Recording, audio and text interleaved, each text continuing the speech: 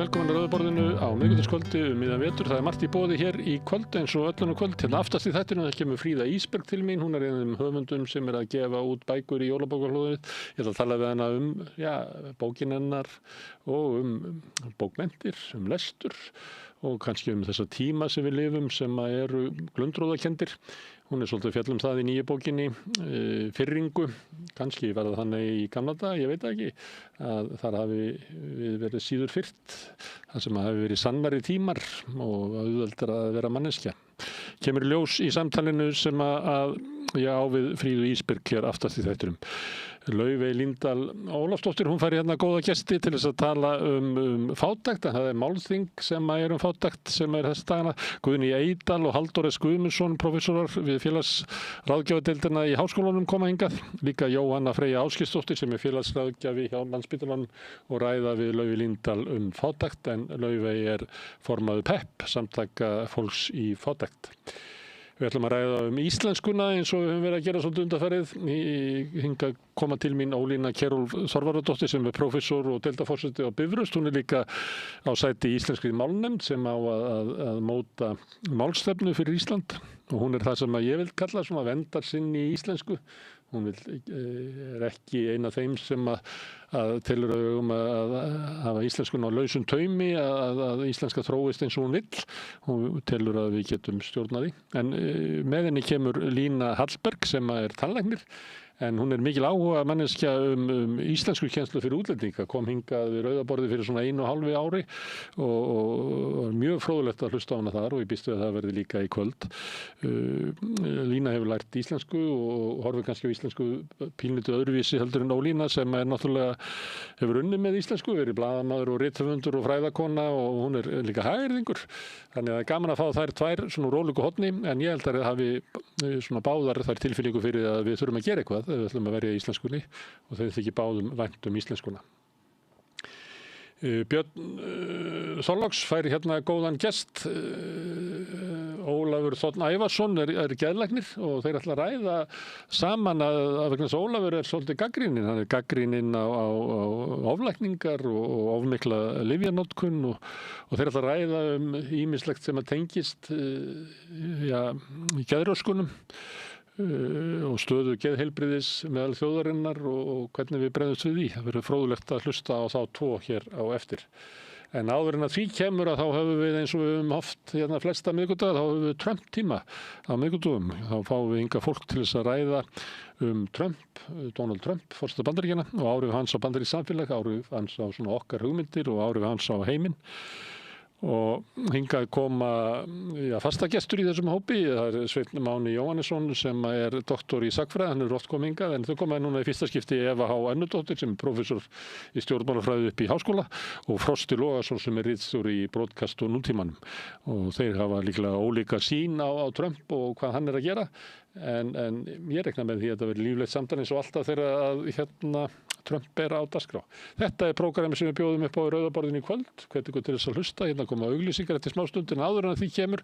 Þá ætla ég að benda á að samstöðin væri ekki til nema að hluti áhorfenda og áheyrenda hafa gerst áskrifundur og bakhjarlar samstöðurinnar. Þar fáum við eiginlega orkuna til þess að halda út í dagskráni og ef að fleiri bætast við þá fáum við orku til þess að byggja samstöðinu upp enn frekar.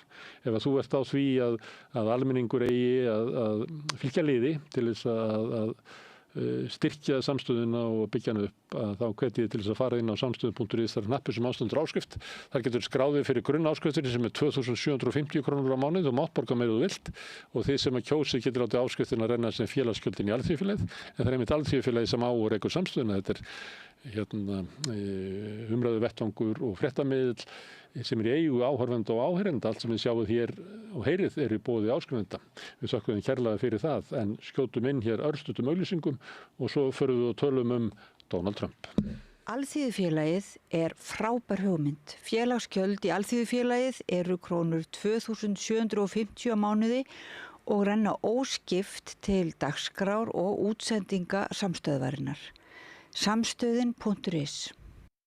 Loftslagsvísir Hellnaskers sýnir að losunarfrekustu fyrirtæki Íslands losuðu yfir 4,7 milljón tonn af koltvísýringi árið 2024 og heildarlosun jókst 9%. Með þessu viljum við minna á ábyrgð og gagnsæi. Gleðileg jól með von minni losun á komandi ári. Samstæða skilar árangri. BSRB, afl í þágu almennings. Kennarar eru þrefalt líklegri en ófaglærðir til að halda áfram í kennslu. Börnin okkar eiga skilið fagmennsku og stöðuleika. Fjárfestum í kennurum. Kennarasamband Íslands. Ertu með fundi, fræðslu eða kynningar? Vorstjarnan býður baráttuhópum og félagasamtökum aðgang að ódýru húsnæði í 105 Reykjavík. Hafðu samband á vorstjarnan@vorstjarnan.is. Við lifum á tímum þegar þörfin fyrir opna og gagnrýna umræðu brýnni en nokkru sinni fyrr. Ég heiti Ólína Kjerúl Þorvarðardóttir og ég styð og vel samstöðina, sjálfstæðan og óháðan fjölmiðil.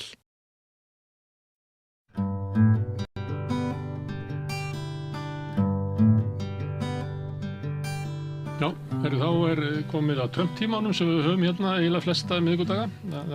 Þá Trump-dagurinn á samstöðinni.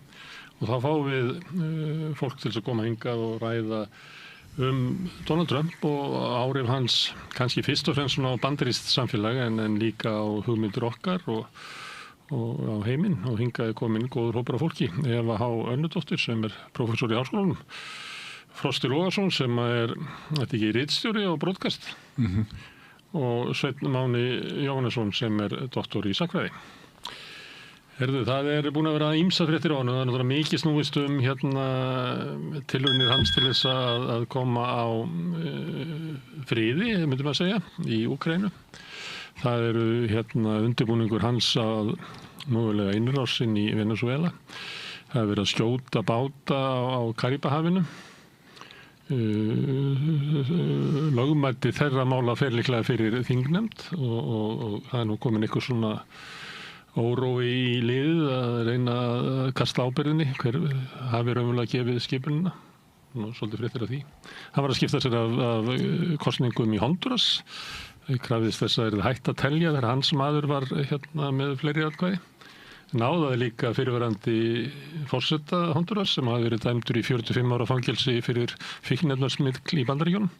Ég vonum að hann gæti svona ítt undir stuðning við sinn mann. Og margt annað, eins og alltaf en eitt sem hefur verið undanfarið og það byrjaði þessu undanfarið, þá var það grein sem var í New York Times sem var að halda því fram að hann væri orðinn ansi gamall kallinn. Hann dygði ekki til vinnu nema milli 12 og 5 á daginn og þar var reynt að sópa einhverju svona saman en annars væri hann bara mjög þreyttur og síðan hefur svona frásagnir þessu verið eiginlega í fjölmiðlum eiginlega út allan heim og eftir þetta þá hefur hann tvisvar sinnum svona að því að virðist svona dottað á blaðamannafundum sem að þykir ekki gott. Það ekki alltaf, hann ekki alltaf aðal númerið í blaðamannafundum en þegar hann ekki að tala þá hefur hann þá svona lignir hann aftur augunum og hegða sér eins og sofandi maður. Ég held að það sé nú bara hátíð meðalug hvernig þetta var hjá fyrirrennar hans sem var alltaf að dotta þegar hann var að tala sko. Já, hann inni mikil svefn fyrir hann inni svefn til þess að jafna bætin. Já, heldur betur. En það ekki gott ef forseti Bandaríkjanna, þetta náttúrulega rosalegt starf og maður velti fyrir sig 79 ára, maður hugsa svona hvað þekkir maður sem 79 ára, myndum maður vilja að sá verið forseti Bandaríkjanna? Nei, það er. Ég held að það sé alveg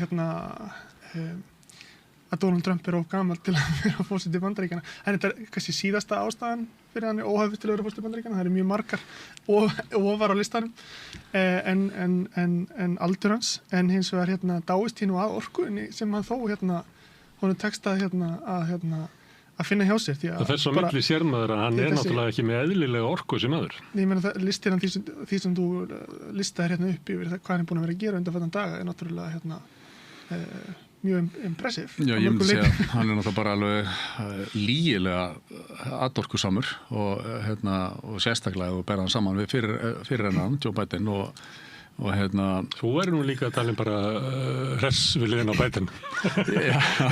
en sko, ég meina, þeir eru svona svipuðum aldri og það alveg rétt sem þú segir að fólk á þessum aldri með fullir virðingu, ég myndi ekki vilja bjóða mömmu minni upp á að vera að gegna þessu embætti á þessum aldri. Undirbúa árás á Venezuela og skipta sér kostningum í Honduras og reyna að selja í Úkraínu.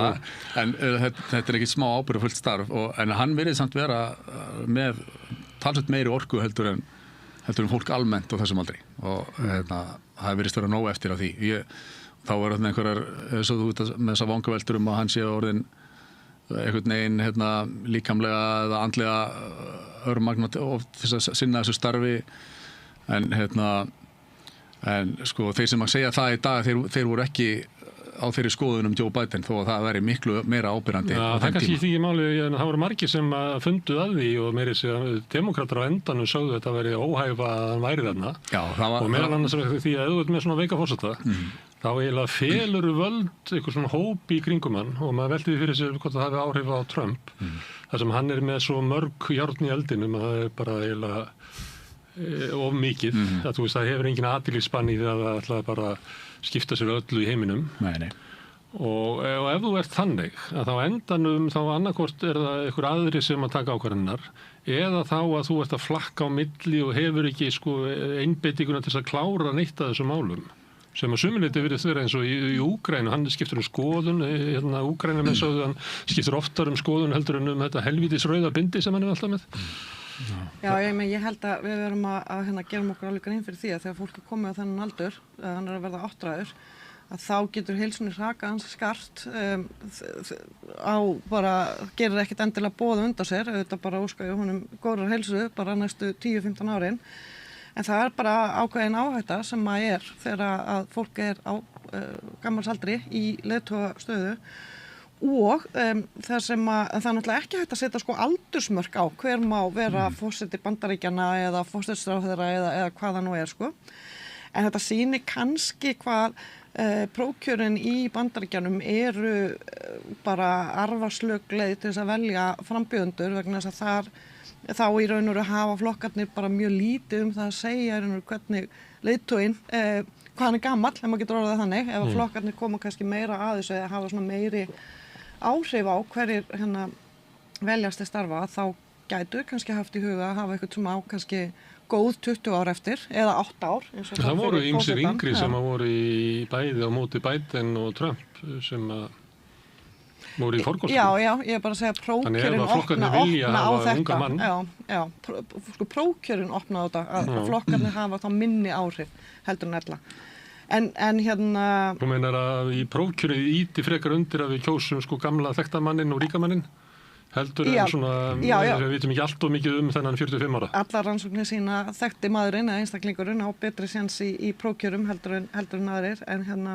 En það bara eina sem ég að benda á að það ekkit, við getum alveg spúist af því að hans heilsu fara að hraka eins og fyrirrennar hans. Það alveg rétt, en ég held samt að það sé hægt að halda því til haga að það í raun og veru ekkit sem sanni það enn sem komið að hann sé komin á eitthvað stig sem hann valdi ekki embættinu. Það einhver orðaðar hann það svolítið erfitt með þetta að sína fram og hann sé komið með svona elliklöpp af því að til dæmis ræðu aðferðir og hvernig hann framsetur mál hinga til það var alltaf hljóma svolítið svo verið verið því að hann veður úr einu í annað og ég meina því þekki það, þetta náttúrulega bara eins og rant. Þetta svona óskipulögð hugsun, þetta stream of consciousness sem að veldur upp úr honum. Og hann einhvern veginn að tala við salin en svona fáir sem að geta þetta að vera að tala við íþróttaleikong. Þetta eitt af því sem að mörgum stuðnismönnum hans sem að þeir heillast af sko. Það þessi Já, en það verður til sérstakur ræðustíll á því að þannig að þú segir hitt og þetta, gefur hitt og þetta til kynna. Þannig að öllum finnst eins og að hann sé sammála sér. En hann segir ekkert nógu skýrt til þess að ykkur getur komist að því hann ekki á minni línu. Þannig að þetta aðferðin við að tala við íþróttaleikong að segja, að vera svolítið harður en segja ekkert ákveðið. Þetta mjög furðuleg aðferð. Og nota svona tungutak sem að kannski fellur vel í almannaróminn. En ég var einmitt, ég búin að vera að hlusta á bara alveg þessu ótengt, en ég búin að vera að hlusta á blaðamannafundina sem hann hélt í COVID-bylginu, út af bara rannsókn sem ég er að gera. En það sem ég heyri þar er það sem hvernig ég heyri hann tala núna, er að tala var kannski 2 tíma blaðamannafundur, eða kannski 1,5, þar sem hann talaði bara allan tíman. Og fór í mótsagnir við sjálfa sig og tók ekkit endilega ráðum sérfræðinga og ég held að það megi alveg heimfæra það. Ég held að þessi stíll hafi bara ýkst ef eitthvað á seinna kjörtímabilinu og þannig að það er... Það sem hefur gert til dæmis stjórnmálafræðingum erfitt fyrir að negla ekki niður hvað er trumpismi. Vegna þess að hann segir oft andstæða hluti. Já, hann fer í mótsagnir við sjálfa sig og svo líka eitt af þessum að hans orðræða gerir, okkur er oft mjög tíðrætt svona skautun og svona tilfinningar skautun, þar sem að fólk hefur svona óbeitt á andstæðinganum sínum og hingað til að þá nú oftast verið þannig að stjórnmálamenn og konur hafa verið svona buffer fyrir það, þess að hafa yfirleitt ekki tekið þátt í þessari orðræða allavega ekki opinberlega. En hann er akkurat á hinum endanum. Já, ég er að tala kannski undanfarna áratugi, en hann er akkurat á hinum endanum. Hans orðfæri, hvernig hann talar til dæmis sína andstæðinga og fjölmiðla og annað, er ekki til þess að ýta undir umburðarlyndi. Nei, en það er svo skrítið mitt og þessi filter sem að stjórnmálamenn almennt hafa, hann virðist vera orðin svona, eða þú veist, í hugum kjósenda margra hverja, orðin mjög þreyttur og fólk nennir ekki lengur þessu svona yfirborðssjali stjórnmálana og þegar að hann talar með svona óhefluðu málfæri eins og hann gerir sem að mörgum finnst kannski réttilega alls ekki leiðtoga hins vestrarna heims sæmandi á köflum, að þá er það samt þá snertir þetta eitthvað tón í hinum almenna bandaríkjamanni sem að þeir kunna að meta. 4% kjósenda sem nóg til þess að 4%? Sem að nóg til þess að hann vinnur frekar. Já, ég held að það sé miklu meira en það. Þú heldur það, Já, ég meina... Þú heldur að þessi 4% sem ég er að halda fram að sé, kannski 10, að þú heldur að það sé bara allur almenningur, en ég held að það sé bara ákveðin hluti kjósenda sem að nær að tryggja að Trump vinnur í staðinn fyrir Kamala Harris, hann vann með ykkur 2,5%, sko. En svo er líka bara örstuðt, það er eitt að vera ósammála og ég er ósammála andstæðingum mínum og út af þessu og svo er annað að kalla þau heimskingja og leikunda og það er það sem ég er að vísa í ekki allir þurfa að vera strjúkakúröður. Ég er ekki að segja að málfar hans sé allt til fyrirmyndar, alls ekki, en það er þessi óvenjulega beinskeitni sem að verkar heillandi bara á marga. Og smitandi meðist vera meiri svona brútalismi bara í samfélaginu. Ég held að það sé áhrifin að Trump. Að þegar fólk Bandaríkjanna talar er bara ruddi, að þá allt einu opnast fyrir alla ruddana í ykkur. Það er alltaf spurningi hvort að hann sé bara að taka lokið af pottinum sem er fyrir, eða hvort að hann er að búa til pottin. Nei, það er bara, það er svo, í pottinum er rasismi og ruddaskapur og alls konar dótur í og það sem að þú kannski að vísa til þess að stjórnmálin hafa svona frekar vilja að vera lokið á því, þannig að kjósi ekki upp úr í samfélaginu okkar. Við vitum það ef að, var ekki Sorba sem sagði, ef að maðurinn lyktaði af innræti sínu, það var ekki líft fyrir fílu, þannig að við vitum alveg að maðurinn er ekki allir góður, sko. En punkturinn er það opinbera kerfi okkar reynið að hafa heimil á því frekar heldur að íta undir það, sko. En punkturinn var bara að Trump hann hefur aukið á þessa umræðu, þessar skoðanir sem við myndum kalla hattursfullar og bara og það er ekki bara það hann sé eitthvað með að veita þeim brautar gengi og rallust fólk sem fer fram með hattursfullar skoðanir af loksins fengi rödd, hann er að íta undir þar og jafnvel búa til og besta dæmi var bara núna í síðustu viku þegar að nokkri þingmenn tóku sér saman demokrataflokknum í öldungadeildinni og fulltrúadeildinni og gerði myndband að það sé hvöttu hermenn til þess að hlýða ekki ólöglegum skipunum frá sínum yfirbúðurum sem er bara basic Þingmenn demokrata sem allir höfðu reynslu að því að vera hermenn varandi hann í Karabahafinu Nei, bara þetta var sett á almennu nótum sko, sett fram á almennu nótum og þetta er bara eitthvað svona, þú veist, basic þetta er í öllum handbókum hersins að það á ekki að framfylgja ólöglegum skipunum, þú veist, það bara er basic en Donald Trump brástu við því með að kalla eftir því að þetta fólk tekið í lífi án dóms og laga. Er það hengt? Nei, án dóms og laga vildi hann ekki að verið kært fyrir landráð. Já, hann sagði bæði, já. En hann sagði líka. Nú líka er þið bara... Og þetta er náttúrulega svona, þú veist, maður sem er nýbúinn að við erum nýbúinn að vera í Charlie Kirk eftirmálunum, sko.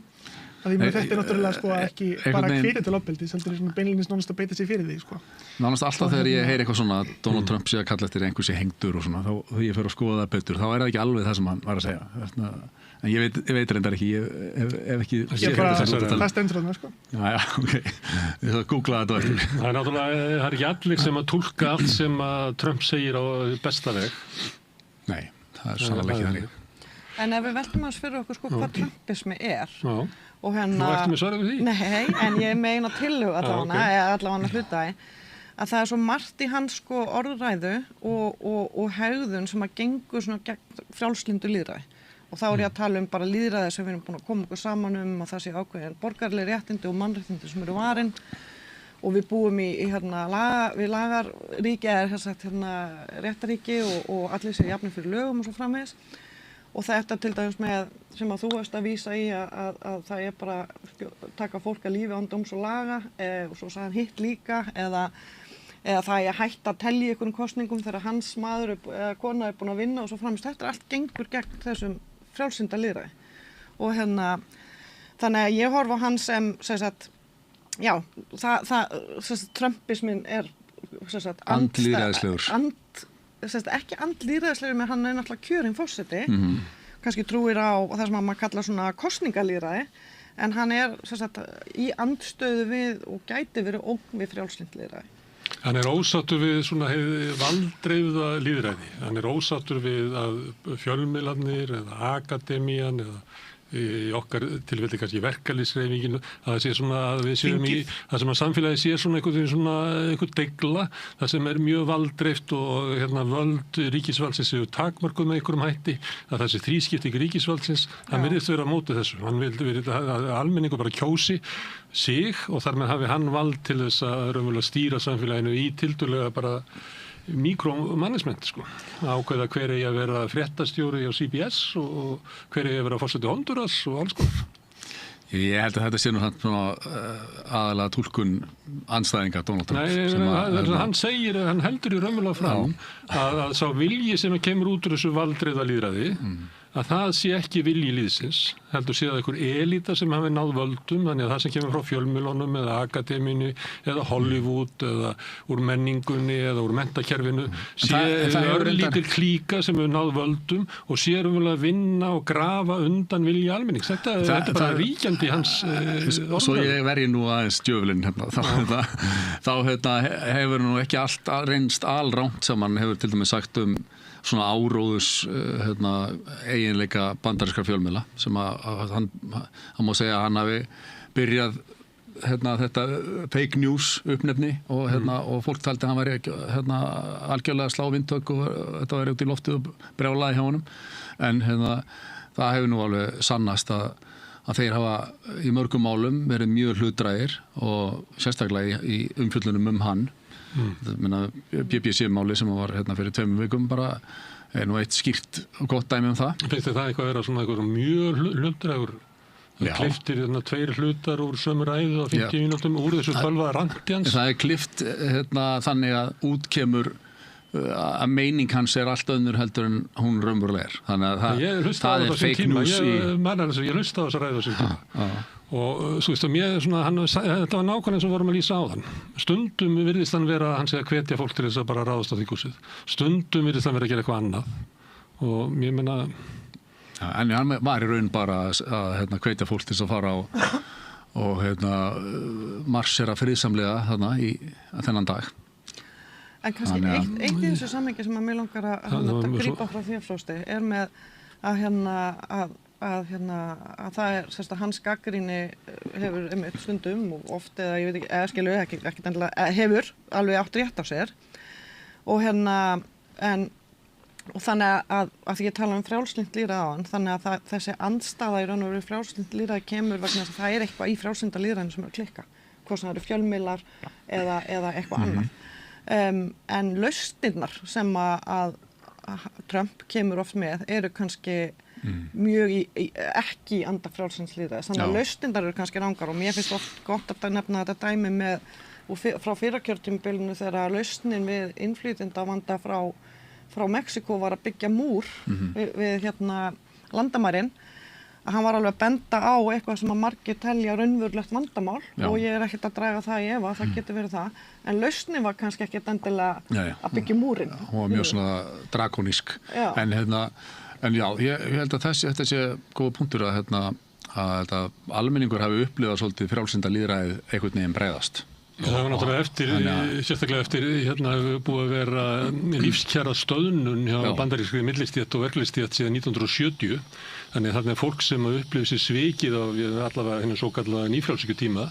Já, og svo er líka þessi innflytjendamál. Haldið fram að við séum einhvern veginn leiðinni eða einhverju réttri niðurstöðu með samfélagið, en það er ekki að koma til okkar í okkur minnistétt, við hefði ekki betur heldur en pabbi minn og þar undir göttunum, þannig það var augljóst að kerfið var að svíkja fólk, en það er ekki þar með sagt að Trump sé svarið. Já, en hann hefur allavega að gefa hann það að síðan í janúar þá hefur hann skapað 900.000 störf, hann hefur náð verðbólgunni úr 9% niður í 2,5%, hann búinn að skapa meiri kaupmátt fyrir heimili.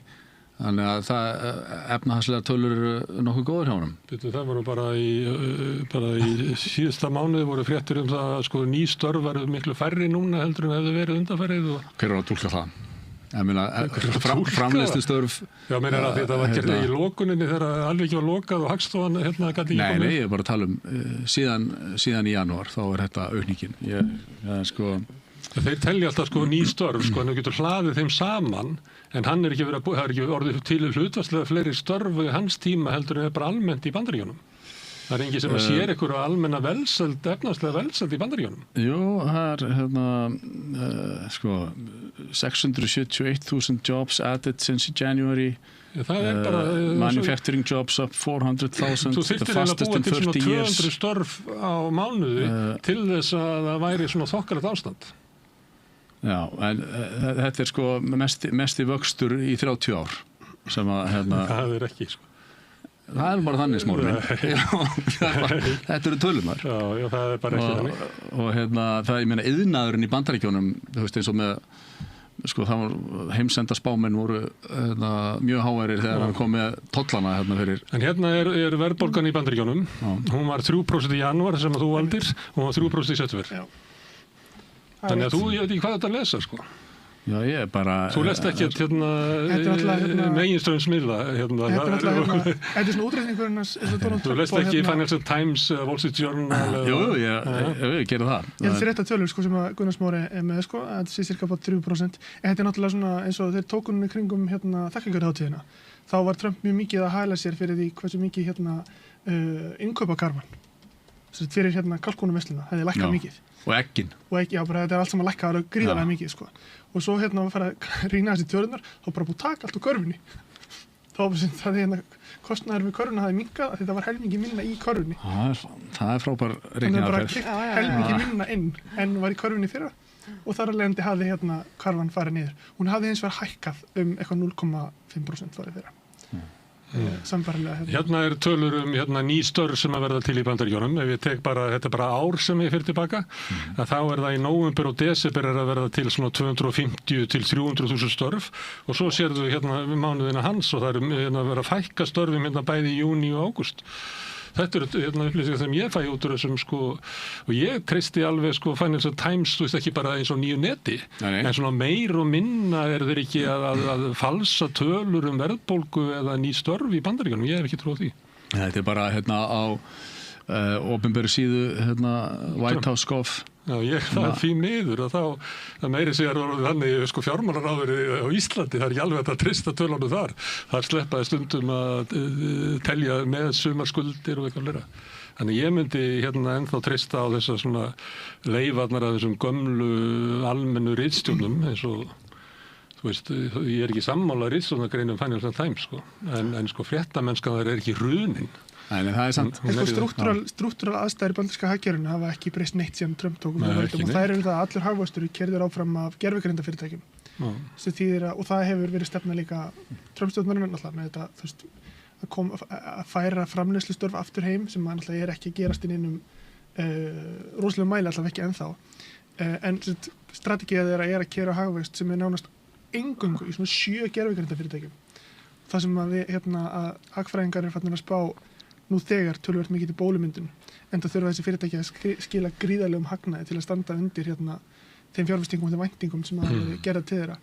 Þannig ég myndi nú ekkert verið eitthvað rosalega bjartsýnn. Nei, en það kannski komið ljós hvort að efnahagsstefna hans muni skila almenningi auknum hag og menn geta spáði svona með að við reynsluna sumi spáði að það gerist ekki og aðrir telja sér líku til þess að gerist og svona að sumi leyti það kannski ekki bara fyrir svona páskana sem að fara að koma inn svona skýrar tölur það. Ég held að sé erfitt fyrir okkur að sitta hér og vera að meta hvort að Trump sé góður forseti eða ekki eftir í hvaða mat við höfum á því hvernig efnahagsþróunin verður í framtíðinni. Það náttúrulega, þá erum við bara að tala okkar skoðanir ekki hver hann er. Og svo náttúrulega ræður hann ekki alveg efnahagsstefnun alveg einn, eða þess að ferðinni, þar að segja hvort þetta fara upp eða niður, sko. Sumir forsetar hafa verið heppnir og sumir óheppnir. Já, og það náttúrulega þannig að það gengur vel að þá þakka leiðtogarnir sér og það gengur illa að þá það heimsmálunum að kenna. Má ég aðeins fara aftur svona yfir í fyrirbrigði Trump að þú sagðir að sko frægi maðurinn vinnur alltaf forkostningar. Oftar. Á forskott, skulum orða það þannig. Trump orðinn svo frægur að ég held að það sé komin yfir sko Elvis og Marilyn Monroe og bara, hann bara, ég held að sé einhvers stað nálægt Jesú, sko. Ertu að tala Já, bara í vitund í heiminum, að þá þetta orðið að einhverju bara furðulegasta fyrirbrigði, menningarlega fyrirbrigði sem að vestra menning hefur getið af sér. Já, og spurningin er? Nei, ég bara að velta hvaða afl það er. Elvis bauð sig aldrei fram. Nei. Þú veist, hvaða afl það er þegar þetta fyrirbrigði sem hefur eiginlega bara tilheyrt sko bara sömuleyti stjórnmálunum kannski þau ert komin til valda eins og Kennedy eða eitthvað en þetta er bara svo magnað hvaðan er sko þekktur og frægur og þú getur farið inn í hvaða herbergi sem er í heiminum og þú getur startað þessu samtali sem við eigum hér. Það er allir með skoðun á Donald Trump. Það er alveg sama hver það er. Þú getur farið inn í leirkofa í Afríku. Þú getur farið upp á Tinda Tíbet. Það veit allir allt Trump og hafa skoðan á hann. Er þess að halda þið fram að hann sé svona þekktari eða meira íkon heldur en fyrirrennar hans í starfi? Kannski Kennedy, góðsögnin Obama, Kennedy, hann náttúrulega ákvæðin ástæða fyrir því að hann náttúrulega var Þetta er eins og þegar John Lennon talaði að Beatlarnir var rótnir bigger than Jesus. Ég held að sé þar. Og þegar hann að tala við Bandaríkjamennum Lincoln og Washington, það dugar kannski í Bandaríkjónum en ekki fyrir utan Bandaríkjum. Þar Trump sko það fólk sem að veit allt Trump en hefur ekki hugmynd hver Lincoln er. Þetta er þessi bíll. Já. Þetta er mjög merkilegt. Líka áhugavert þó að það er svona ábyrrandi, sögulega ábyrrandi þjóðarleiðtogar, þeir hafa alltaf svona útlits sérkenni einhver sem að, þú veist, lítið barn gæti auðvitað teiknað, þú veist, og Donald Trump einn af þeim auðvitað líka, þú veist, þetta er mjög merkilegt hvernig svona fígúra verður að því sem hann er. Hann er eiginlega fæddur til þess að verða blaðra. Það er eiginlega, þetta er alveg ótrúlega furðulegt menningarlegt fyrirbrigði. Já, ég tek alveg undir það, sko. En svo nú er líka, sko, ástæðilega að hugsa það sem hefur svo sem komið fram áður að Trump er alveg sér á báti en ég held að það að svona skrautlegur, umdeildur hvort sem það er útlitslega eða hvað hann gerir, hafi komist til valda ef það væri ekki hann, þá væri það kannski bara einhver annar eða önnur. Heldur það? Já, það er alls ekki hægt að útiloka það. Ég held að það sem ég er kannski að koma hérna er að ef við myndum segja að Trumpismi sé vandamál, að þá er ég ekki viss að hans sem slíkur sem persóna sé vandamálið eða vandinn, heldur eitthvað annað í gangi bara í bandarísku samfélagi, kannski gríðarlega óánægja með sem að fleytir svona umdeildum leiðtoga inn. Við getum mögulega séð Elon Musk bjóða sig fram eitthvað tímann. Hann nú álíka umdeildur eða eitthvað annan sem ég kann ekki að nefna. Þannig að við tölum rosalega mikið einmitt Trump sem persónu, en ef við horfum á hann af hverju svona í raun og veru umdeild manneskja í þessu embætti? Hvað er? Það er góð spurning líka af því að sko eins og þegar þeir að bjóða sig fram Donald Trump og Joe Biden þá hugsa allir, geta Amerikanar virkilega ekki fundið í öllu þessu hafi af mannfólki fundið bæði yngri frambjóðendur og svona frambærilegri en þú veist til dæmis í rauðum republikana þá átti engin möguleika á að komast fram fyrir Donald Trump. Það var bara þú getur ekki reynt að sjá það fyrir þér með neinum hætti hvernig það ætti að geta, hann var algjörlega með yfirbörðu frá upphafi sko. Þetta er rosa sérstætt hvernig hann sópar þessu svona að þessir. Þetta ekki bara persónuleiki Trump. Þetta náttúrulega líka það að hann er náttúrulega persónuleiki, skoðanir, aðgerðir, þetta er alltaf náttúrulega tengt náttúrulega. En hann er náttúrulega líka að fara gegn mjög hann er náttúrulega að fara gegn öllum okkar helstu kerfum og hann er náttúrulega mjög umdeildur. Þú veist, hann er hefur náttúrulega dóminerað stjórnmál í Bandaríkjunum núna í mjög langan tíma. Á hátt sem að einhvern veginn mjög fáir bandaríski forsetum hefur tekist að gera. Þú veist, bara við 2000-öldinni Franklin Delano Roosevelt, Ronald Reagan. Þú veist, hver hefur náð að dóminera í meir en áratug, bara öllu pólitíska sviðinu. Bara þeir, held ég. Þú veist, hann er algjörlega sér að báti í sögu Bandaríkjanna, hvað það var þar. En hins vegar er hann ólíkur þeim í þeim skilningi að þeir voru mjög vinsælir, sérstaklega á sínum hápunkti. Þú veist, þvert á í rauninni pólitíska leitrófið. Þú veist, þeir höfðu unnu stóra meirihluta, fengu mikla stóra meirihluta, bæði Reagan og Roosevelt. Trump hefur alltaf verið rosalega óvinsæll líka. Núna er hann alltaf verið líka óvinsælasti stjórnmálamaðurinn og vinsælasti stjórnmálamaðurinn. Hann er þessi bæði. Þannig að þú þarft ekki að vera vinsæll. Já, hann er svona að þú getur unnið á rosalega litlum margin og það er miklu betra að hafa þennan svona rosalega sterka kjarnastuðningsmanna sem að hjálpa þér. Allavega hefur það virkað fyrir hann. En það sem er alltaf áhvert núna er nú fáum við svolítið að sjá sko mögulega á næstu mánuðum, en það er aðeins verið að gerast og það er sett upp á hvaða marki er til Trumpismi án Donald Trumps. Af því að hann er náttúrulega núna, það hefur verið grafið dálítið mikið undan honum undanfarnar vikur og úrslitin í kosningunum í síðasta mánuði og núna í Tennessee í gær eru svona að gefa til kynna að kannski að strategía republikana til þess að halda sætunum sínum í kosningunum í næsta nóvember verði að fjarlægja sig meðal annars Trump. Því að þetta hafi verið mjög slæma niðurstöður undanfarið frá og samanskapi hefur komið fram mikið gagnrýni á Trump frá republikanaflokknum sem er alveg nýtt sko undanfarnum árum. Þú veist, það er komið miklu sterkari gagnrýni innan úr röðin republikana á Trump en hefur verið bara síðan á fyrra kjörtímabilinu. Bæði út af náttúrulega Venezuela, þú veist, gegn stríðinu, Jeffrey Epstein og annað slíkt. Það er mörg mál. Þú veist, Marjorie Taylor Greene er kannski sterkasta dæmið mannsku sem hefur skilið sér frá Trump sko. Skilur þú stuðningur við Ísrael? Stuðningur við Ísrael er hann gott dæmi. Tucker Carlson er mjög núna bara er að vaða í kannski ekki beinlínis í Trump, jú í Trump, en líka sérstaklega fólki sem er bakveðan í Hvíta húsinu eins og Stephen Miller og Pete Hegseth og eitthvað svona sko. Þannig já, það er að verða svona við erum að sjá átakalínunar er að verða mjög opinberari núna en það hafa verið alltaf langan tíma.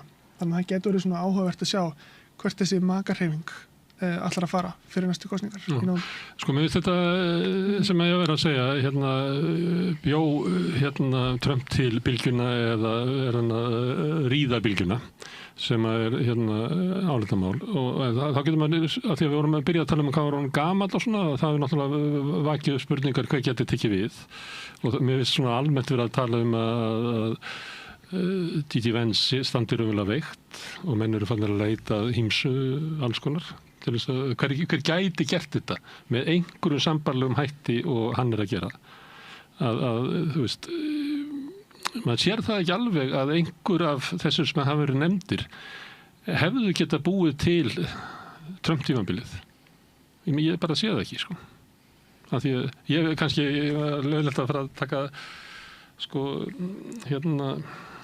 Hitler inn í þetta sko. En hefði þróunin orðið svona ef að Hitler hefði bara rasaði ykkur staði og í hólu og dáið ungur. Það er erfitt að segja. Eftir að segja það, þá hefði nú bara komið ykkur annar. Það er aldrei alveg þannig. Nei, það er alltaf erfitt í raun og veru, það er gaman að velta þessu upp. Það er að segja hvað hefði gerst ef að Hitler hefði ekki komist í valda, hvað hefði gerst ef að Trump hefði ekki verið kjörinn hérna fyrir, hefði hann kjörinn fyrst. En hann, sko, að því þú nefndir hérna J.D. Vance og fleiri sem eru í stjórnmálum núna, sko, þegar Trump kemur inn á fyrrakjörtímabilinu þá kemur hann inn sem outsider, eða utanaðkomandi. Hann var ekki búinn að vera hluti, hann átti ekki feril í stjórnmálum, hann átti feril í viðskiptum.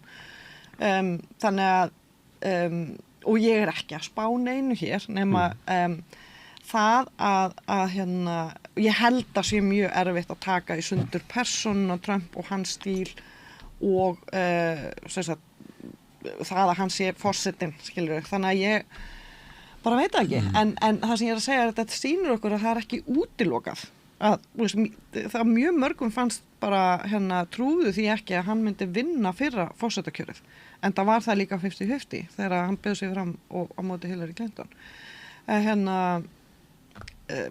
að það er náttúrulega borgað sér bara spá sem minnst, það er ekki bara en náttúrulega líka upp á sko einstaklingin sko, náttúrulega líka hans afrek er að vinna í kosningum á móti einstaklega óvinsælum frambjóðundum eins og Hillary Clinton var náttúrulega óvinsælasta manneskjan í Bandaríkjunum ásamt honum og svo Kamala Harris náttúrulega líka mjög óvinsæl og bara lítið þekkt sko ekki búin að fara í gegnum neinn prófkjör eða neitt, það er bara furðulegur valkostur hjá demókratum. Þetta er náttúrulega áhugaverð tókstreita spurning, þú veist bara hvert er samband einstaklingsins með söguna, bara svona gerendahæfni manneskjunar.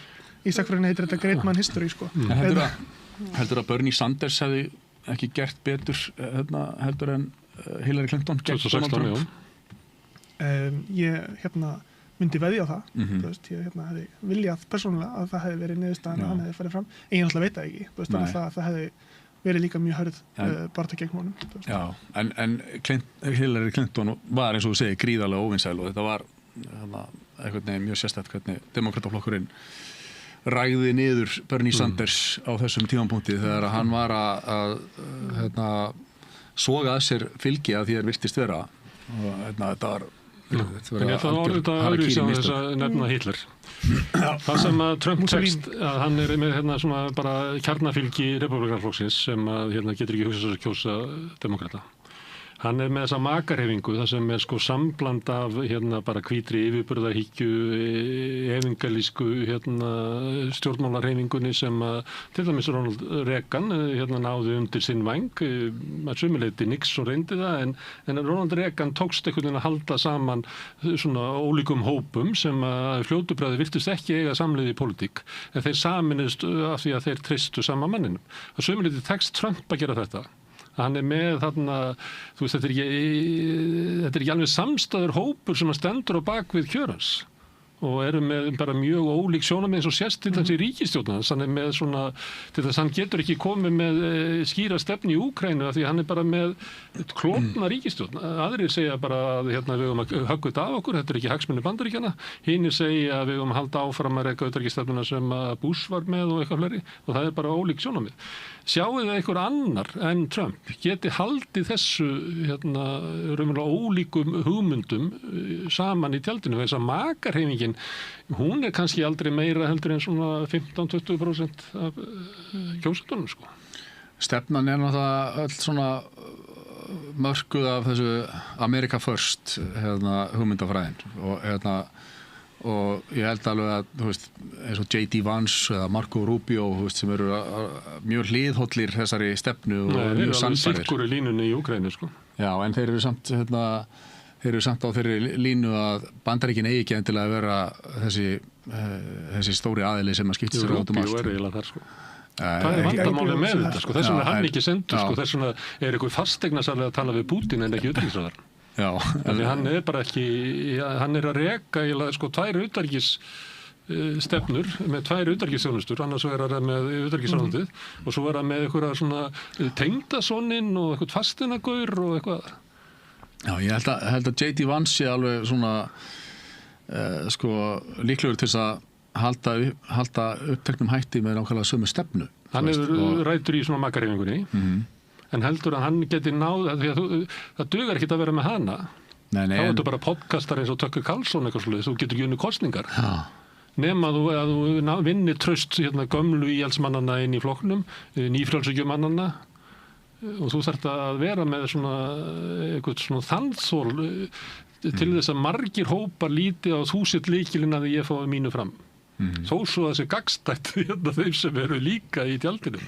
Þetta er náttúrulega stór merkilegt. Þetta náttúrulega sýnir bara hvað þetta bandaríska kosningakerfi bara galið. En það sem ég á við að með í raun og veru þetta tveggjaflokkakerfi og svo með forseta, þá einmitt eins og þeir bara tala að ef við tölum bara þessar 2 stóru flokka, demokrata og republikana, svo innan hvers flokks eru ólíkar hreyfingar. Og svo einhvern veginn skiptir máli hver nær yfirtökunum þar og það er ekkert gagnsætt fyrir kjósendum. Og þá ekki bara betra að vera með marga aðeins minni flokka eins og við erum með á Íslandi og við erum náttúrulega ekki með forsetaræði, við erum með þingræði. Það sem að þessi flokkar þurfa einhvern veginn að koma sér saman. Í staðinn fyrir þetta sé allt einhvern veginn og eins og í Bandaríkjunum þá þarf einn maður að reyna að halda, einn maður eða kona að halda utanum þessi ólíku sjónarmið. Og þá verður þetta svo ógagnsætt. Og það að flokkurinn breytum stefnu í tveggjaflokkakerfi, þá er það vegna þess að einhver hópur innan flokksins nær yfir á hann. Ekki vegna þess að það sé einhver endilega eftirspurn eftir því hjá kjósendum. En við eigum svona dæmi á Íslandi, heimreiðaklíka náði völdum í Sjálfstæðisflokknum. Við gætum sagt að Kristrún nær eiginlega völdum í Samfylkingunni, en það efast enginn stefnuna sem hún velur vegna sem hún skilar árangri. En þessi flokkar komast ekki í meirihlutastjórn. Þannig að það náttúrulega skilur á milli þar. Auðvitað eru átak innan flokka líka í hlutfallskosningakerfum, en það sem að það er ekki einhver einn flokkur eða fulltrúi einhver eins flokk sem að bara ræður í meirihluta, þá er það bara, held ég bara öllu leyti betra fyrir kjósendur. En svo náttúrulega líka bara, frambjóðendur laga sig að raunveruleikanum í republikanum. Þeir sem fara í prófkjör, fara í forval, þeir vita að þeir þurfa að halda saman þessum þáttum. Þeir koma náttúrulega ákveðnum hreyfingum og vilja náttúrulega kannski að sín faksjón sé svolítið ofan á, en þeir vita líka að þeir þurfa hinum að halda, þannig að þeir náttúrulega reyna að tala inn til allra og reyna að halda sem flestum inn í kampinu, því það náttúrulega líka er forsenda þeirra til að það mun engin vilja missa einhvern úr skaftinu nema að geta þá skipta út fyrir eitthvað annað. En þá ekki líklega að sá vinnur sem kemur að utan sem að allir hóparnir geta sett sig við í staðin fyrir að koma einhvern innan úr tilteknum valdahópum það vinnur á móti J.D. Vance sem að lesa núna, hann er bara allt og mikið makarheimingin og hinn helmingurinn að republikanum mun ekki unnaði með því. Já, ég meina svo líka niðurstaði fyrir og hvað er republikanir að gera, fara til Zora Mandami hvað er náttúrulega bara raunveruleiki flokkakerfisins sem tekur við líka og þá ferðu bara að hafa áhrif á þann sem vinnur með öðrum aðferðum og forvalið er ekkert eitthvað málið dautt, þá bara ferðu að reyna að raða fólki í kringum það sem vinnur og hafa áhrif á málflutningans og hafa áhrif á manifestóið og segja viðkomandi að þú verður að lofa þessu og þessu því annars farði ekki þetta og þetta. Þannig alltaf virkar svolítið bandarískt stjórnmál.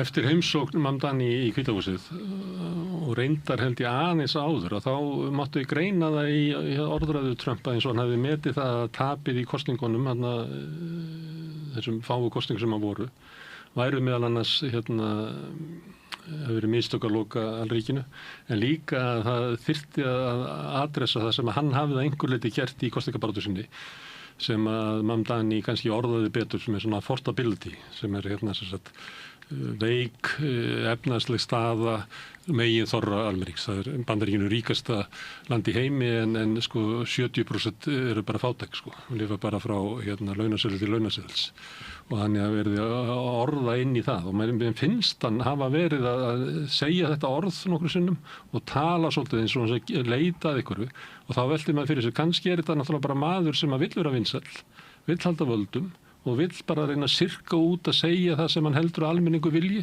og þess vegna mynd þú aldrei finna trumpisma það er ekki hægt að finna, hann er ekki að stundum finnst manni, hann sé að breyta samfélaginu með tiltökum hætti En stundum upplifir maður að hann sé eiginlega bara fyrst og fremst vill hann að hann sé vinsæll. Stundum bara á hann enga þrá heitar en að vinna Nóbelsverðlaun. Það bara hérna. Svo getur ekki bara vel verið að hann sé bara með metnað fyrir því að láta Bandaríkin skara fram úr og auka lífsgæði allra sem að þar búa. Það er bara þannig oft þannig sem að menn fara inn í stjórnmál. Já, og hann trúi því að það er aðferðir sem hann noti leiði til þess. Auðvitað, já. Myndi ekki ætla honum neitt annað. Þá á ég við að stundum virðist að vera að hann hefur ósvonlega trú á, eins og til dæmis hann trúir að hann hafi komið frið í Gaza, sem að það er eitthvað forsendur í punktunum hans sem að leiða til friðar. Og hann trúir því að hækkan tolla og fleira muni koma með störf. Hann trúir því þegar Suður-Kóreumenn eða Sádi-Arabar segja að alltaf fara fjárfesta í Bandaríkjunum. Hann trúir því ætlir að gera það. En kannski trúir því engin annar. Nei, ég held að það sé alveg rétt að hann hefur mikla trú á þeim aðgerðum sem að hann er að ráðast í. Það er nú eiginlega öllum ljóst. Já. Svo bara eftir að koma í ljós hver hefur rétt fyrir sér. En það munur á því að trúa aðgerðina virki eða vera eins og eitthvað sem er í vanda sem að vera svo vonglaður. Það stundum þegar hann til dæmis þegar hann var í Kóri eða þegar prinsinn frá Sádi-Arabíu var í Hvíta húsinu og lofaði, ég man ekki upphæðina sem hann lofaði Þetta var eiginlega hærri upphæð heldur en í þjóðarsjóð Sádi-Arabíu sem hann ætlaði að fara að fjárfesta í Bandaríkjunum. Þannig að upphæðina sem að menn er að lofa, eins og Evrópusambandi lofaði stórkostlugum fjárfestingum í Bandaríkjunum. Evrópusambandi er ekki minnið að sjóði þess að gera það. Það er bara einhver fyrirtæki Evrópu sem að geta hugsanlega gert það. Já. En Trump kynnir þetta alltaf eins og það sé bara búið og gert. Já. En það er kannski eitt sem við þurfum líka bara kannski vara okkur á eða hafa í huga. Ég held að heyrist nú kannski augljóslega hvaða afstöðu ég hef til Trumpisma. Ef við köllum eitthvað Trumpisma þá finnst mér ekki vera til fyrirmyndar og mér finnst að vera svona ákveðnar hættur í þessu fyrir frjálslynt lýðræði. En mér finnst mikilvægt að hafa í huga er að, sem ég held að þú hefur verið að koma inn aðeins inn á Frosti, er að það er eitt að vera ekki sammála því sem að Trump segir og gerir eða finnast eitthvað hans stíl og svo er annað að halda því fram og honum gangi eitthvað illt eða hann hafi eitthvað illt í hyggju. Skiljiði hvað ég við, Ég bara veit ekkert hans hvað sem var. Ég hef ekkert í höndunum til þess að geta haldið neinu fram með það, að hann vilji valda skaða. Eða hann vilji hafi dreiftu lýðræði til þess að auka hag almennings. Já, ég bara, hef enga ástæðu til þess að trúa því öðru heldur en að hann hafi trú á þessum aðgerðum.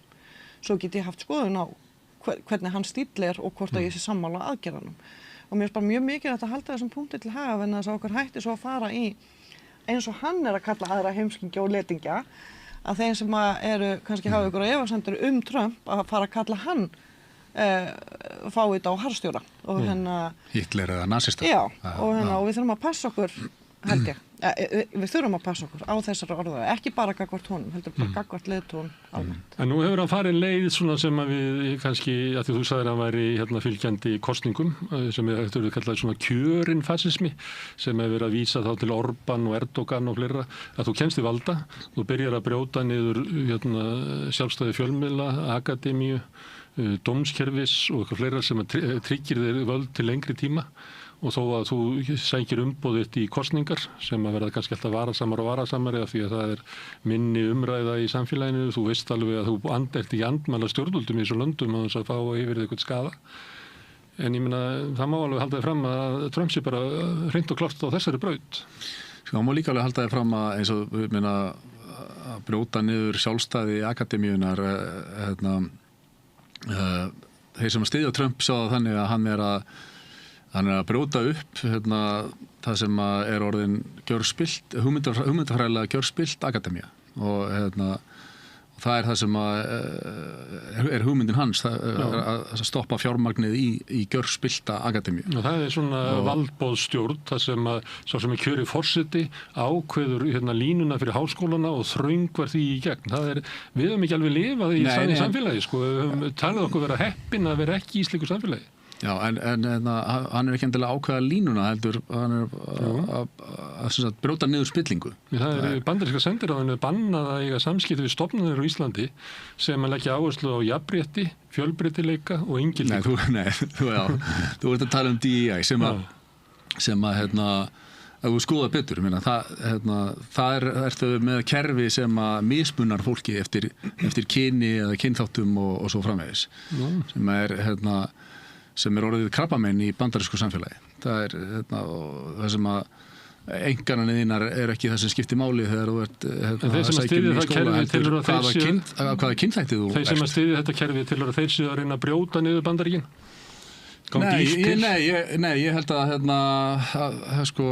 deilt þetta kerfi.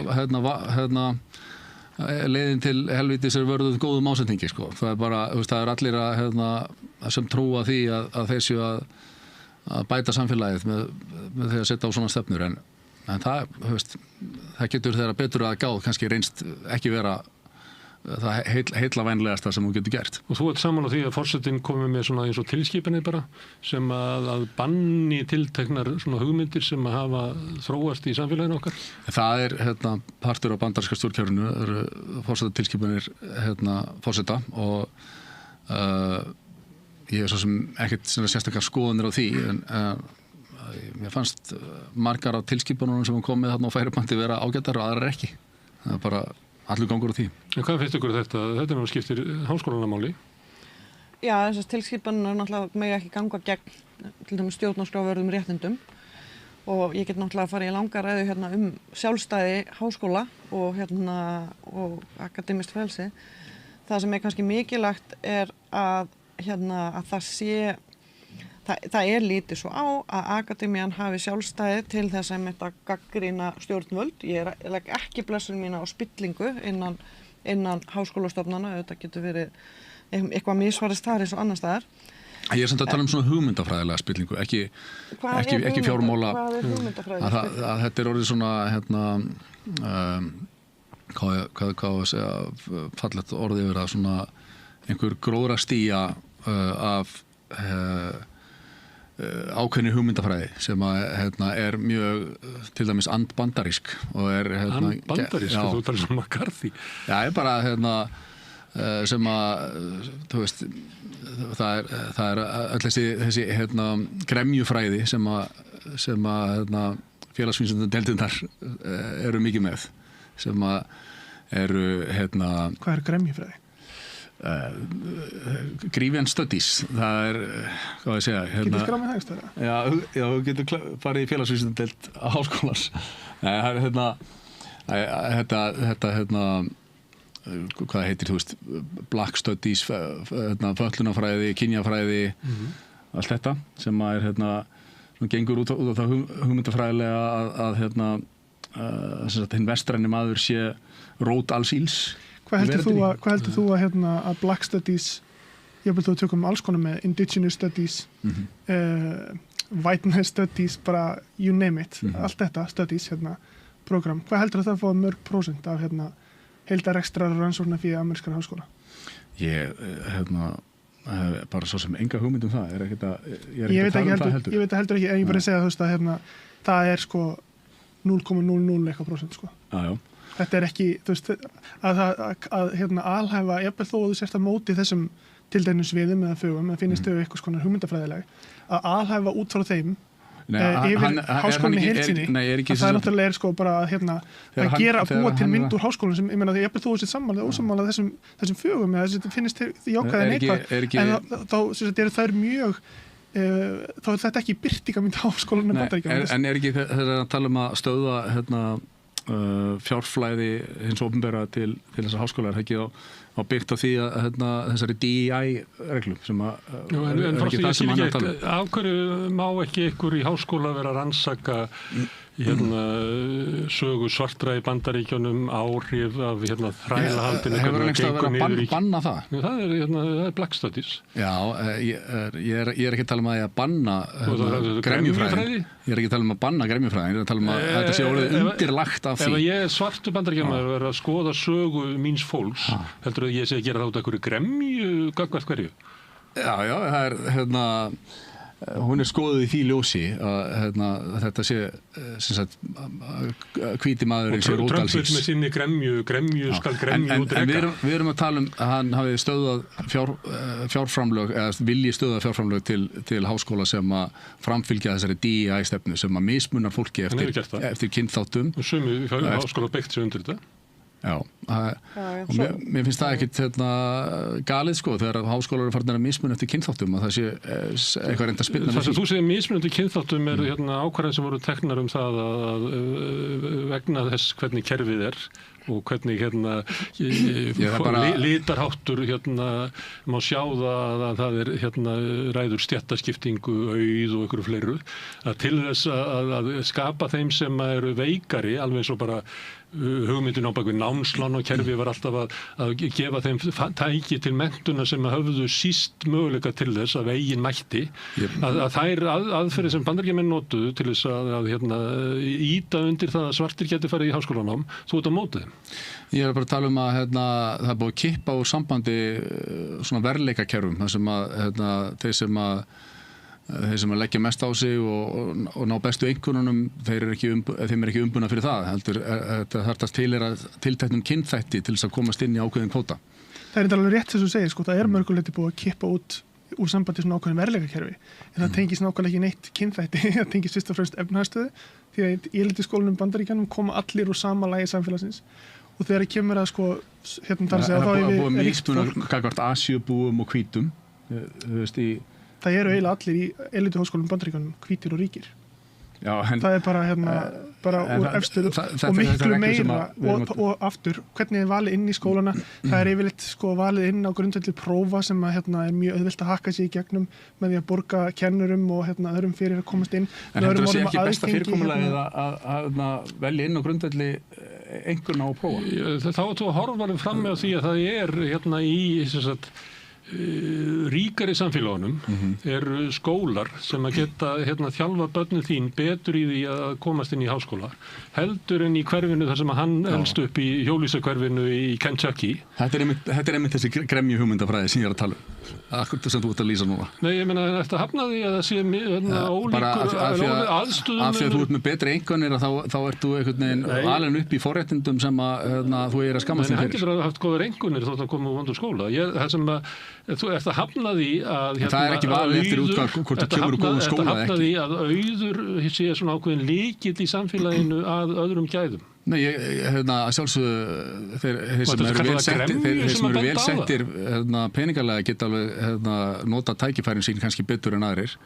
Það er alveg rétt. En það er kallað gremju sem er að benda á það. Ef þú tekur fólk sem elst upp við fátækt og veikan kost og þau fá lægri einkunnir vegna þess að sko félagslega kerfið og menntakerfið í þeirra samfélagum er brotið heldur en þeir sem að eftir að halda þið fram að raunverulega einkunnina sýni það að þetta fólk sem ólst upp í fátækt hafi minni verðleika heldur en ríka fólkið. Ég bara segja að besti mælikvarðin á það eru einkanninnar sem að þú þreytir prófin. Þá verður fyrst að tryggja að allir hafi aðgang á sama sumu menntun. Það er ekki þannig.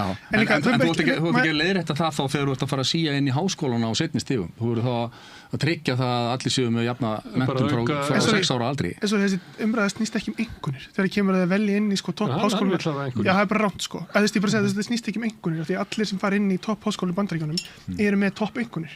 Alveg saman hver það er.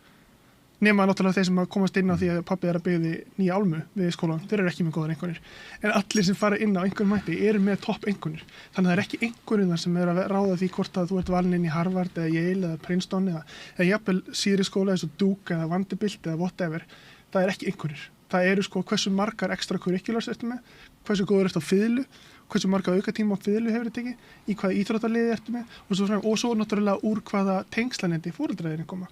Þetta eru líkil faktorarnir og þess vegna er félagslegur hreyfanleiki í bandaríska háskólakerfi, elituháskólunum, sko minni en engin. Með öðrum orðum, þú þarft að trúa því að fólk sem er hvítt og ríkt sé gáfaðara en fólk sem er hvítt og fátæktara eða svart og ríkt eða svart og fátæktara á einhvern hátt, því að þetta er sko, þetta er pípan sko. Þetta er píplunum. Það er ekki það sem ég er að tala að hvítt og ríkt fólk sé gáfaðara sko. En það er sko raunveruleikin í bandaríska háskólanum í dag. Að hlutfallslega er það fólk í þessum háskólum ekki eitthvað svart eða fatla fólk, sko.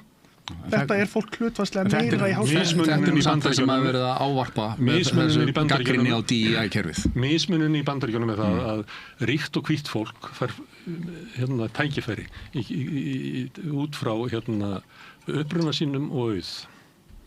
Það ekki? Það er í grundvallaratriðum það sem er í gangi í og þess vegna voru menn í miðja öldina, þeir eru að horfa upp á stórkostlegt misrétti í Bandaríkjunum og hvernig verið að eyðileggja samfélagið.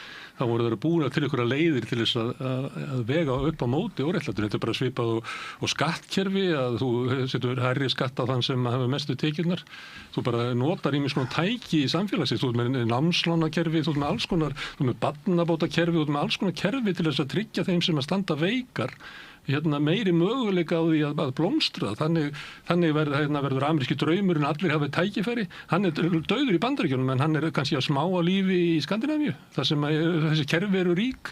Þar getur fólk brotist upp stétt og svona, en það er bara ómögulegt í Bandaríkjunum og verður alveg algjörlega ómögulegt með stefnu Trump. En þessi gagnrýni á DEI-kerfið snýst þetta að veruleikum sem kippt úr sambandi og það sé verið að horfa meira í að hvaða kynþættið ert og þetta lyft upp einum kynþættum út öðrum og svo framvegis sem að kemur aldrei út sem sanngjörn niðurstaða. En við getum við getum haldið áfram endalaust að tala kvótana inn í skólana, kynjakvóti og kynþáttakvóti. Ástæða eins og hefur komið fram, það er ástæða fyrir þeir voru settir á sínum tíma. Þetta er ekkert endilega besta lausnin, en þetta var ákveðin lausn á sínum tíma. Svo náttúrulega þegar búið er að setja kvótan á, þá er oft svolítið erfitt að taka hann af. En það sem að mig langaði líka nefna, ég er engin sérfræðingur bandaríska háskólakerfið, en það er fleira sem að Trump hefur verið að gera í raun og veru það sem að er að skaða það, að mínum mati, að það er til dæmis að taka úr sambandi styrki til rannsókna, það má ekki rannsaka trans, það má ekki heita kynjafræði. Það má ekki rannsaka eitthvað sem ef að tala loftslagskrísu eða ógn og svo framvegis, sko. Og þetta vegur að sjálfstæði háskólana. Háskólastofnanir eiga að hafa, eða fólk sem starfar innan þeirra, eiga að hafa frelsi til þess að geta rannsaka það sem að þeirra hugur stendur til, hvort sem að það eru náttúruvísindi eða félagsvísindi. Við erum vegna artikla á því að Frosti með bíógraf í stjórnmálafræði sem er félagsvísindi. Og það er, auðvitað geta stjórnvöld haft heilmikil áhrif á bara með því hversu miklu fjármagni þeir veita til rannsókna og háskóla. En það að banna ákveðna rannsóknir eða ákveðna tegundir rannsókna, að þá erum við Hefur það verið gert? Já, það er sérst núna er ekki hægt að fá til dæmis skils mér styrki til rannsókna, það sem er rannsaka trans eða kynvitund eða kynjafræði eða sérst það má ekki heita sustainability og auðvitað gera umsækjendur bara það sem þeir kunna besta, það er bara skrifið á þess að nota þessu orð en það er önnur saga. Ég veit ekki með en þarna er náttúrulega bara klárlega verið að hafa farið inn á sjálfstæði og verið að skerða sjálfstæði. Ef að svo er, það er auðvitað ekki að banna á tilteknar rannsóknir en það er auðvitað hefur líka verið sýnt fram á að kynjafræðin sé mjög skrítin vísindagrein hvað var það að það er svona rannsóknir hefur verið sýnt fram á að það séu oft svona byggðar á svona fyrirfram ákveðinni niðurstöðu og settar upp þannig að það séu verið að vinna að því að fá þessa ákveðinni niðurstöðu fram og það er alltaf mjög skrítin vísindi. Já, nú kannski við sakfræðina og alla nýfrjálshyggju tíman það sem var meira og minna bara einhver svona kirkja, bara einhver trúarbrögð, sko. Þannig að það er bara sem að gengur yfir mannfélagið því miður og þótt að háskólanir séu eigi að vera með einhver svona varnarmekanisma gegn þessu að þá tekur það oft svona ákveðin tíma og ég sé ekki svona ástæð til þess að fara eitthvað á taugum yfir því þótt allir séu út við buxum einn áratug þá koma bara þrengjast buxunar senna, eða ekki? Herðu, eitt sem er með trumpismi, hvað er trumpismi? Það er þessi tilfinning að við höfum eiginlega mist samfélagið okkar og það kannski kemur innan úr svona makarhefingunni að samfélagið okkar er á alvarlegum villigötum og ekki bara skiptingu auðs sem held ég að flesti geta tekið undir að sé og þú veist að sumuleyti sækir Trump í svona fyrstu kosningabaráttunni sinni inn í þann raunveruleika, þótt hann sé ekki beint að tala inn í hann, en það menn hafa verið bent á það. En það sem er enginn á makarhefingunni að við höfum eiginlega svona mist svona siðferðislega og bara fótana í samfélaginu og það fannst manni svolítið rýma við svona fasismann á fyrir hluta síðustu aldar. Að þar var líka þessi svona hugmyndum að sko hinn rétti þjóðarandi hefði glatast og að samfélagi okkar væri bara orðið svo splundrað og það væri eiginlega of fjölrædda, þannig að við verðum að missa karakter, við verðum að verða hálfgerðum aumingjum og sömuleyti talar Trump inn í þetta, ég tala ekki stríðsmálaráðurinn Hegseth, hann talar svona að við séum bara að verða aumingjar og við verðum að taka einmitt upp sko veruleika aftur til þess að herða okkur. Er þetta ekki, myndur ekki segja að þetta verið eitt af einkennum trumpismann, þessi svona tilfinningum að við höfum mist samfélag okkar og við verðum að endurbyggja það með raunverulegum gildum. Take America back. Já, og svona þjóðurnislegu gildi sem við höfum tapað og við ef við ætlum að hafa hér gott samfélag, þá verðum við að endurbyggja siðferðislegan grunn samfélagsins. Og fara þá aftur til fortíðar. Þeir vísa svolítið til kristins grunns samfélagsins, að Bandaríkin séu kristin, Bandaríkin séu hvít og við megum ekki missa það, að séu hryllingur að sjá fyrir þess að hvítir verði minni hluta einhvern tíman seinni hluta þessar aldar. Bandaríkin hafa aldrei verið alhvít. Nei, ég veit að ég ekki að halda þessu fram, ég að benda á það sem þeir að lýsa á ógnina sem við stendum fram yfir. Hrun vestrænnar menningar sagði Snorri Málsson á Íslandi og vísar bara beint í orðræðu Maka þessar svona hugmynd að við sem að missa samfélagið. Og nú eigi stjórnmálin að snúast að ná því saman aftur eitthvað svona raunveruleg gildi, ekki þetta vók og transtal og eitthvað fleira. Já, það sem að ég segi þarna er bara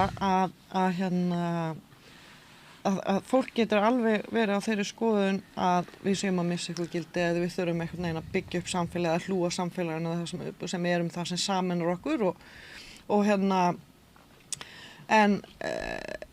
en það er ekkert endilega lausnin að fara aftur í þau gildi sem voru í gangi fyrir 50 áru síðan. Við stöndum bara frammi fyrir nýjum raunveruleika, hvernig ætlum við að takast á við hann og svona þessi útilokunar aðferð held ég að sé ekki mun ekki skila árangri. Það er að segja að við getum farið aftur í gamla samfélagi með því að útiloka ákveðna hópa eða útiloka það að ákveðnir hópar séu til.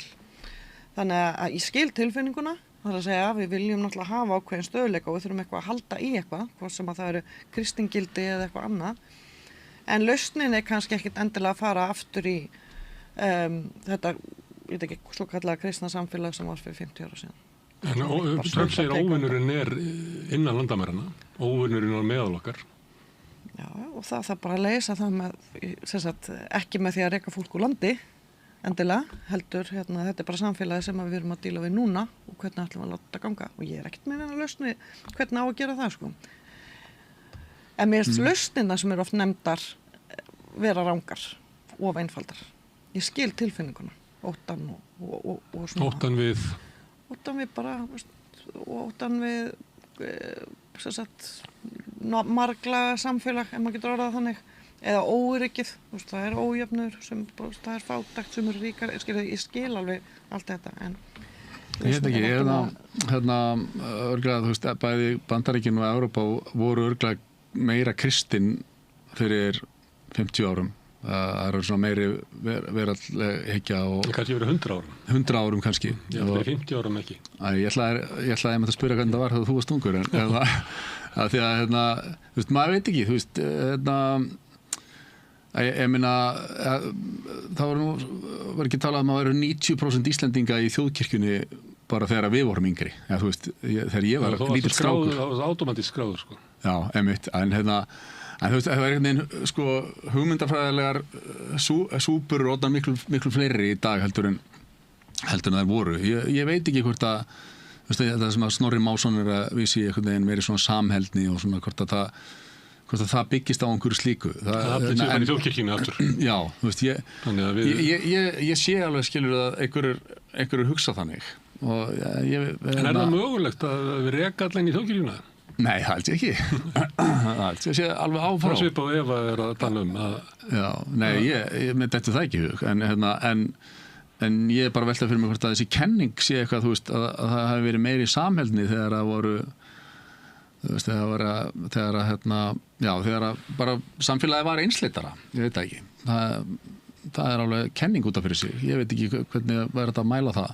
Það er eitt sem við verum að vísa íslenska sögu að þá vorum við náttúrulega að búa til íslensk samfélag og það mátti sjá árangur af því og ég held að það hefði verið svona almenn samstæð það að byggja þjóðminjasafn og þjóðleikhús og byggja hringveginn og skuðtogar í alla höfnir og þannig að það er á tímabili sem að fólk sér árangurinn af uppbyggingunni. En við erum ennþá náttúrulega að búa til íslensk samfélag, við erum höldum því áfram. Nei, við erum eiginlega mikið þætti við og alla efnið að leggja veg og byggja brú lengur og sem að vera að fá okkur engaðal til þess að gera þetta, þannig að svona hugmyndin að við getum byggt upp samfélag saman er miklu minni núna heldur þegar ég var ungur eða vitni það sem svona gamla daga. Já, ég veit ekki, forgangsröðunin er orðin einhvern veginn allt önnur. Það verist eins og áður fyrir þá hefur verið meira samheldin í að byggja upp bara þetta samfélag. Trúin, hvort sem við svo raunverulega ekki, var það að uppbygging samfélagsins myndi einhverju leyti leiða til góðs fyrir okkur flest. Þetta var misjöfnun, þú fyrst meira en ég og svona, en ég fekk samt eitthvað meira. Þetta er eiginlega farið úr Bandaríkjunum sko bara undan fyrir 50 ár og sömuleyti geti verið hægt að halda fram að við værum komin á okkur hættustig af þessu að það var ekki hægt að höfða til þess að svona almennu samheldni vegna þess að hér væri misskipting eigna og við barðumst fyrir því að ná landhelginni fyrir þjóðina en nú eru bara 14 ættir sem eiga hana eiginlega. Þannig að það er ýmislegt svona atriði sem að skipta máli. En hvað segir þú með tenginguna við fasismann á fyrirhluta síðustu aldar þessa tilfinningu að við mist samfélagið með einhverjum hætti sem að makarhreyfingin gengur svolítið út á og þessi spilt? Já, einmitt. Ég held að þetta sé þráður sem er í mörgum hreyfingum. Alveg sama þar sé að þráðurinn að horfa tilbaka sem búa til einhvers konar gilda fortíð og betri tíma sem áttu sér stað einhvern tímann áður. Það er ekki bundið við fasisma eða eitthvað slíkt sko, ekki eins og við hægri eða íhaldsamar hreyfingar heldur geta vinstri hreyfingar líka gert það og miðjurhreyfingar, ég minna Viðreisn heiti Viðreisn og er að vísa í Viðreisnarstjórnina fyrir á 7. áratug síðustu aldar og vinstri menn tala oft velferðarkerfi eftir seinni heimsstyrjöld og vísa þar í glæsta fortíð og afrek sögunar, þannig þetta er náttúrulega ekki endilega eitthvað ekki endilega nýtt. Það sem er nýtt náttúrulega núna er að til dæmis að það vísaði í þessu Bandaríkjunum fjölbreyttara samfélag og eins og þið voru að tala hversu fjölbreytt var Þýskaland og Ítalía í samanburði við það sko á 3. og 4. áratugnum. Þau voru kannski ekki rosalega mikil innflutningar af fólki frá öðrum heimsálfum í þessum ríkjum á þeim tíma. Þetta er svona allt önnur vandamál, þetta er allt annað samhengi sem vísað er í sko. Og þó ég sé alveg saman á því að það hefa svona aukahreyfingu samtímas er ákveðið bergmál frá fasisma og nasistarhreyfingu á þessum tíma þá samt verður það svolítið svona almennt þessi svona umræða þess mér sko. Að því sögðu eru náttúrulega Trump og makarhreyfingin að vísa í þessi gildu fortíð og og það er svona fyrst mér bara vera svona almennar hluti á stjórnmálum. Það búa allir til sína fortíð og vísa í hana og það er kannski meira bara innihald fortíðar sem skiptir máli, hvort að við séum pólitískt sammála því að sé að ræða jákvæða sín fyrir, að því náttúrulega þegar vera að vísa í fortíðina, það náttúrulega líka vera að búa til sín fyrir framtíðina. Það sem hefur skipt meira máli er fyrst og fremst að það sé uppbyggilega og jákvæð sín sem það verið að varpa svona fram. Heyrðu, þá segjum við gott í bílu Trump. Þannig mikið Trump svona allt og mikið. Nei. Já. Nei, þú erum búin að vera að biðja að koma í Trump-tíman í nokkra vikur. Ég er alltaf svona alltaf að fara að grafa upp einhverja hrettir á honum og hann er ekki mikið að þvælast fyrir mér. Ekki.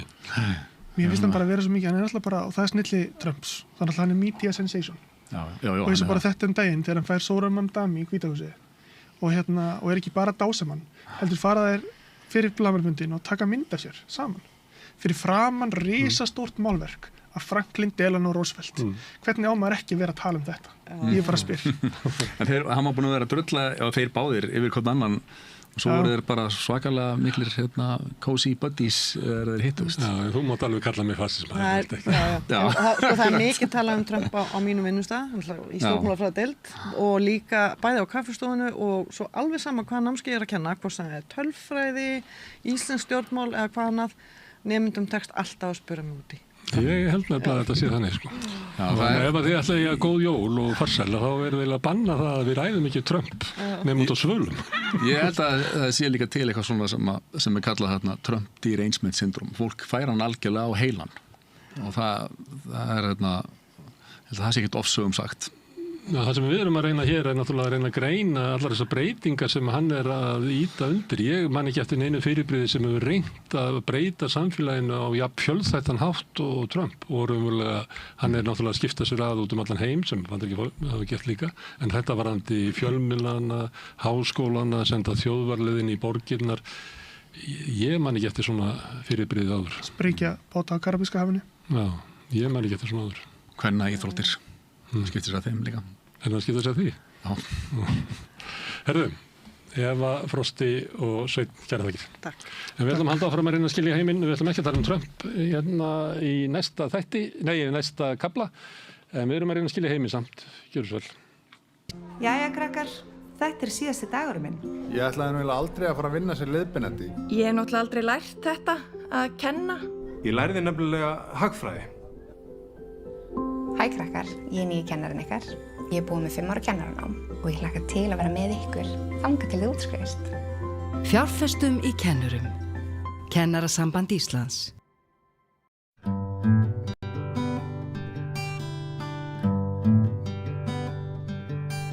Íslendingar verja meira fé til hernaðarmála, 1,5% af þjóðarframleiðslu, en til geðheilbrigðismála. Þau fá aðeins 1,1% skilst mér þessa dagana. Nú samt er Ísland herlaust og friðsælt land, einangrað, en geðheilsa margra okkar er hins vegar ekki góð. Ólafur Þór Ævarsson, geðlæknir, hefur verið að skrifa svolítið geðheilsu og leitast við að vera á uppbyggilegum nótum. En mann er svona dettur í huga að það geti verið svolítið snúið þegar ýmsar tölulegar staðreyndir eru okkur Íslendingum sannarlega í óhag kemur að geðheilsu. Og náttúrulega höfum við öll miklar áhyggjur af unga fólkinu og því sem tengist fíkn, mannslíf tapast, eitt á fætur öðru. Og það margt að hugsa og ekki á hverjum degi sem við erum með geðlækni hér við Rauðaborðið, en Ólafur sestus, vertu velkomin og takk fyrir að svara kalli mín og koma til okkar, Ólafur. Takk fyrir. Þú sagðir við mig þegar ég baði að koma að þú leitaðist við að vera svona á jákvæðum og uppbyggilegum nótum og ég ætla þá kannski bara að vera hinu önnu í spyrill og vera í hlutverki gagnrýnandans, þá kannski náum við góðu jafnvægi. En það rétt skilið hjá mér að geðheilbrigðismál séu olnbogabarn í heilbrigðiskerfinu og í okkar samfélagi? Já, það gott að nota sterku orðin þegar maður að leggja inn í svona umræðu. Ég held að stuttasvari sé já í þeim skilningi að geðheilbrigðisfræðin, þau óljósari heldur mörg önnur fræði, læknisfræðinar líka. Já. Og það til dæmis ekki nægilega vel þekkt hvað veldur geðsjúkdómum. Og þó að við höfum ágætis greiningakerfi, ágætis meðferð í boði, það kann að gera að þetta sviðið svolítið olnbogabarn. Það þykir talsveit fínna að vera skurðlæknir heldur en geðlæknir til dæmis. Já, hvers vegna ætli það sé? Já, út af þessu held ég. Og við sem störfum í þessu, við þurfum að þola það að vinna með hluti sem eru flóknir og í stundum óvissir og þá oft megin verkefnið að búa til meðferðar áætlun, endurhæfingu. Svo getur önnur skýring verið líka á að geðheilbrigðis málin eru svona aðeins út í kantinum að við óttumst ekkert meira en að verða geðveik og það er ákveðin ótti gagnvart þessum málum ennþá þó fordómar hefur minnkað. Þar á leiðandi kannski minna talað það, þetta hefur samt batnað. Það hefði þótt mikil tíðindi fyrir 25 árum síðan að þú takki geðlækni viðtal. Já. Þá bara fóru þeir ekkert í viðtal? Nei, þetta var bara öðruvísi og ótti og svo geti þriðjarskýringin á því að geðheilbrigðismálin eru svona stundum út undan að þeir sem eru geðveikir, þeir eru ekki góður þrýsti hópur.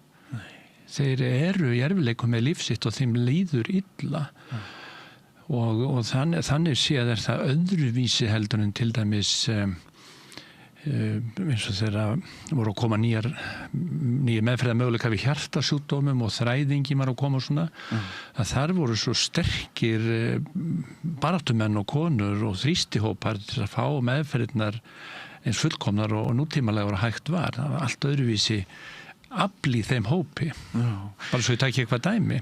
En eru semst enn ólíkar nálganir, ólíkir skólar innan geðheilbrigðis vísindana það hvað orsaki geðveiki? Ekki beinlínis þannig því að það er svo nýjung að á alþjóðavísu hafa sameiginleg greiningakerfi sem eru reynda 2 að þá eru greiningarnar orðnar nákvæmari og líkar allan heim og meðferðin sem í boði er lík. En þar kemur aftur inn kostnaðurinn, hvað er í boði. En það sem er óljóst sem truflar hræðilegu hliðina á starfinu mínu, það er að við vitum átt ekki í grunninn hvað veldur sjúkdómunum, við vitum það ekki ennþá og það hafi verið ákveðin vonbrigði til dæmis að við byggumst við að þessi mikla þróun í erfðafræði myndi hjálpa okkur og kenna okkur mikið orsakir sjúkdómar þegar stundum eru þeir algengir en það er þróunin hægar en við vonuðum en þó alltaf verið rétt átt. En ég get ekki dæmi að orsakir þunglindis til dæmis, man talar þunglindis sem einn flokk sem samt margir ólíkir sjúkdómar en valda líku einkenni sem depurð að það yfirleitt margar ástæður. Það getur verið gamalt áfall, það getur verið ótæpileg áfengisnotkun, það getur verið áhyggjur, blanda saman. Svo getur það líka verið algengur sjúkdómar eins og geðhvörf sem ýtir undir þunglindis tilhneigingu. Þetta er svolítið flókið. Og þess vegna það að það er væntanlega hægt að segja að það sé örlítið flóknar að skipuleggja góða heilbrigðisþjónustu fyrir þennan hóp. Geðheilbrigðisþjónustan er víðfeðm og flókin og er eitt af stærstu sviðunum í heilbrigðisþjónustunni. Og þess vegna hrukkum margir við þegar það var svona, nú ætlum ég að tala svolítið ykkur líka, það var svona auðvelt að töfra fram fé til stríðsreksturs sem að var upphæða að svona svipaðri stærð eins og öll geðheilbrigðisþjónustan kostar. Því okkur finnst í geðheilbrigðiskerfinu þörf á úrbótum og meira fé og markvissari skipulagi og erum þannig kannski ekki að biðja neitt í stærri stykkjum heldur en 10-15% skilur, hvað þá að sé að snara fram sambærilegri upphafi allt kerfið. Þetta kveikir í okkur sko. Já.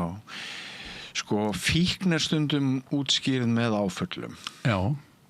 En geta verið miklu fleiri ástæður en áföll sem valda fíkn. Já.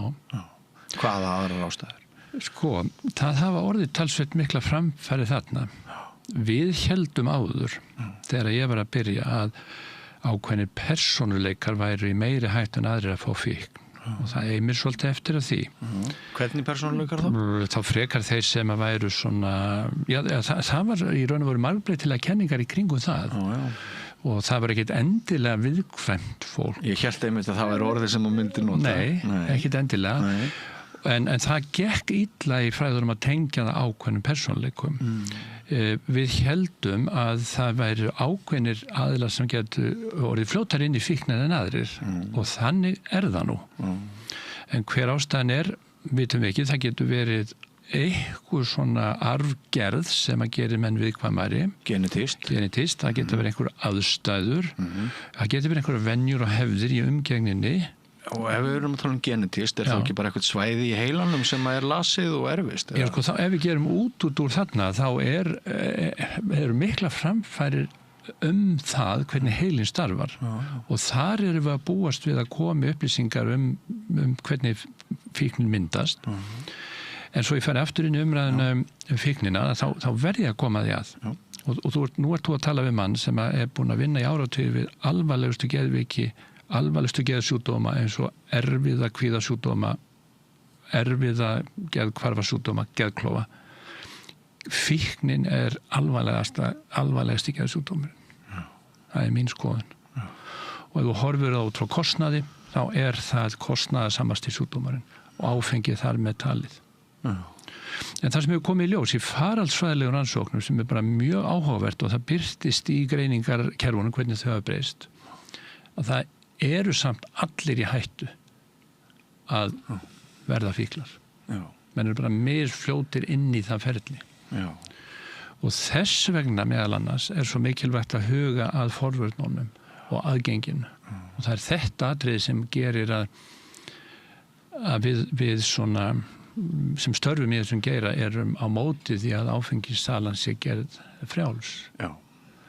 Vegna þessa hluta, vegna þess að hluti af alvarleika fíknarinnar að þegar maður missir tökin á hegðunni og hugsunni, að þá mann ekki sjálfrátt lengur og þá skiptir máli hvernig aðgengið Þannig í þessum efnum þurfum við forræðishyggju.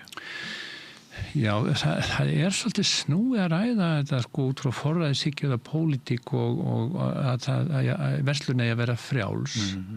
Og ég skil alveg þá umræðu en ég held að svarið sé, já, við þurfum að hafa ákvæmna forræðishyggju sem bara á við það að það er betra að keyra ekki hraðar en 90 km/klukkustund.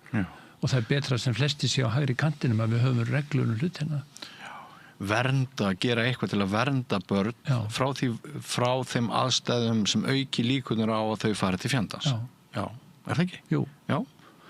Og til þess að vera nú jákvæði gírnum, þá eitt úr reynslu heimi mínum sem mörgum kemur svolítið óvart. Ég fæt aldrei mikið af ungu fólki til mín í viðtöl.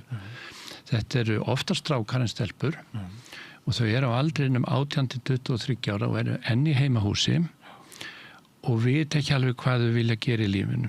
Þeim hefur kannski ekki gengið eins vel í skólanum og þau hafa vilja, þau veit ekki hvaða háskólanám þau vilja velja og þau eru undir hvatningu og jafnvel þrýstingi frá foreldrónum og þau eru fann að drekka og sulla svolítið mikið. Og það sem foreldrarnir vita ofta ekki að þau eru aðeins að fikta í vímuefnum. Þau eru ekki orðnir vímuefna neytendur, þau eru ekki orðnir alkoholistar en þau eru að nota meira af þessum efnum en þau ætti að gera. Til að slaka á eða flýja. Og þau eru komin í viðtalið án þess að hafa áhuga á því.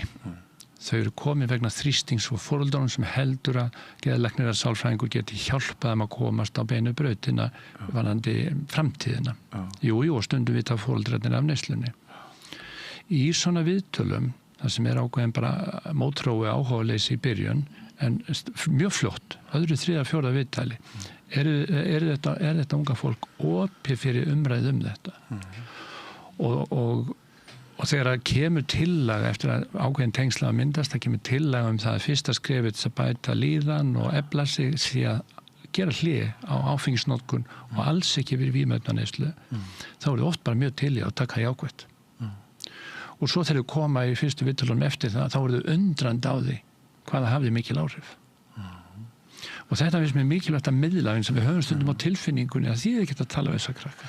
En þá mín spurning, ekki bara eitthvað brot af ungu veiku fólki sem kemst í gegnum kerfið og fær athygli og þjónustu, því það eru alla þær sögur sem við erum alltaf að heyra, hvort sem það bugl eða hvað það er að það sé bara eitthvað smá brot af fólki, lausnu fólki sem fær þjónustu. Jú, ég held að það sé því miður rétt, skilur, algengið á þeim sem eru komin í vandræði með þessi mál einhvers staðar kringum 3-5%, þannig að það einhverju þúsundir og það er algengara heldur en insúlínháð sykursýki ef maður tekur einhvern samanburð, þannig að þetta hópur, við erum ekki að taka við svona mörgum inn í meðferðarkerfi og alls ekki með nógu opið kerfi fyrir þá sem eru langt komnir en þarna er tækifæri með þá sem eru á einhverjum frumstigum í vandanum og fyrir okkur læknar mikilvægt að hugsa að við þurfum að gefa þessum hópi athygli þegar hann birtist okkur og gefa honum tíma til það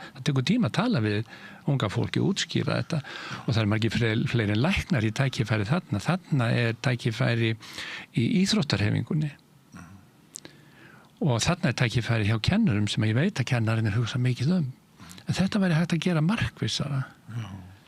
En má ekki álykta að þegar svona fáir fá þjónustu sem þyrftu að fá þjónustu að þá kosti það okkur mannslíf með beinum hætti? Jú, það er alveg hægt að fullera það og þá erum við kannski bæði að tala þá sem þörf fyrir meðferð við fíkn og líka þá sem þörf fyrir meðferð við geðsjúkdómum.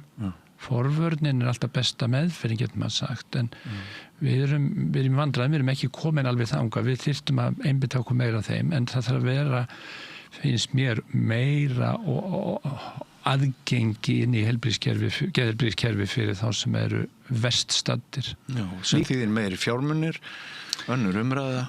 Meiri fjármunir, meiri umræða, meira skipulag, meiri fræðsla bara hvert maður geti leitað. Ég og foreldra sem eru með fullorðin ung börn sem í neyslu eða með alvarlegan geðsjúkdóm og það veit hreinlega ekki hvert á að leita. Þannig að það má bæta það. Já, en geðsjúkdómar eru sem sagt óáþreifanlegri og svona flóknari viðureignar, það eru einhverjir fordómar þarna sem ekki gagnvart því að við brýta mér fótinn og þarf að vera í gifsi og eitthvað svoleiðis og svo náttúrulega þetta togum fjármuni að það spilar inn í fjárveitingar eða hvað? Já, ég hugsa að það er oft gott að taka samlíkinguna við eitthvað sem gengur vel í heilbrigðiskerfinu eins og til dæmis meðferð krabbameinssjúkra eða gigtveikra eða hjartveikra. Þetta eru svona sjúkdómaflokkar sem mjög margir, fjölmennir og þarna svona sérhæfðrar meðferðar og skipulag í þessum sjúkdómaflokkum bara held ég á Íslandi miðað við það besta í heiminum og það eru þetta skynsamlegt fyrir kerfið þegar það verið að hugsa fjármagnir að einblína á þá hópa og þá þjónustu þar sem flestir eru og geðsjúkir eru líka mjög stór hópur og þegar ég segi geðsjúkir meðvitað sem svolítið tilfinningarhlaðið orð þá getur það verið allt frá því að vera með eitthvað einfalt mál, eitthvað áfall eða stutta þunglindi, eitthvað góðkynja sjúkdóm sem læknalegur og kostar lítið að lækna yfir að það vera lífslangt vandamál afleiðing af illkynja geðsjúkdóm. Það svo mikil breidd í þessu og þarna í faraldsvæðinu hægt að segja í fjórðu hverju fjölskyldu alvarlegu truflandi geðsjúkdómur í þessu landi? Bara, með landið kringum okkur úr svona alþjóðlegum faraldsvæðilegum rannsóknum og það er líka hægt að segja annar hver einstaklingur í samfélaginu þyrfti einhver tíman í lífinu á geðheilbrigðisþjónustu, sérhæfðri geðheilbrigðisþjónustu að halda. Svona algengt er þetta. Og svo koma heilsuhagfræðingarnir á móti og segja fyrir hverja krónu sem lögð í forvarnir fæst 4 tilbaka og fyrir hverja krónu sem lögð í geðræna endurhæfingu fást 7-8 krónur tilbaka. Þannig að það er það fjárhagslegur ávinningur í að sinna þessum hópi vel og mikil tækifæri til forvarna og fjárhagslegs ávinnings. Hver munurinn á þínu starfi og starfi sálfræðingana? Það ekkit alltaf svo mikill munur, en það sem gerist að sálfræðingurinn lærir sálfræði, hann með fókus á oft það heilbrigða og hann lærir samtalsmeðferðir og hann lærir greiningatækni og geðlæknirinn, hann lærir fyrst að verða læknir sem alveg 6 ára háskólanám á undan og svo 3 ára starfsnám og fær sitt lækningaleyfi og þá fer hann í sérfræðinám sem hliðstætt við hjartalækningar eða skurðlækningar sem oft svona 4 til 6 ár. Og þar lærir hann sjúkdómafræði, geðsjúkdómana og ólík meðferðarform eins og sálfræðingurinn og greiningatæknina líka. Þannig að starf geðlæknisins frá rótum starf læknisins. Og hann hefur náttúrulega í sínu vopnabúri lyfin sem að sálfræðingurinn hefur ekki. Þá komum við að því að þú heyrir örugglega oft gagnrýni á lyfjanótkun. Já. Hún nú ekkert smáræði í þessu landi. Nei. Hvort sem við erum að tala kvíða, depurðar, ADHD-lyf eða hvað þetta kallast allt saman. Og oft heyrir maður það að þið séu svo fáir og það sé svo mikið að gera að þið hafið ekki tíma til þess að hlusta og reyna að laga með öðrum aðferðum en þeim að skrifa út lyf, spýta því í sjúklingin. En samt lækni lyf kannski ekki neitt heldur hald bara frekar niður í það. Nei, og þetta viðkvæmt mál en nauðsynlegt að ræða og við ræðum þetta mikið læknar og geðlæknar sérstaklega vegna þess að við erum líka á þeirri skoðun að við séum að nota of mikið að lyfjum. Meðferðartæki okkar sem öflugast samtalið og fyrir það þarf tíma sem ekki alltaf til. Nei. Og af hverju lyfjanótkun svona há á Íslandi, ég held að skýringin sé þessi sem þú ert með að við höfum ekki tíma. Hlut af lyfjameðferðinni fer í gang hjá geðlækni, sérhæfasti hlutinn.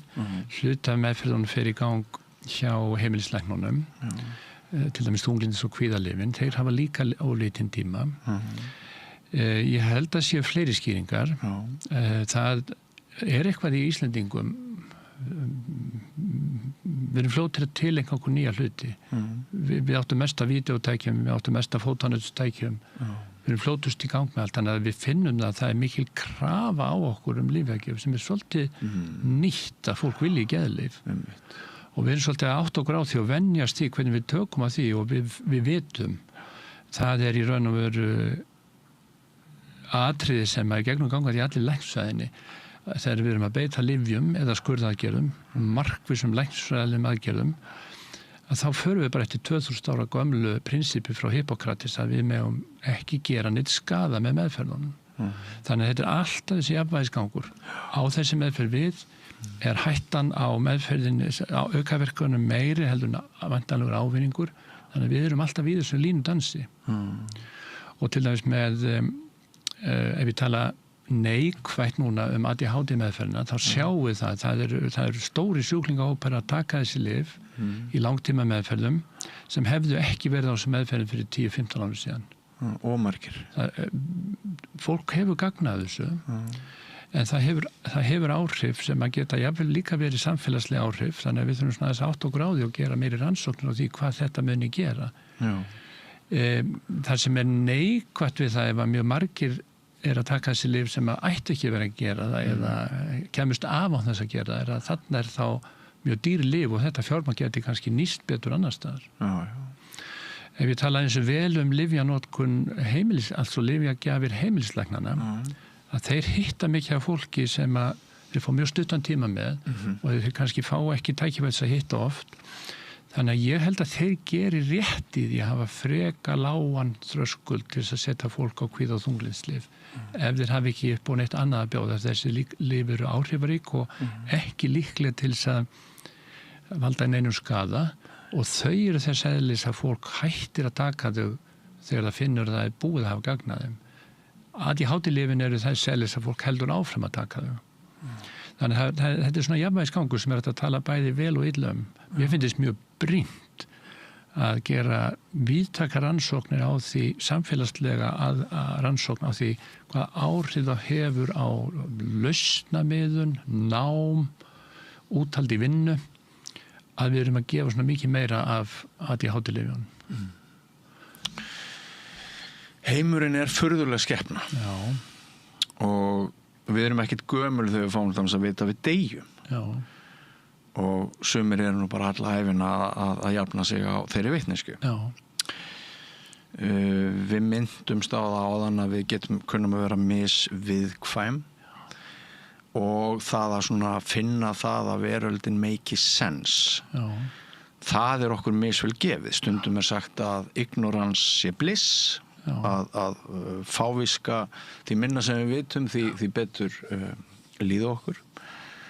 Og stundum heyrir maður það að svona hjá kunningjunum að þeir sem kannski séu með hæstu greindavísitöluna þeir séu viðkvæmastir fyrir þessu furðulega ferðalagi sem lífið og sumpart kaotískt og ekki rökrétt. Í ljósi þess langar mig að spyrja þig hvort geðveiki geti það megi stundum heimfæra geðveiki sem hraustleika merki. Já, þetta bara virkilega góð spurning og ég fæ strax hugmyndir svona 2 vittir og ég ætla að gera útúrdúrin fyrst og reyna að halda í kjarnan í spurningunni að heimilislæknarnir þeir segja við okkur núna, geðlæknarna, við erum að vinna á mikið með geðveikt fólk og við erum að vinna í vaxandi mæli með eitthvað sem við erum að vinna við félagslega heilsu. Einmitt þetta sem þú ert að tala að fólk á erfitt með að fóta sig í lífinu og heimilislæknarnir fá þetta inn til sín að fólk að lýsa atriðum í sambandi við streitu og samskipti og bara að höndla lífið og þá finnst þeim ekki að þeir hafi verkfæri til þess að hjálpa þessu fólki nægilega vel aftur þetta með lífin. En kjarnin í því sem þú ert að segja, myndin sem við höfum hún svo dýrmætt að við höfum mynd af heiminum, við höfum einhverja mynd að við og lærum á það hvernig við erum og virkum og fáum einhverja svona tilfinningu fyrir hvert við ætlum að stefna í lífinu. Þetta bara grundvallar atriði fyrir heilsu. Og sumir segja að ef þú verður fyrir áfalli eða nærð ekki þangað sem þið dreymdum að þá sé það eðlilegt að fá þunglindisleg viðbrögð. Ég held að það sé alveg að segja það. Og ef maður undir miklu álagi þá sér maður að fólk bregst við því langtíma álagi með svona svolítið geðveikislegum viðbröðum sem við verða örir og sem einangra sig og allt þetta. Þannig að það má alveg segja það að viðbröð við lífinu getur verið geðveikisleg en maður má ekki festast í því þannig að kvelji mann eða að fara að snúast gegn manni. Þar liggur línan þegar við segjum já þetta ekki bara eðlilegt þunglindi, þetta sjúklegt þunglindi. Og það liggur lína þar sem við segjum þetta ekki eðlilegar áhyggjur og kvíði, þetta sjúklegu kvíði, þetta sjúkdómur. Þú þarft meðferð. Þarna nákvæmlega liggja þessi mörk. Já, en hefur þú fundið eitthvað hvað langt sem þú byrjar að reyna að lækna fólk sem geðlæknir? Hvað búin að vera lengi í þessum bransa? Ég búin að vera yfir 30 ári í þessu. Yfir 30 ár. Og svona, hefur þú getað sett fingur á einhverja skapgerðir eða eitthvað svona sem svona þegar þú leggst á koddan á kvöldin, hvort sem það alveg, hvort sem þú búin að skrifa vísindagreinu eða ekki, svona eitthvað sem að þú getur sagt okkur þennan hóp sem að hefur sótt sér þjónustu til því?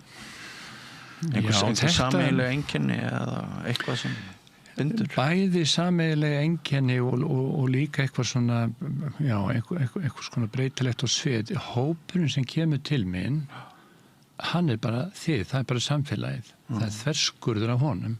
Það fólk sem fríst og að leita ráða, það fólk sem að verða geðveikt og vil fá það stoppað, það fólk sem veikt tímabundið og þá vona á góðum bata. Allt yfir í það að það fólk sem bara mjög alvarlega veikt, geðfallað. Og það hópur sem ekki stór en þarf að verja og maður hefur svo mikið gagn af faraldsfræðilegu rannsóknum, mælingum og algengi bara til að segja svona hluti sem að engin veit en við vitum samt að á Íslandi eru kannski á bilinu 3.000 til 5.000 einstaklingar með geðklofa sem alvarlegasti sjúkdómurinn það sem við köllum í gamla daga að vera kleppari Þeir svo margir? Já, þeir eru ekki lengur á stofnun, þeir eru komnir út í samfélagið og þeir eru sumstaðar á meðferðarstofnunum, skilurðu. Þar hafa voruð mikla breytingar. Það veikjast á hverju ári getur við reiknað með svona það bil 100. Við erum ekki með þann sjúklingahóp, við erum ekki með möguleika að taka við þeim. Það er bara hluti af þeim. Við erum mjög góð meðferðar og endurhæfingar úrræði fyrir þetta fólk. En það er bara fyrir hluti af hópnum. Bara svo við takk eitt svona dæmi. Og þess vegna þegar ég horf á hópin og hugsa spurninguna þeina að þá vil ég verja þennan hóp og tala hann og lyfta honum fram. Hann þarf meira heldur en í boði í dag. Og við gætum gert svo mikið betur við þennan hóp. Og ef við gerum það og við sjáum að það er vel haldið utan málin sem að ég sé líka að það fólk nær mjög góðum árangri, það útskrifast úr skóla, það eignast maka og það eignast líf. Þetta er svo mikið drama og það sem ég upptekinn af, ef við tala einhver eiginleg einkenni úr þessum reynsluheimi mínum, að það hvað þetta er mikið drama og hvað maður fær að sjá mörg kraftaverk. Ég myndi nota svo sterkt orð. Og hvað maður fær mikla trú á aðlögunarhæfni mannsins. Og maður sér þessar hetjur sem er að glíma við erfiðustu geðsjúkdómana. Oft með lítinn stuðning. Þú sagðir áðan að það voru fleiri ungir menn en ungar konur sem lentu í vanda og leituðu til þín. Er það þannig alla leiðina upp? Eru fleiri karlar en konur geðveikir á Íslandi? Nei, það er það nú kannski ekki en þá var ég að tala kannski fíknina meira, en það konurnar eru svona yfir höfuð duglegir að leita sér hjálpar en kallarnir. Svo er þetta svolítið mismunandi eftir sjúkdómaflokkunum, hvað er algengar hjá konum og hvað er algengar hjá körlum og það er bara mjög áhugavert líka. Svo er mjög áhugavert ef við tölum svo sjúklingahópa hvernig þeir koma og fara. Sjúklingahópurinn ADHD er nýr hópur, hann er mjög stór. Ég get sagt svona til þess að gera pínlítið grín að því að ef ég er búin að vera 30 ára í starfinu þá hitti ég bara 1 sjúkling á fyrstu 15 árunum með ADHD. Ef ég væri með alveg opið innflæði til mín í dag þá myndi ég bara hitta sjúklinga með ADHD. Þetta er svolítið sérstakt hvernig það breytist.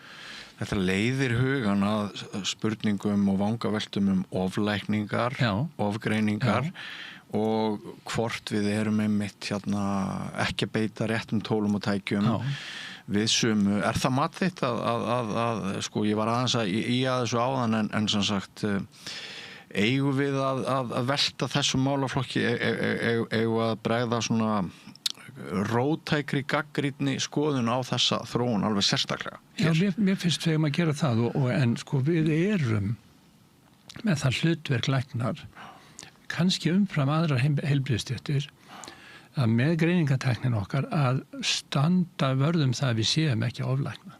Af því það er ekkert gott fyrir heilsu fólksins og það er óþarfa kostnaður í því. Þannig að það er eitt af okkur stærstu verkefnum.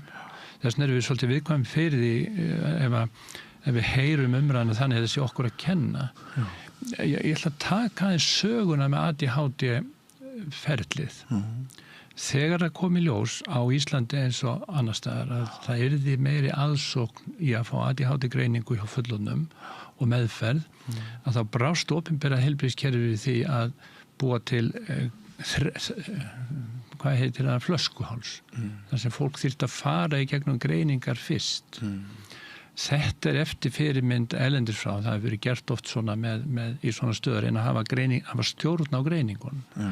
En flöskuhálsin var svo þröngur að það hendaði ekki Íslendingum og það eru ekki þessum hópi sem er hvatvís og kraftmikill. Þannig að fólk leitaði annað. Og hvert leitaði það? Jú, það komst ekki að hjá geðlæknunum því geðlæknarnir voru uppteknir og stóðu líka á bremsunni, vildu vera varkárir. Þannig að þeir leituðu til sálfræðingarna sem að hafa greiningatæknina og það er þá sjálfstætt starfandi sálfræðingar sem gátu boðið upp á greiningarnar. Þær voru ansi dýrar og eru dýrar. En þar með var flöskuhálsin hjá ríkinu horfin og margir hafa verið að fá greiningu hjá sálfræðingunum, borga mikið fyrir það og vilja þá fá lyfjameðferð. Vegna þess að það er einhvern veginn svona lenskan að þú ert komið með ADHD greiningu og þá eigir að fara á lyf sem er reyndar ekki rétt. Það ýmislegt annað hægt að gera og enn og aftur það ekki fyrsta hugsun hjá geðlæknum að gefa lyf. En svo einkennilegt sem það var og sálfræðingar sem ekki gefa lyf og kannski vita lítið lyf, það eins og þeir hafi haft áhuga á því að flestir sjúklingarnir færu á lyf. Þarna myndaðist mjög stór þrýsti hópur. Og hann þá komin inn til geðlæknisins með þá skoðun að hann eigi að fara á lyf og krefst þess. Þannig að flöskuháls aðferð ríkisins virkaði bara alls ekki. Og þannig hefur ferli verið og við höfum verið í talsveit miklum erfiðleikum með þetta geðlækna því að það hefur svo mikill þrýstingur á okkur að gefa þessi lyf og við vitum að það er ekki hættulaust og það þarf að gera djúpstæðara mat og kanna heilsuna almennt og allt þetta tekur tíma. Greining hjá sálfræðingi ætti að fara annað. Já, það þyrfti bara að vinna þetta betur. Sálfræðinga viðtalið og greiningin kannski 2-3-4 viðtöl kostar 100 til 120.000. Fólk vil fá eitthvað fyrir það. Viðtalið hjá geðlækni niðurgreitt af ríkinu. Það tekur svona 4 til 6 viðtöl fyrir geðlæknin að gera þá greiningavinnu sem hann vil. Ég fæ í hverju viku samtal frá hámenntuðu fólki sem vil fara á ADHD meðferð og það heldur að sé nóg að hringi mig. Það er hægt að breyta þessu, þetta fræða fólk miklu meir þetta. Hvaða kostir geta verið aðrir hreyfing? Fræðsla fyrst og fremst. Fræðsla? Já. Ef við tökum annan svona nýjan sjúklingahóp, það er fólki með kulnun. Einmitt. Man skilst nú annað hver opinber starfsmaður í efra lagi sé í veikindafrí. Og þetta er svona í löndunum í kringum okkur og ég vinn líka mikið í þessu. Og þar er líka tækifærið að bæta og gera öðruvísi og þar við í mikill hættu á sjúkdómsvæða vegna þess að allir ein skoðun komin fram að ef þú sért komin í kulnun þá að fara í langt veikindafrí. Það er ekki rétt. Það fyrsta meðferðartækið við kulnun fræðsla og byggja upp sjálfstekking og átta sig á streituvöldunum og hverjir þetta breyta í starfsumhverfinu. Komast úr vanvirkni í virkni. Já. Og þarna ekki verið að nota mikið að lyfjum og þarna horfur mjög góðar. Flesti ná sér sem að hafa kulnun. Þeir sem að fara á efstastig og með sjúklega streitu, þeir lengur að ná sér en þeir ná sér samt flestir. Þeir geta þurft að vera frá vinnu. En þarna ef ég held áfram aðeins í þessum gír, þarna hefur eitt gerst að þarna hefur orðið til á síðustu 25 árum mikil starfsemi út í atvinnulífinu. Það sem hafa komið mannauðsfræðingar og að vinna í fyrirtækjunum, í forvörnum, til að styrkja mannauðin, hjálpa fólki smá í erfiðleikum, koma því í meðferð, styðja það þegar að koma tilbaka og þetta nýjung sem gríðarlega öflug forvörn og ekki mikið talað og þarna væri aftur hægt að gera rannsóknir til þess að kanna áhrif þessara nýju starfstéttar og þessara nýja þáttar í rekstri fyrirtækja sem þau borgar sjálf taktu eftir, ekki heilbrigðiskerfið og sjá hvað áhrif þetta hefur haft á geðheilsu þjóðarinnar og ég held að svona í pínulítilli stríðni við félaga minna læknana geti ég sagt að við læknarnir og heilbrigðiskerfi hefur bara svolítið mista lestin að vinna með forvarnir. Jafnvel heilsugæslan hefur ekki tíma til að sinna forvarnum. Forvarnirnar eru komnir út í atvinnulífið og það ber að hrósa fyrir það. En hvernig skilgreinir kulnun út frá sjónarhóli geðlæknisfræðinnar? Sko, við getum skiptast í 3 stig. Að streita þýðing á orðinu stress og í raun og veru bara þreytueinkenni sem hverfa við hvíld. Kulnun sálfræðileg lýsing tekin úr vinnusálfræði og þýðing á enska orðinu burnout og líka þreyta en meiri þreyta sem að losnar ekki auðvitað við og svo yfirleitt komin svefntruflanir, kvíði og depurð og skapbreytingar og líkamlega einkenni eins og verkir. Og þannig það svolítið breytt og þar eru þeir sem eru með milda kulnun, flestir sem vinna í álagsstörfum hafa farið inn í kulnuna sviðið. Þú eru örugglega gert það, ég hef gert það. En svo eru þeir sem fara lengra, þeir eru miklu færri og þeir eru oft komni með skerta vinnugetu.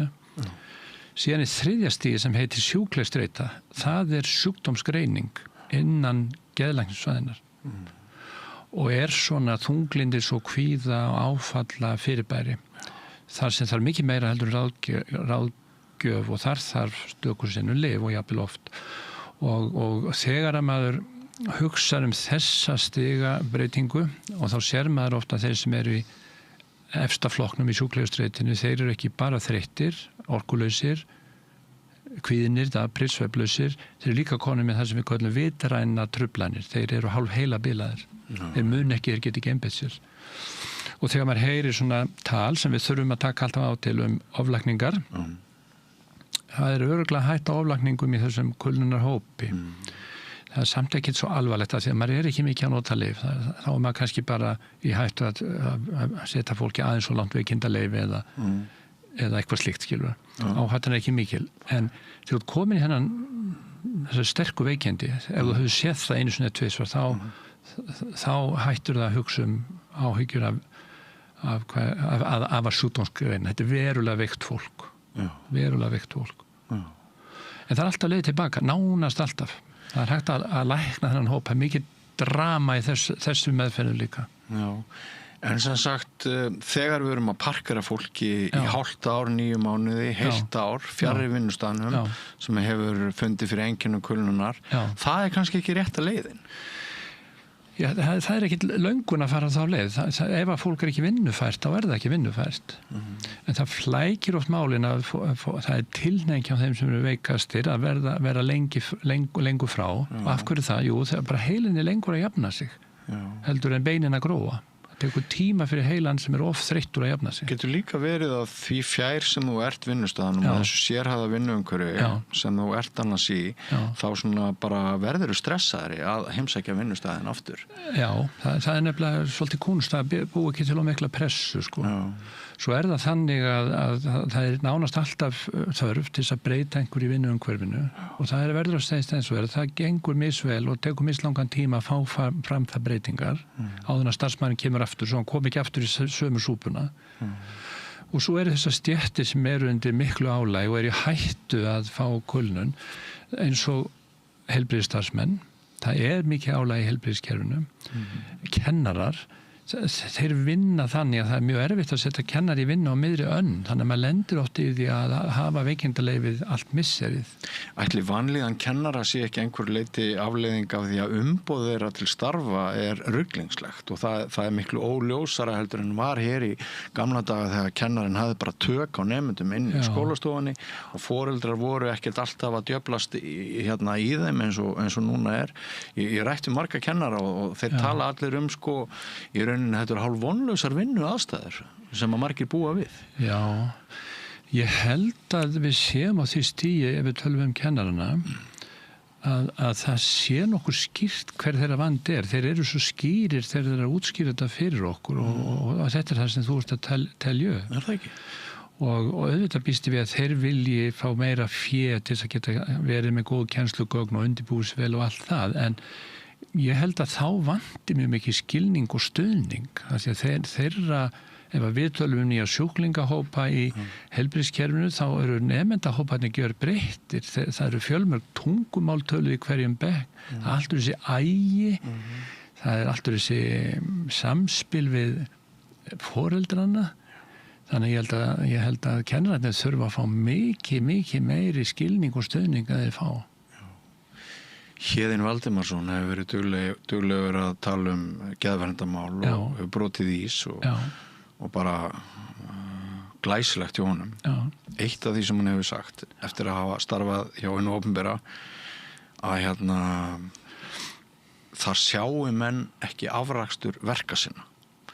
Frá því að kannski einhverju hugmyndir sett fram og fara allir rýnuhópar og vinnuhópar og þetta er svona þessi löngu ferli eins og ég þekki svolítið eftir að hafa unnið hjá stjórnsýslustofnunum í íslenska kerfinu að afrakstur vinnuðinnar hann kemur svo seint fram ef hann kemur þá einhver tíma fram og hvort sem hann segir þetta galgopalega eða fullri alvöru þá þetta veldur náttúrulega einhverju firringu og getur vel ítt undir geðveiki.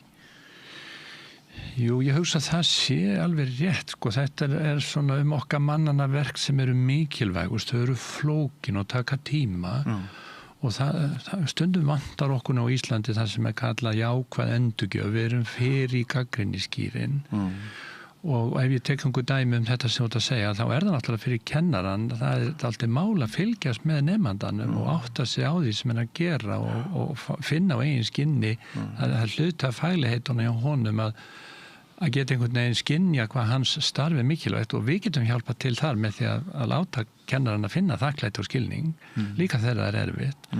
Og þannig það í heilbrigðiskerfinu og sérstaklega okkur geðlæknum að við erum oft mjög lengi að fá fram lækningu. Þannig að við þurfum að þola það og gefast ekki upp þó að það sé erfitt að meta árangur eins og sjáum við hann smátt og smátt.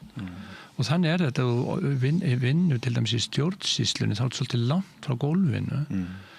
Þannig að við þurfum að tala þá meira saman og láta þá sem að eru þar finna hvað ákvarðanir þeirra skipta máli og þetta held ég nú að við séum að gera. Við erum svo lítið samfélag, svo stuttar leiðir á milli okkar og það líkur við að maður geti tekið upp síman og hringt í ráðherra og sagt hugsin, en kannski getum við gert þetta betur. Flækjustigin í stofnanaheiminum verða alltaf meir og meiri, sko. Jú, en þarna, að því að tala um þetta, þarna trú ég, í þessu máli trú ég meira á jákvæðan en niðurrífandi gagnrýni, að maður einhvern veginn að mynda tengingu og tala fyrir málum og ég að vona svolítið núna þegar ég að tala við að ég geti komið aðeins tali hvernig við ættum að geta kannski varið réttindi alvarlegra geðsjúkra þeir sem eru geðfatlar. Ég held hreinlega að við þurfum að taka það skref að verja þeirra hlut betur. Já, hvernig gerum við það? Já, þetta nú það sem ég að velta fyrir mig þessar dagana og ég hef góða tilfinningu fyrir heilbrigðisyfirvöldum. Við erum með lækni í embætti ráðherra, heilbrigðisráðherra og fleiri lækna inn í ráðuneytinu sem við trúum að skilja þessa hluti betur og ég hef heyrt ráðherra tala um það hvernig þurfa að bæta lagalegu stoðir heilbrigðiskerfisins sem hljóma mjög vel og það sko fyrir geðfallan einstakling sem komin eiginlega á forsjá ríkisins í örorku eða á langtíma endurhæfingarstyrk. Réttindi hans eru held ég ekki nægilega vel tryggð. Ég ætla að segja svona sögur þetta, þetta svona mikið... Oft best að skilja heiminn með sögum. Þetta eitthvað sem dagleg vandamál hjá mér. Ég get verið með einstakling sem ungur, hann svo veikur og skertur, að það væri heppilegast að koma honum á örorku. Hvers vegna? Jú, til að hann eigi mat í magan og hann upplefi ekki þrýsting á sig. Hann geti byggt upp líf sitt í kringum þá fötlun og skerðingu sem hann hefur. Þá færa líka auðveldari aðganga heilbrigðiskerfinu og ýmis réttindi, ekki bara styrk. Kerfið þannig uppbyggt núna til þess að reyna að hindra þeir sem minna vegi til enda örorku að það kemur þrýstingur á hann að fara fyrst á endurhæfingarstyrk sem getur þess að vera í mörg ár 6 mánuði í einu en til þess að fái hann þarf hann að leggja eitthvað að mörgum í endurhæfingu og stundum hefur hann ekki aflið það þá fær hann neitun örorkuna og neitun endurhæfingarstyrkin sem brýtur hann endarlega niður. Já, þá hefur hann bara ekki í sig á og brýtur hann niður og í svona stöðu finnst okkur geðlæknunum stundum ekki hlusta nægilega á okkur, við þekkjum sjúklingin við þekkjum kerfið ég get ekki annað dæmi það ungur einstaklingur sem þá í svona endurhæfingarferli og komin á endurhæfingarlífeyri en það gengur vel hjá hann og hluti af endurhæfingunni verður að hann kannski komist aðeins í vinnuprufanir og það sé að koma honum í nám á einhverju stigi þegar hann kannski búið með svona 2/3 af endurhæfingunni, þessari geðrænu endurhæfingu að þá fer hann yfir einhver mörk sem kerfi hefur hann að lesa á margar einingar að vinna á margar klukkutíma og þá dregur Tryggingastofnun stuðningsinn tilbaka og segir hann getur ekki verið endurhæfingarstyrk og þá getur ekki endurhæfingin haldið áfram og aftur, það ekki hlustað nægilega mikið á okkur geðlæknuna ég get ekki þriða dæmi einstaklingum svona ekki kannski alvarlegustu tegund af geðsjúkdómum en samt með einhverja skerðingu fer í starfsendurhæfingu og virk sem hlut af endurhæfingunni og það samspil við Tryggingastofnun og þessi kerfi vinna saman í að styrkja einstaklingin og hann nær árangri og nær meiri getu og þá útskrifast hann frá virk með 50% vinnugetu, hann ekki með fulla getu og þá hefur hann ekki nægilega mikla vinnugetu til þess að komast út á vinnumarkaðan og hafa í sig og á, hann getur verið í einhverju hlutastarfi, en hann með of litla skerðingu til að sækja örorku. Þannig að hann lendir í fátækragildu. Þetta eru gallar í kerfinu sem að mér finnst stundum jaðra við mannréttindabrot og ég held og veit að þeir sem vinna í stofnununum, þeir sem eiga kannski erist með að sjá árangurinn af ákvörðunum sínum. Ég trúi því og veit að þeir vilja ekki hafa þetta svona kerfið, þetta svona computer says no mál sem að við verðum að eyða. Og einleitt að gera að fara vel ofan í lagalegu hlið þessara mála, hvort það þurfi einhverja sérstaka löggjöf fyrir geðfallaða sem að við erum svolítið tvístígandi með, því við viljum ekki heldur taka þá í eitthvað sérstakt horn í lagalegum skilningi, þetta bara almenni borgarar með geðföllun. En þarna verk að vinna. Má draga þetta saman í að við þurfum í sumum tilvikum að leggja mennskuna bara við fræðin og útkoman bara svo ótreysta? Jú, en þarna er þessi fjárhagslega hlið sko, og tryggingin sem í almanna tryggingunum er oft svolítið óljós. Þannig að heilbrigðiskerfi ekki alltaf hvað ég segja sanngjarnt. Þannig að það þarf eitthvað meira en mennskuna, það þarf að fara ón í reglurnar og gera þar þá meira en mennskar. Reglur og lög eru til þess að auðvelda mennskuna og okkur lífið. Það maður þá kjarki í það. Og ég hef á tilfinninguna að þessi hugsun sé í stofnununum og í ráðuneytinu og ég að velta fyrir mig hvernig óskupunum við getum ítt undir þessa þróun. Kannski væru þessar fyrirstöður ekki hinn og sömu ef við erum að tala líkamlega veikindi. Mig grunar það. Og nú ætla ég að koma þér óvart. Ég ætla að spyrja þig hvort þú sért komin svo langt í fordómaleysinu gagnvart eigin starfsgrein og geðveikum. Myndirðu segja mig satt ef ég spyrði þig hvort þú hefur einhvern tímann stríkt sjálfur við geðveiki? Ég myndi gera það, já. Svo fyrir ég að hugsa, ef ég hefði orðið mjög alvarlega geðveikur myndi ég upplýsa þau það. Ég hef verið heppin, ég hef ekki orðið alvarlega geðveikur. En ég hef náttúrulega átt svona tímabil þar sem að kulnunin gekk á langt og var svona alveg á mörkunum að fá sjúklega streitu. Og þá hafði ég gott fólk í kringum mig og heppin að vera í góðum stuðningi fjölskyldu. Og svo hef ég bara átt þessi áfalla tímabil eins og fólk hefur þegar einhver veikist alvarlega. Svo hef ég einu sinni fengið alvarlegt kvíðakast sem svolítið áhugavert. Þeir sem að vinna, ég hef líka lent í því. Þeir sem vinna með það, þeir segja að öll fái við 1-2 svona mjög slæm kvíðakast á ævinni, þó að sé aldrei neitt meir. Og ég man eftir þessu, ég var unglingur, ég var alveg viss að ég væri að deyja, sko. Púls alveg upp og öndunarerfiðleikar og allt saman. Já, en það sem er skrítið við þetta, ég fekk öll í sengina, það sem er skrítið við það, ég vissi aldrei alveg hverju það var. Skilur. Og veist það ekki enn? Nei, raun og verið ekki. Svo hef ég þetta með fíknina, að ég hef verið svo logandi hræddur við áfengi. Ég hef aldrei prófað neina eiturlyf, ég myndi bara ekki leggja í það. En mér finnst gott að fá mér í glas, en ég er logandi hræddur við áfengi. Það er áfengis vandamál í fjölskyldunum minni. Og ég sé náttúrulega í starfinu skaðan sem það veldur. Þannig að ég er með svona ýmis trikk og umgengnisreglur sjálfur til þess að passa mig, að fara vanlega.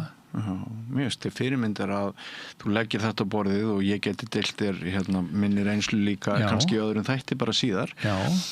En svo ert þú líka að mér skilst sá aðili, sá læknir sem hlustar á reynslusögur og erfiðleika margra annara lækna. Er það ekki rétt skilið hjá mér? Jú, það er síðustu árin, svona áratugin, þá hefur það þróast yfir í það og það er hlutverk sem að mér þykir gott að geta talað og þykir vænt að við höfum innan læknasamtakana eitthvað sem er svona óformlegt en kalla læknar fyrir lækna sem við getum leitað til ef við erum sjálf í erfiðleikum og það er mjög mikið álag í heilbrigðiskerfinu og við náttúrulega getum orðið veik eins og aðrir og það er viðkvæmt mál og ég er einn af þeim læknum sem hefur verið í þessum hlutverkum og verið umræðin þá. Við erum með umræði í gangi núna líka á læknadögum sem er okkar svona samkunda í janúar, hvað við getum gert betur, verður núna rætt hvað við getum gert betur. Já. Þannig ég hitti marga lækna sem eru í veikindum og hvað er að þeim? Jú, yfirleitt er einhver álagstengd vandamál eða fíkn. Já, það er nefnilega það. Já. Er ekki hæg heima tökin hjá lækni að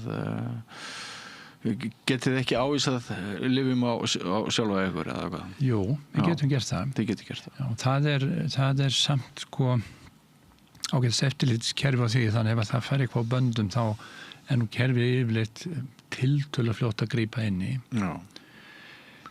Eitt sem að ég stundu spurður er ekki læknar erfiðir sjúklingar? Já. Nei, það er eiginlega þveröfugt. Já. Mér finnst þeir kannski koma oft full seint. Já.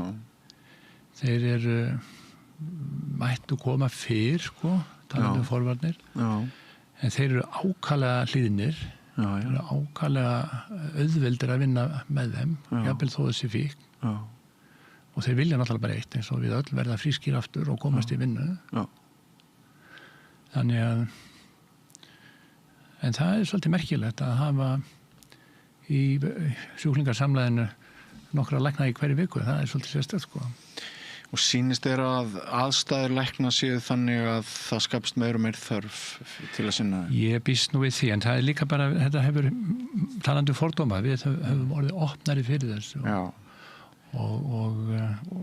Og aftur svona þetta starf mannauðsfræðingana, þeir lyfta undir þessi störf að koma fólki áfram. Ég þekki nokkra unglækna, þeir vinna enn í þessu bilaða kerfi, þeir sofa ekki neitt, það hefur verið að brjóta niður ungt fólk sem á að lækna okkur hinn með einhverju bara fáránlegu vinnu álagi. Já, þetta er alveg rétt og það er einhver svona miskilin stemming eða kultúr í heilbrigðiskerfinu, þetta þurfa að vera svona. Já. Og þeir sem er að koma inn í kerfi núna, þeir held ég allir ekki að kaupa þetta verði svona. Það er eins og eim eftir að einhverju sjómennsku, þetta er að vera einhver manndómsvíksla að vinna 20 tíma á sólarhring í brjáluðu veðri, hálfsmánaðatúr. Þetta er ágæð samlíking og þetta skapaðist náttúrulega því að það var skortur á læknum hérna, bara fyrir nokkrum áratugum síðan, það er reyndar ennþá læknaskortur sjálf. Það vantar 200 lækna í heilsugæsluna. Það er líka vegna þess að þið takið ekki gildar háskólagráður í skólum utan Íslands og eru mjög svona sitið mjög vel að ykkar. Já. Er það ekki einn ástæðan? Sko, þetta er nefnilega svolítið skrítið mál. Þegar ég var í læknadeildinni, ég er útskrifaður 85, þá fengum við að heyra það frá fyrsta degi. Við vorum mjög mörg og þetta var fyrir daga fjöldatakmarkan í læknadeild. En fjöldatakmarkunin gerðist síðan í bara prófunum að við vorum bara felld ef við urðum eitthvað ofmörg, sko. En við fengum að heyra það á hverjum einasta degi allt læknanámið. Hugsaði þér að heyra þetta á hverjum degi 6 ár, það verður aldrei vinna fyrir ykkur á Íslandi. Nú er þessi árgangur minn í lykilstöðum í heilbrigðiskerfinu. Allir fengu vinnur sem vildu. Núna vantar mjög mikið lækna. Það vantar ekkert marga lækna í mína stétt, en það vantar svolítið geðlækna í stofuvinnu, þeir eru flestir inn á spítalanum. En það vantar mjög marga heimilislækna og það vantar í marga sérgreinar og við erum að reyna að bregðast við því með því að mennta fólk hér heima, það sé auðveldar að komast í sérnámið, það er alltaf stórt mál að fara út og háskólinn hefur ekki treyst sér að fjölga mjög hratt nemann sem eru teknir inn sem að mér finnist að mætti ræða betur því að þetta er í raun og veru skipulagsmál og í staðinn hafa þá íslenski læknanemar farið erlendis, mest í Slóvakíu og þær eru fleiri hundruð manns í námi. Þetta er fólk sem er að skila sinni heilbrigðiskerfi aftur og fær vinnu hér og verða líkistalsmennir og eru þegar orðnir það hér heima. En þeir eru að mennta sig algjörlega eigin kostnað og kostnað foreldra sinna. Og ég skil ekki alveg íslenska ríki að vilja ekki leggja meira áherslu á það að mennta lækna eins að þessi hópur, hann verður öðruvís en við sem tókum grunnnámið hér heima. Við erum komið með tengingu og heilbrigðiskerfi þegar við förum út í sérnámið. Við vildum koma heim. Þessi hópur mun dreifast um alla jarðir, hann mun ekki endilega skila sér til Íslands. Og það er tap fyrir íslenska kerfi og ég hef verið svo djarfur að ef að spítalarnir í Reykjavík og háskólinn geti ekki tekið fleiri nema að stofna læknadeild á Akureyri, háskólinn á Akureyri. Já, því ekki. Í Martin í Slóvakíu er lítil læknadeild fyrir útlendinga. þeir borga meira heldur en innlendir. Það bara opið. Frábær hugmynd. Og þeir gera úr þessu business og búa til mjög gott nám í kringum þetta. Já. Það að stærra gráðu sem Akureyri myndi vel ráða við og Akureyri geti alveg dreigið til sem nema frá eins og Slóvakar gera frá Noregi og Danmörku, Þýskalandi. Já. Og þá getur íslenski læknanemar verið þar kannski á aðeins lægri skólastyrk sem íslendingar og mynda þá tengsl við til dæmis Sjúkrahúsið á Akureyri sem í vandræði með mönnun. Akkurat. Af hverju ekki? Læknadeild við Háskólann á Akureyri. Þetta hljómar er svo brilljant hugmynd. Hún er ekki endilega alveg ný, hún var til einhver tíman fyrir heinum 10-15 árum síðan en fór ekki á flug, þannig að ég er svona að reyna að endurlífga þessa hugmynd. Þú ert sjálfur að norðan? Já. Akureyri? Já. Og þú ert að skrifa pistla geðheilbrigðismál í Akureyri net hjá hann Skapta. Já. Þannig að hugurðin er alltaf, þú horfir alltaf að einhverju leyti norður. Já, veistu, ég hef verið að hugsa mikið um þetta, að því við erum að tala möguleika á námi og annað. Ég er bara mennilegur strákur á norðan, úr innbænu sem kallað er. Og hvað er ég? Tæplega 50 kynslóðum frá landnámi og einhverjum 5 kynslóðum frá torfbænum. Og samt er ég með æðstu menntun sem hættir að fá í landsvæði af venjulegu heimili þar sem voru ekki miklu peningar. Það er samfélaginu að þakka.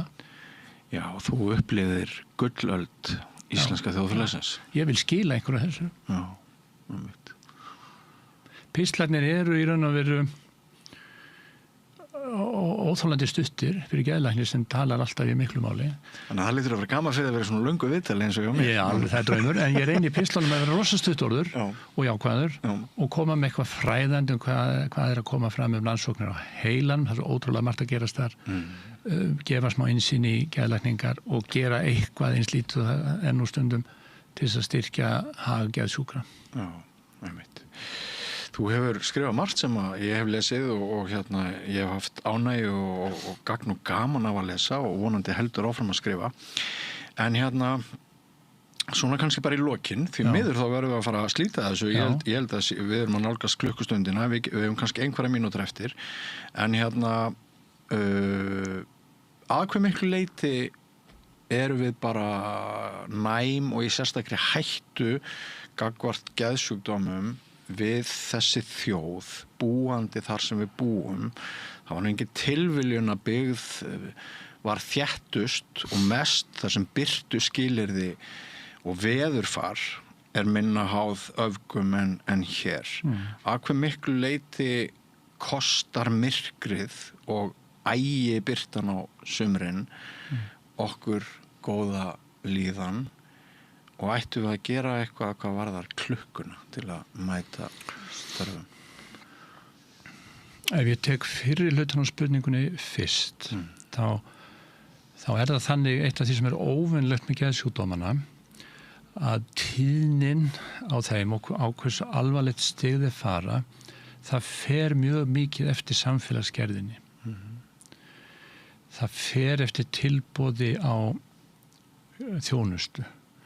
Og það fer eftir seglunni í okkur. Við höfum mikla seglu, það hefur verið skrifaði greinar við höfum sérstakt þol gegn myrkrin til dæmis. Já, við notum líka hugtaki skammdegi í Stunglindi. Já, en ég held að sko, ef fólk átt að segja á því hvað geðsjúkdómar háðir aðstæðum okkur á umhverfi og skoðunum okkur á samskiptum, þetta er svona það sem við köllum stundum sálfélagsleg fyrirbæri.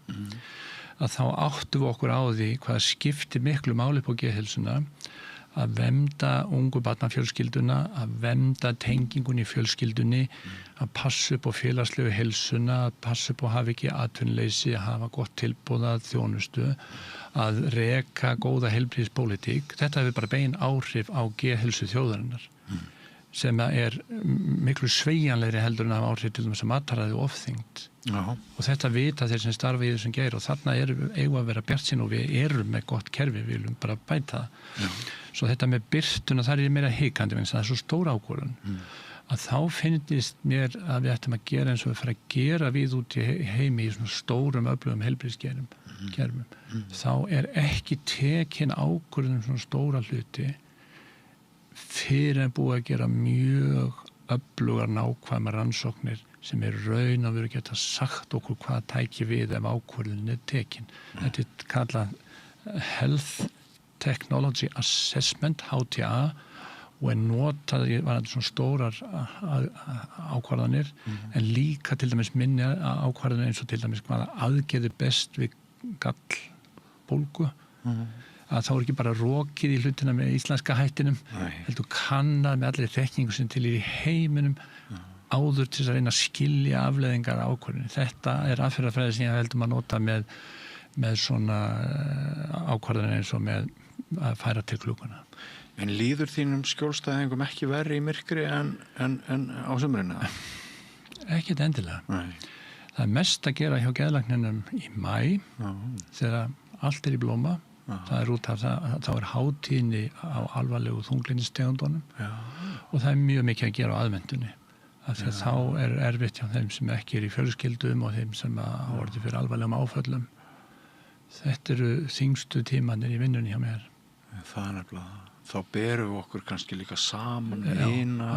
Takk eftir, þetta eru tímar sem við hinn frísku upplifum sem jákvæða. Já, þegar mér hefur liðið illa sko, hér á árum áður þá einmitt, þá tengi ég við það að sko því meira sem maður fylgist með svona high flyers þá og þeim sem maður heldur að sé að hafa það miklu betra en maður sjálfur því meira hætta á að maður sunki niður sko. Þú veist að mér finnst svo gana að tala við þig og ég bara vona að það sé gagnlegt. Ég eiginlega fann að láta mig dreymum og fá að koma aftur til þín. Það ekki bara? Já. Og þá kannski stíg ég skrefinu lengra heldur en núna og ræði mína eigin reynslu hér fyrr á tímum. Mér líst vel á það vegna þess að reynslusögurnar eru svo dýrmættar og þær gefa upplýsingar, tengingar og eyða fordómum. Og það eitthvað sem við getum öll unnið með. Já, ég að tala sko tímabil 1988 til 1989 engum. Þannig að það langt síðan, en samt þá maður situr náttúrulega uppi með sjálfan sig og það eru endalausar áskoranir. Í geðmeðferð þá hugsa maður alltaf hvernig getur maður náð bata sem fyrst náttúrulega en svo hugsa maður alltaf hvernig getur maður náð lengra. Hvernig getur maður komið í veg fyrir þetta gerist aftur þá hann aldrei svið í fíkninni. Hvernig getur maður stuðlað því að einstaklingurinn eflist styrkist.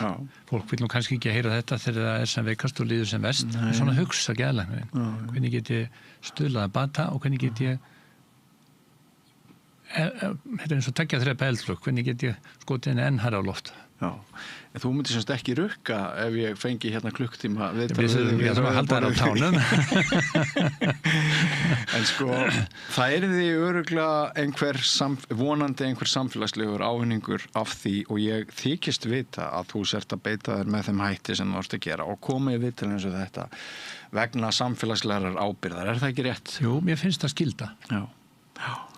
Og bara vonandi fáið alltaf fleiri og fleiri inn á þessa hugsun það minna gagna okkur en ella ef við erum lokuð af í okkar fílabins veistu leiða mér að tefja hann við læknar, það feimnismál hjá okkur læknum þessi þáttur í starfinu þessi, hvað ég var að segja samskipti við fjölmiðla? Nei, þessi þáttur sem maður kannski gæti kalla bara köllun. Við tölum ekkert mikið það, en hún þarna hjá flestum. Já, einmitt. Og eitt sem ég teki eftir þegar maður fær ráð til dæmis hvernig við ráðum við streituna frá svona góðum rannsóknarstöðum ellendis og þeir eru búin að liggja yfir þessi rannsóknum hvað í hegðun okkar og hugsun stuðlar að því að ég ráði betur við streituna. Jú, það svolítið merkilegt en það þetta að gefa af sér. Finna að maður gerir gagn. Hafa löngun til að bæta. Það gott streiturráð. Einmitt. Finna tilgang og gefa af sér. Þetta verkefnið á hverjum degi. Þetta verkefnið á hverjum degi. Já, við vitum þetta kannski en það gott að fá út úr svona rannsókn. Ég sammála því og það mjög gott að heyra mann eins og þig segja það. Já. Sko, einhvern tímann skrifa ég bók blaðamennsku. Blaðamennsku og eitt spyrillinn sagði blaðamennska ekki bara eins og hvert annað starf? Nei. Góð blaðamennska sprettur upp að einhverju sem við getum kallað hugsjón. Og ég alveg viss að hvort sem það feimnismál hvernig þið ræðið ykkar starf til læknirnir, þá það eitthvað sem keyrir okkur flest áfram. Og það skiptir eiginlega meira máli heldur en flest annað það ekki? Já, ef við erum nú svolítið skaldlegir og það er upphaf aðvendunar og bók Gunnars Gunnarssonar aðvenduna, hún fjallar þetta. Akkurat. Að vaka yfir því litla í hvaða stafnir þú ert. Bjarga þó að það ekki um að nokkra rollur. Og blaðamaðurinn í þessu og kennarinn sem hún tala áðan. Kannski vantar okkur bara meiri umræðum feimnislaust hugsjón og hvað það þýði og hvernig maður vinnur með það. Það held ég. Mér finnst vera þörfaði til dæmis í heilbrigðiskerfinu að tala það hvernig við getum unnið starf okkar án þess að missa heilsuna sjálf. Og skildu nú ætla að það væri tölvört brýnt umræðu og umfjöllunarefni. Já, það er að heimfæra þessa hugsun yfir á svo margt og margar starfsgreinar og þið blaðamenn og fjölmiðla fólk í þessum aðstæðum sem í dag, þeir eru afar mikilvægt stétt. Gjörum okkar besta. Þurfum að reyna að setja okkur inn í marga heima og kima og það er búið að vera mjög skemmtilegt að ræða við þig. Sömuleiðis.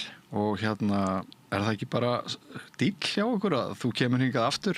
Ég er til. Hvort sem að það verður til þess að ræða persónlegar geðveilur Björns Þorlákssonar aftur í tíma. Eða mínar. Eða samfélagsins. Já, mér finnst þú komin svo látt með þetta. Ég vil gjarnan, ef að þú telur þessi gagniði og fólk horfir og hlustar á okkur, þá kem ég með gleði. Hvað segir þið? Hvað segja áhorfendur og hlustendur? Myndu þið telja gagna því? Já, sjáum hvað þeir segja. En kæra þakkir Ólafur Þór Ævarsson geðlæknir. Það er búið að vera, það hafi verið forréttindi að ræða við og takk fyrir að miðla öllu því sem þú hefur sér sagt. Innilegustu þakkir. Og áfram höldum við götuna, kæru hlustendur og áhorfendur, nýr kafli eftir andartak. Ertu með fundi, fræðslu eða kynningar? Vorstjarnan býður baráttuhópum og félagasamtökum aðgang að ódýru húsnæði í 105 Reykjavík. Hafðu samband á vorstjarnan@vorstjarnan.is. Gerist áskrifundur á samstöðinni og taki þátt í að byggja upp öfluga og róttæka samfélagsumræðu.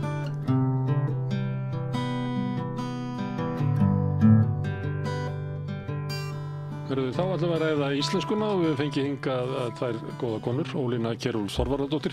Þú ert prófessor og deildarforstjóri á Bifröst og svo áttu sæti í íslenskri málnefnd. Sætti það. Og ert áhugasöm íslenskuna. Mætti kalla þið svona verndarsinna? Verndarsinna, já, en samt snýst nú það að vilja vega og vanda íslenskrar tungu snýst samt ekki bara að vernda tungumálið, heldur líka kannski að leyfa því að þróast og bara að það nýtist okkur sem móðurmál, sem þjóðtunga. Það eru nokkur sjónarmið sem koma þar til greina, til álita. En ég nefndi verndarsinni að því að kannski eins og Eiríkur Rögnvaldsson og svona sem er svona kannski meira svona fljótað horfir á að tunga geti orðið til. Ekkert voru þið tvö að ræða við mig og þið eru með svona aðeins ólík sjónarmið, ólíkar áherslur. Ég tel að tungumálið okkar sé í miklum vandastatt og það þurfi að standa vörð það núna og sú viðleitni, hún í raun og veru, það er eiginlega megin sjónarmiðið. Frekar heldur en að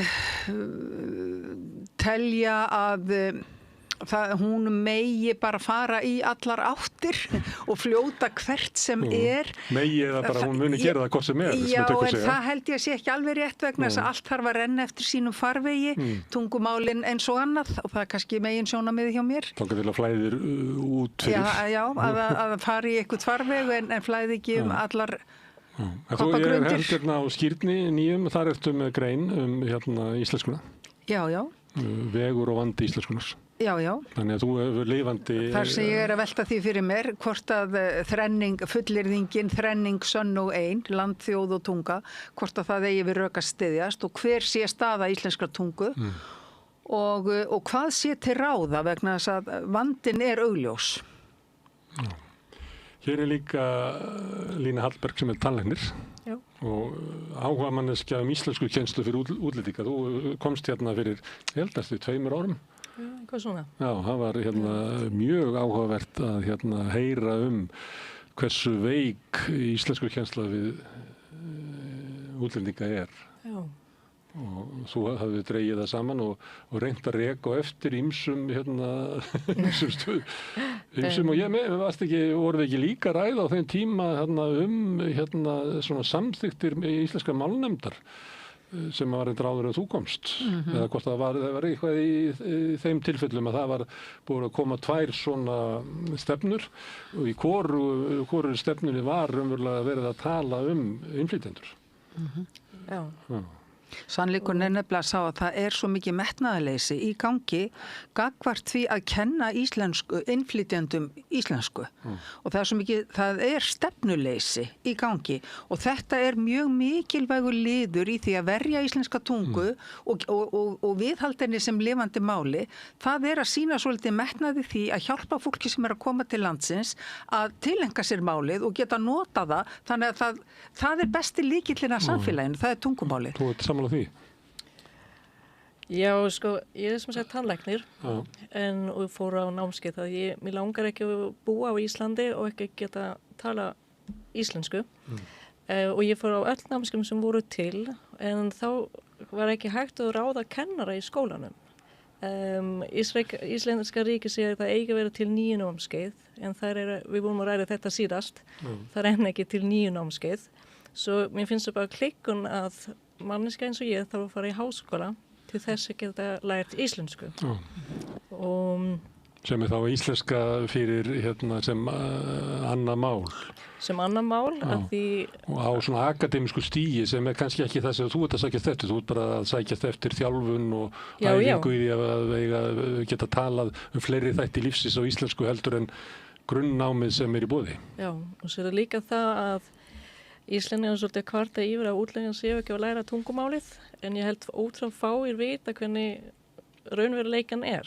Af því það eru ekki til námskeið, það er ekki til kennsluefni, það vantar bara líka fyrir krakkar á Íslandi. Það er ekki til nú bækur til að lesa eða sjónvarpsefni, allir bara YouTube og slikt. En mér finnst það alltaf lofað og sagt og gert og svo gerist ekki neitt. Já.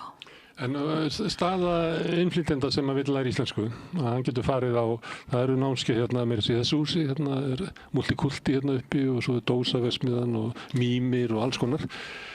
En þar getur maður orðið bara svona slarkhæfur. Sko það er þetta til, ég hef búin að prenta þetta, ég segi ekki neitt rangt.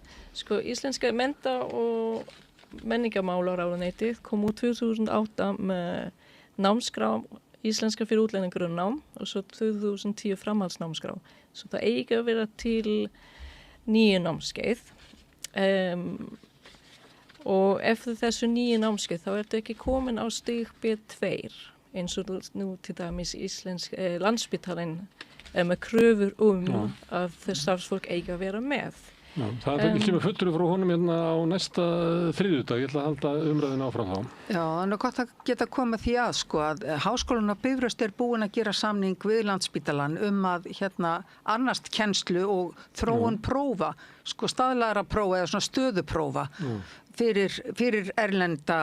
Upp í þetta B2. Já, og við höfum verið með síðustu ár framboð á íslensku fyrir erlenda nemendur sem eru í háskólagátt og endurmenntun hjá okkur.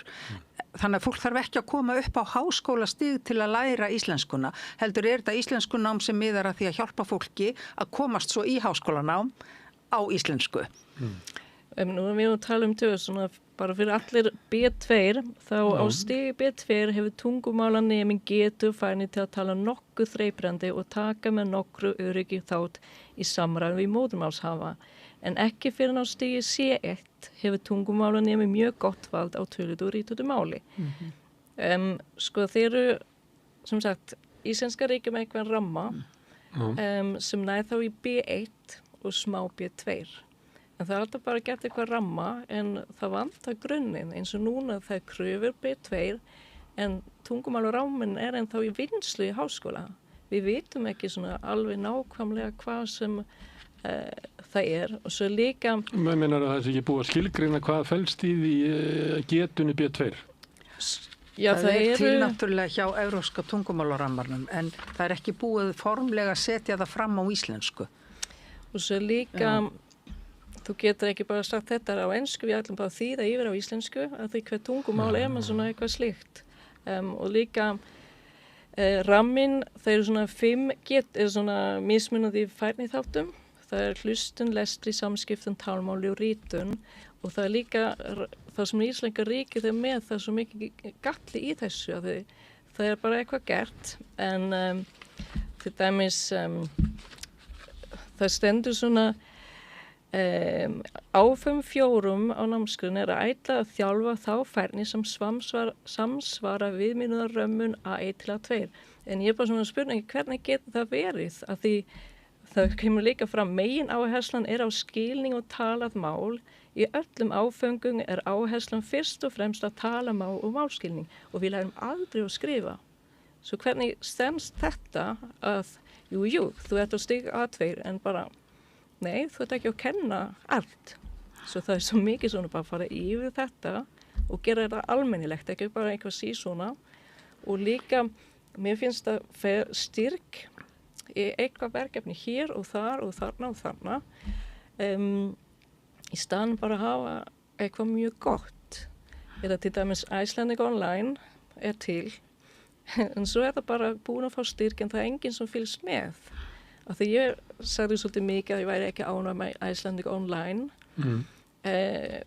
sem ég var mjög gagnrýnd fyrir svo ég ætla bara að fara inn í Icelandic Online og sjá einu sinni hvernig það en ég komst ekki inn í kerfið og ég sendi tölvupóst á háskólan en það var sumarfrí svo það var 7 vikur og ekki hægt að komast inn í kerfið og það ekki nú gott. Svo þetta lýsið svona eins og það vanti alvöruna í þetta verkefni sem aldrei risastórt verkefni, ekki hvað, næstu 60-70 manns á Íslandi sem Jú, ég meina OECD hefur gefið út skýrslu sem sýnir að innflytjendum fjölgaði mest á Íslandi í OECD-löndunum og aðeins 18% þeirra sem að flytja til landsins telja að eigin mati að þeir geti talað sér til gagns. Þetta lægsta hlutfall í öllum OECD-löndum, það 60% yfirleitt í öðrum löndum. Þetta segir svolítið hver staðan á Íslandi. Hún alveg afleitt, hún fyrir neðan allar hellur. En hún bara afleiðing af því að við höfum ekki gert þetta. Og það sem hún að lýsa, hún Lína, að sko það vantar alla alvöru í málið, það vantar alla yfirsýn og eftirfylgni. En þetta að mínu mati sko vandi málefna íslenskunnar í heildsinni bara í hnotskurn. Allt sem varðar stöðu íslenskrar tungu einhvern veginn á þessa bókina lært. Málaflokkurinn vistaður í 5 ráðuneytum. Þú getur bara rétt ímyndaðir hversu mikil yfirsýn þá yfir málaflokkin. Þegar 5 ráðuneyti að togast á íslenskuna eða íslensku fyrir... Nei, bara íslenskuna. En íslensku kennslan, hún líka skipta með til ráðuneyta. Já, ég bara segja, þessi málaflokkur, íslensk tunga í 5 ráðuneytum. Sko, kennsla fyrir fólk með annað tungumál en íslensku, það mikilvægur liður í þessari heildarmynd, en það ekki það eina sem að... Nei, en ég að tala heildstætt. Það líka skipta á milli margra ráðuneyta. Það af því þetta félagslegt málefni, þetta tengist vinnumarkaðnum, svo það menntamálin og svo það aldurstengdir menntunar, hvort að það skólakerfið eða símenntunarkerfið og svo framvegis. Og þetta vandinn sko og í málefnum íslenskunnar þá verið að setja stefnur og festa í lög ákveðna hluti án þess að það sé nein eftirfylgni tryggð og þannig að þetta kjarni máls, þetta kjarni vandans. Það svolítið skemmtilega að nefna þetta að því fyrir 3 árum þá sendi ég tölvupóst á félags- og vinnumarkaðsráðuneytið, mennta- og barnamálaráðuneytið, Útlendingastofnun, Dómsmálaráðuneytið, Menntamálastofnun, Háskóla, iðnaðar, nýsköpunarráðuneytið og eitt tungumál Mimi. Og spurning var samkvæmt reglugerð prófi íslensku fyrir umsækjara íslenskan ríkisborgararétt miðast efnisþættirnir og þyngd íslensku prófa við lokamarkmið í námskrá Menntamálaráðuneytis 2008 grunnnám íslensku fyrir útlendinga. Og með hvaða námsefni mæli því fyrir fólk sem getur ekki farið á staðbundið námskeið vegna búsetu eða fólk sem hefur ekki efni á því að borga fyrir tungumálanámskeið. Og svörin annarkvort fekk ekki svar, svör eða Útlendingastofnun svarar einhverju en ekki spurningu. Það var bara eitthvað bull sem kom tilbaka. Menntamálastofnun segir, við hjá Menntamálastofnun kom ekki að fræðslu til fullorðna. Þá svarar og þá sendur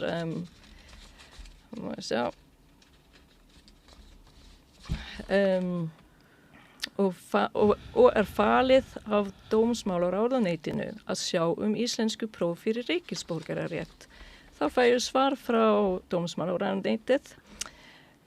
Menntamálastofnun sér gerð íslensku prófa fyrir umsækjendur íslenskans ríkisborgararétt. Og svona fyrir allan tíma og Háskóla Íslands við komandi ráðherra sem erindi þitt beinist að því væntanlega félags- og vinnumálaráðuneytið. Það enginn sem veit hver sem sér. Það veit enginn neitt sko og það bara þegar verið að skipta, þegar málaflokkur hefur ekki skýra forsjá einhver staðar hjá einhverjum einum aðila, þá bara dreifist ábyrðin út allt og þetta fer allt í útideifu. Það vandamálið. En, já. Má ég spyrja einu Lína, þú hefur lært íslensku og þú kannt fleiri tungumál. Já. Malin upp í 2 löndum, minni mig, ekki? Nei, bara í Sviss, en foreldrunum eru Svíjar. Svíjar, já. Ég myndi eftir Svíþjóð og Sviss. Ólína, hún náttúrulega, ég býst við að hún sé alin upp við kröftuga íslensku og hún búin að vera blaðamaður og rithöfundur og fræðakona, hún með þess að hagyrðingur og brennandi á íslenskunni. Hefur þú áhyggjur af íslenskunni? Ertu svona nógu vel inn í henni til þess að hafa eitthvað tilfinningu fyrir því að hvort að íslenska muni lifa eða hugsaðu slíka hluti? Ég held að vera tvískipt. Það vera enska og íslensku. Á Íslandi? Já. Og hverju tala enskuna? Ég meina, það byrja bara krakkana. Krakkarnir tala ensku. Íslensku krakkar tala ensku? Já. En ég meina, það verður voða erfitt af því, ég meina, þeir eru komin á elliheimili. Hver að sinna fólki þar? Þeir eru útlendingar. Mjög oft. Þannig að ef við stöndum okkur svona illa áfram að þá það eiginlega sniðura fyrir gamla fólki að læra ensku frekar heldur en að reikna með því að starfsfólki læri íslensku. Já, og mér finnst það svo synd að þetta ótrúlega flott mál og það ekki svo erfitt að læra eins og allir vilja, eða svona erfitt tungumál. Það mjög fín kerfi en kennslefni sem við erum með allt og flókið. Hver sem má kenna íslensku fyrir útlendinga. Það enga kröfur. Og það ótrúlega stór munur að kunna íslenska og kunna að kenna útlendingum íslensku. Af því við erum bara, og það kannski líka þetta, það ekki bara ríki sem á að gera, utan líka íslendingar. Við viljum læra íslensku, við viljum tala, en svo bara svarað á ensku. Eða ef ég gerir villu, þá segjum bara ég fer í búð og segja, ég ætla að kaupa fiskur. Þá kemur mjög oft eitthvað ensku tilbaka eða svo það svona, herru, hér fiskur fisk og svo byrja allt þetta og ég bara svona, ég vill ekki fá málfræði kennslu og ég heyri ekki hvað það ávera fiski eða fisk en ef þú segir mig, herru, það Karkinsson sem endar á ef stopnin endar á sérljóð, samljóð það mjög líklega að sé í þákufalli.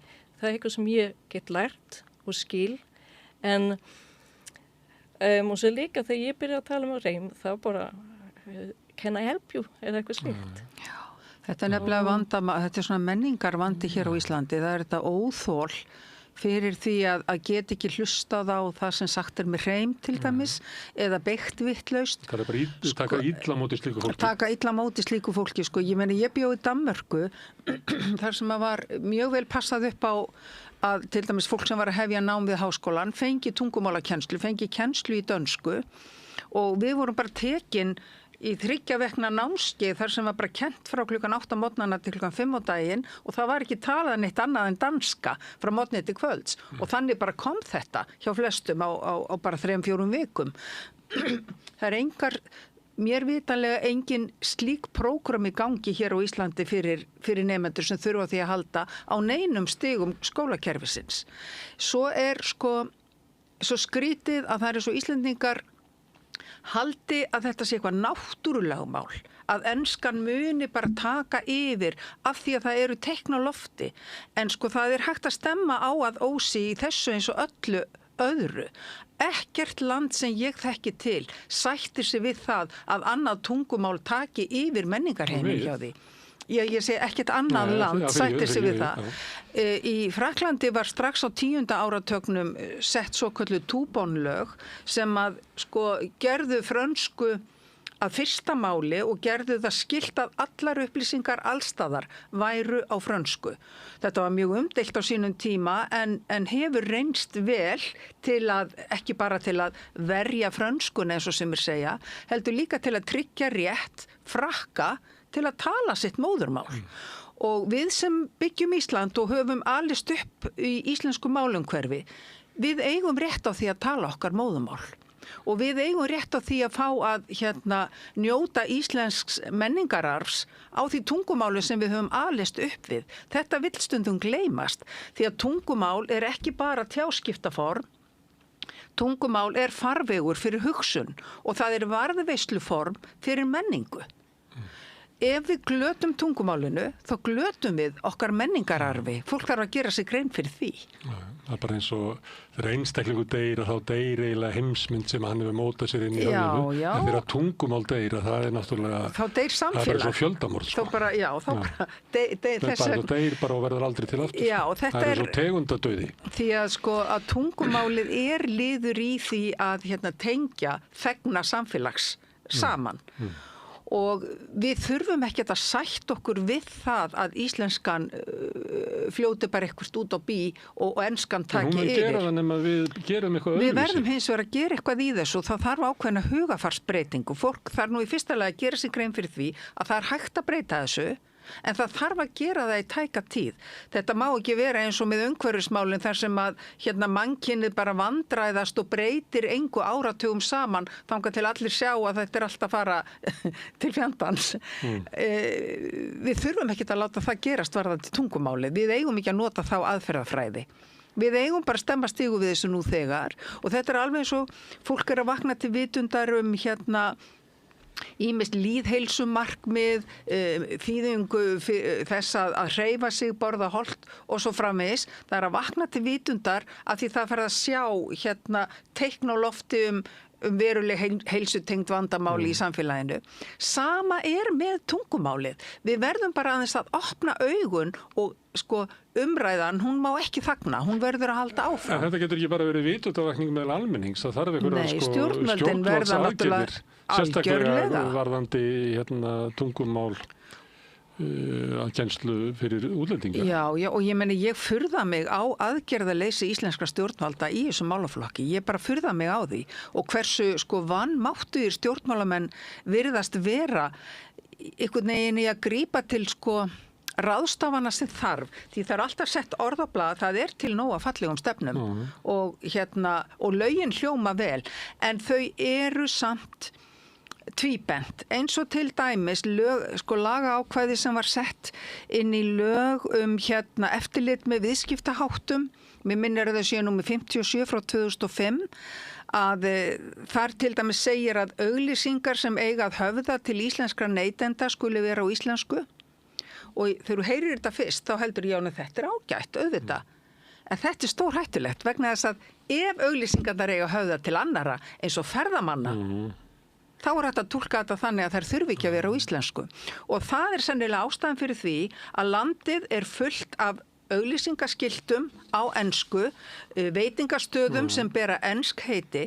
Þegar þú ferð inn í Húsadal í Þórsmörk, inn að hjarta þessa lands, þá mæta þér bara upplýsingaskilti á ensku, matseðlar á ensku og yfirgangurinn enskan að flæða yfir. Vegna þess að það er ekki reistar skorður. Þetta sjaldnast það sem maður hefur ferðast erlendis það sjaldnast, sko, ef þú get ekki skilið ítölsku eða fransku eða eitthvað tungumál, að þá þarf það að biðja seðil á ensku og stundum hann bara eins og í fjölrita blað eða eitthvað, það bara að passa á því að þetta á íslensku. Og þar sem enskan á annað borð í sko landi sem ekki ensku tengt, að þá enskan alltaf í öðru sæti. Hún með smærra letri eða hún í sviga undir og ferðamenn auðvitað gera bara ráð fyrir því að þjóðtungan sé í fyrsta sæti þar sem þeir koma. Þess vegna þetta svo furðuleg ómenning hér á Íslandi og að þetta skuli bara fá að viðgangast. Og þá eru líka viðast bara geta sagt takk fyrir og gera svo vel á viðkomandi máli. Og það skrítið að koma á veitingastað og það sko þjónninn segir ekki viltu tala ensku, það bara sagt talaðu ensku. Og þú segir ekki takk fyrir mig á ensku á Ítalíu. Nei, þú myndir aldrei láta þetta í hug. Og það líka eitt sem pirrar mig persónulega ótrúlega mikið. Af því það alltaf spurning ég stundum spyrir hvenær varstu góður í íslensku eða hvenær varstu búin að læra íslensku. Og það svona, ég byrjaði ekki að vinna fyrir eftir 1,5 ár. Af því ég var bara ólétt en eftir 1,5 ár þá byrjaði strax að vinna á íslensku. Því ég var bara búin að læra orðaforða fyrir tannlæknisfræði og fór yfir heimasíður og alls konar og var búin að gera listur og vinur minna var búin að þýða fyrir mig svona setningar. Og það pirrar mig að þessu orðaforðin í veitingastakkinum, hann svo takmarkaður og það bara svona, ég vil alltaf heyra góðan daginn og takk og eitthvað svona, það ekki flókið. Og það væri svo ótrúlega auðvelt að vera með eitthvað forrit og kennslubók bara fyrir veitingastaði. Því líka við að læra íslensku, ég get ekki einu sinni æft mig út í búð. Því það bara útlendingar að vinna þar. Og það ekkert stíf krafa þó að starfsmaðurinn sé erlendur að hann geti sagt gott kvöld og hvað má bjóða þér og eitthvað svona og að hann þekki íslensku heitin og helstu réttum á matseðlinum. Það ekkert stíf krafa, þetta tekur nú ekki heilan úrmanni sko að tilenga sér eitthvað slíkt. Ég var á kaffihús og sagði einn einfaldan espresso og var beðinn að segja það á ensku. Á ensku, hún sagði mér það, þetta náttúrulega alveg, þetta fráleitt. Já, sem ég sagði eiginlega sömu orðin bara. Já. En svo virðist fólk heldur ekki átta sig á því að í lögum stöðu íslenskra tungu og íslensks táknmáls gert ráð fyrir því að það gildi ákveðin málstefna á Íslandi og samkvæmt henni íslenska fyrsta tungumál. Hún tungumáli sem á að nota í öllum opinberum samskiptum og upplýsingagjöf til almennings. Það þýðir það að í raun og veru atvinnulífið og opinberar stofnanir skildug til þess að tryggja alla upplýsingagjöf á íslensku. En þau virðast ekki vita það og virðast ekki gera sér grein fyrir því. Og það líka svolítið umhugsunarefni. Ég veit þú getur farið inn í stjórnarskrárvefinn og þá þið mjög fljótlega vísað á kannski svona sáttmála og hitt og þetta sem ekki til á íslensku. Já. Maður lenti því að það mjög grunnt á því. Og svo náttúrulega eitt sem líka skiptir máli ef við erum að tala hvernig við erum að varðveita íslenskuna. Það þarf líka að tryggja það unga fólkið sem hneigist mjög til ensku að það fái afþreyingarefni á íslensku. Þú veist, að stafræni veruleikin sem að þau eru í frá morgni til kvölds að það viðmót sé á íslensku.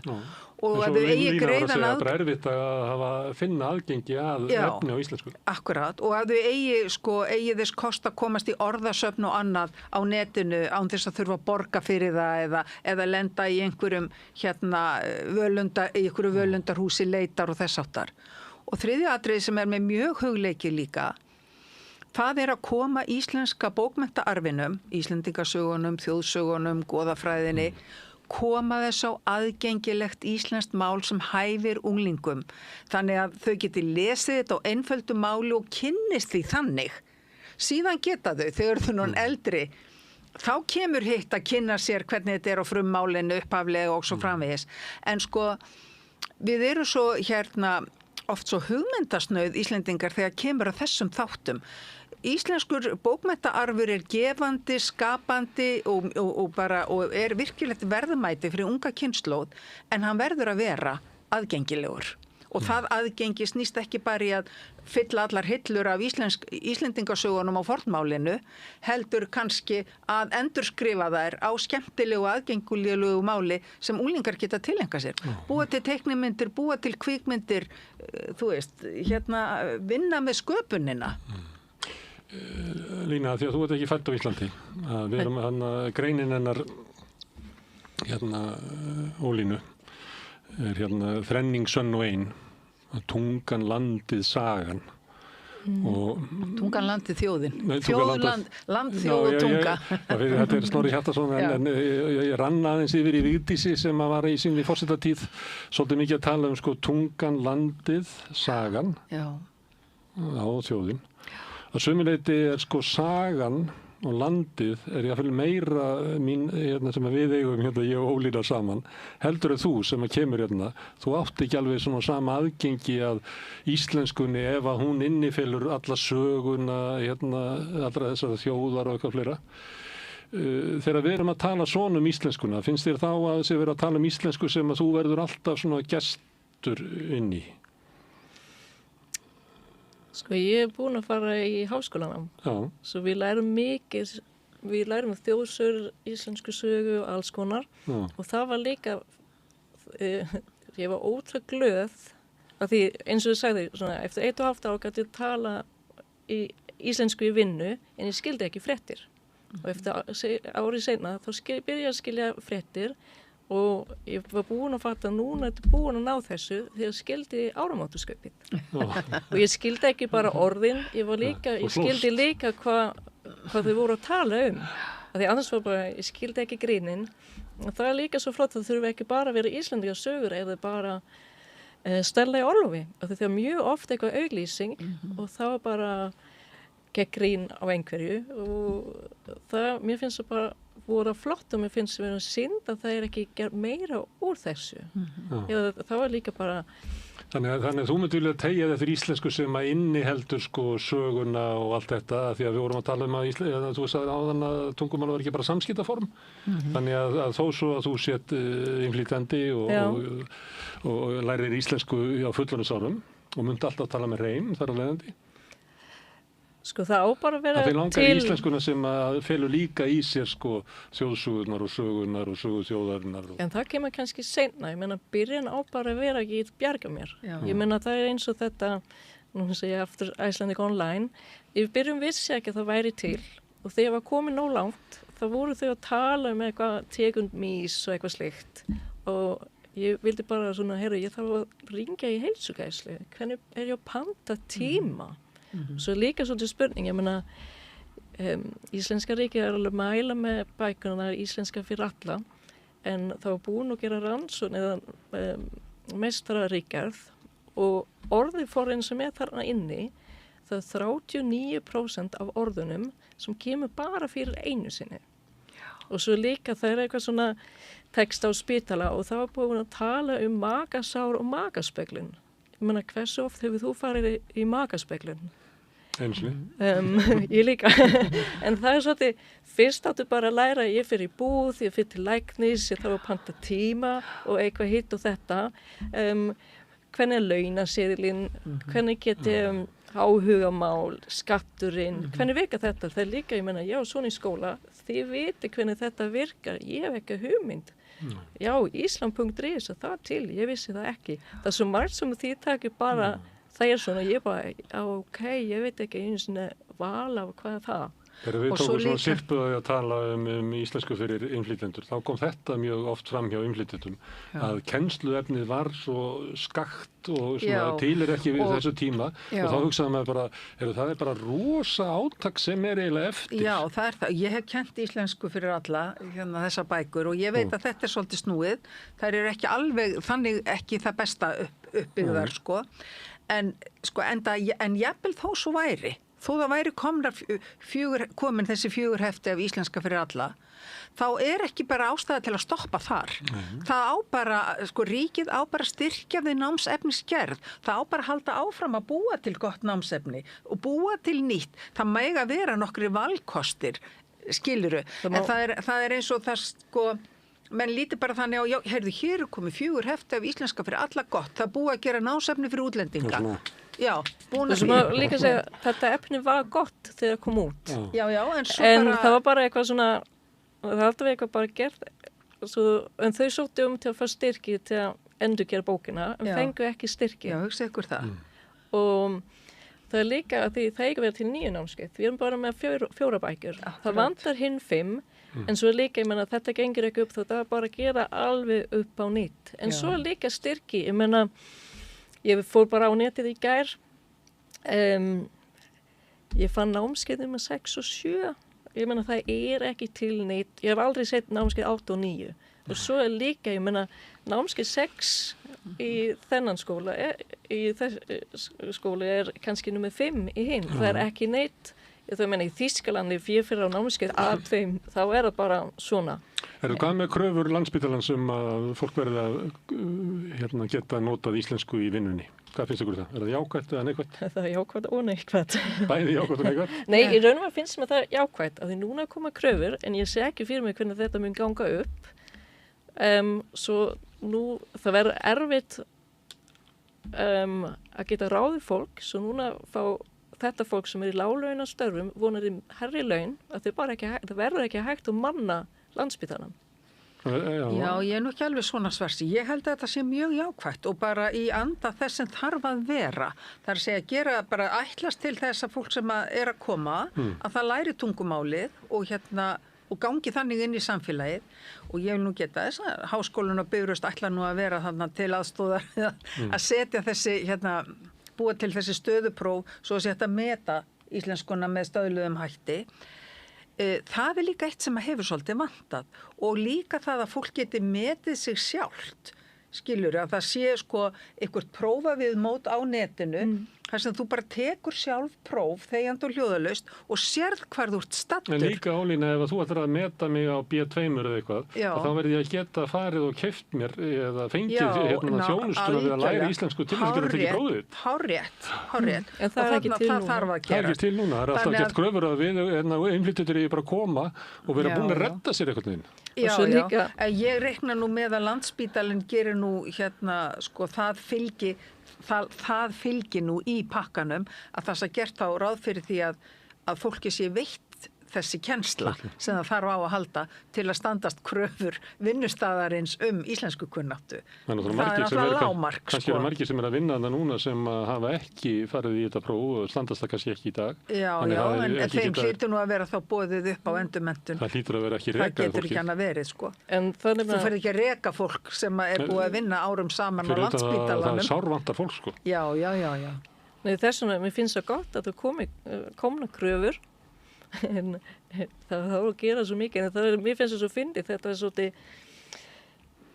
það er ekki gert nóg af því þetta reddast en ég bara svolítið að hverju við þurfum alltaf að redda öllu, það er bara svona það er nú ekki neitt nýtt bara gera en núna er komna kröfur og það er alltaf svona, fyrst koma kröfunar en við erum ekki með neina kennslubæki, við erum ekki að hitta þetta, við erum ekki með kennarar sem eru með menntun. Að því hver sem er á að kenna fullorðna fólki íslensku. Það er neinar kröfur mjög skrítið, En í raun og veru, ég held það er alveg til menntaðir kennarar til að sinna þessu og það er alveg hægt að búa til námsefni sem er nægjanlegt og gott fyrir þetta verkefni og ég held möguleikarnir eru allir til staðar. Það sem vantar er bara að setja mál í farveg þannig að það kom eitthvað út úr því eins og góðu maður sagði einu sinni vilji er allt sem þarf það kannski vantar raunverulega viljan Þegar við tókum svona sirpu fyrir 1-2 árum að tala íslensku og innflytjendur að þá að því að ég var náttúrulega fyrst og fremst að tala við innflytjendur sem hafðu náð einhverju tökum á íslensku að þá var mér að koma svolítið óvart að það var svona vilji til þess að það yrðu settar kröfur að til dæmis ef ég ætla að afgreiða í bakari þá verði ég að standast próf eitthvað A3 fyrir afgreiðslu í veitingab eitthvað búið til eitthvað system en ég veit ekki hvort að það sé almennt yfir alla innflytjendur er þetta eitthvað sem að þið sjáuð að við ættum að Já, ég meina, ég held að þetta sé líka sömuleyti innbyggt í sko námsefnið. Málið bara eftirfylgnin. En það ekki þannig að ég með veitingastað að ég Já, þú meinar að vinnustaðarnir séu, já, ég skilji. Þá verður þannig að ég mætti ekki ráða aðra en væru með A3 í veitinga íslensku. Akkurat. Eða eitthvað. Já. Mér finnst kröfur allt í lagi, en svo líka eins og ég má fá smá tíma. Mér finnst allt í lagi að vera með kröfur eftir 2 ár. Átt að vera komin þangað og líka dvalarleyfi. Já.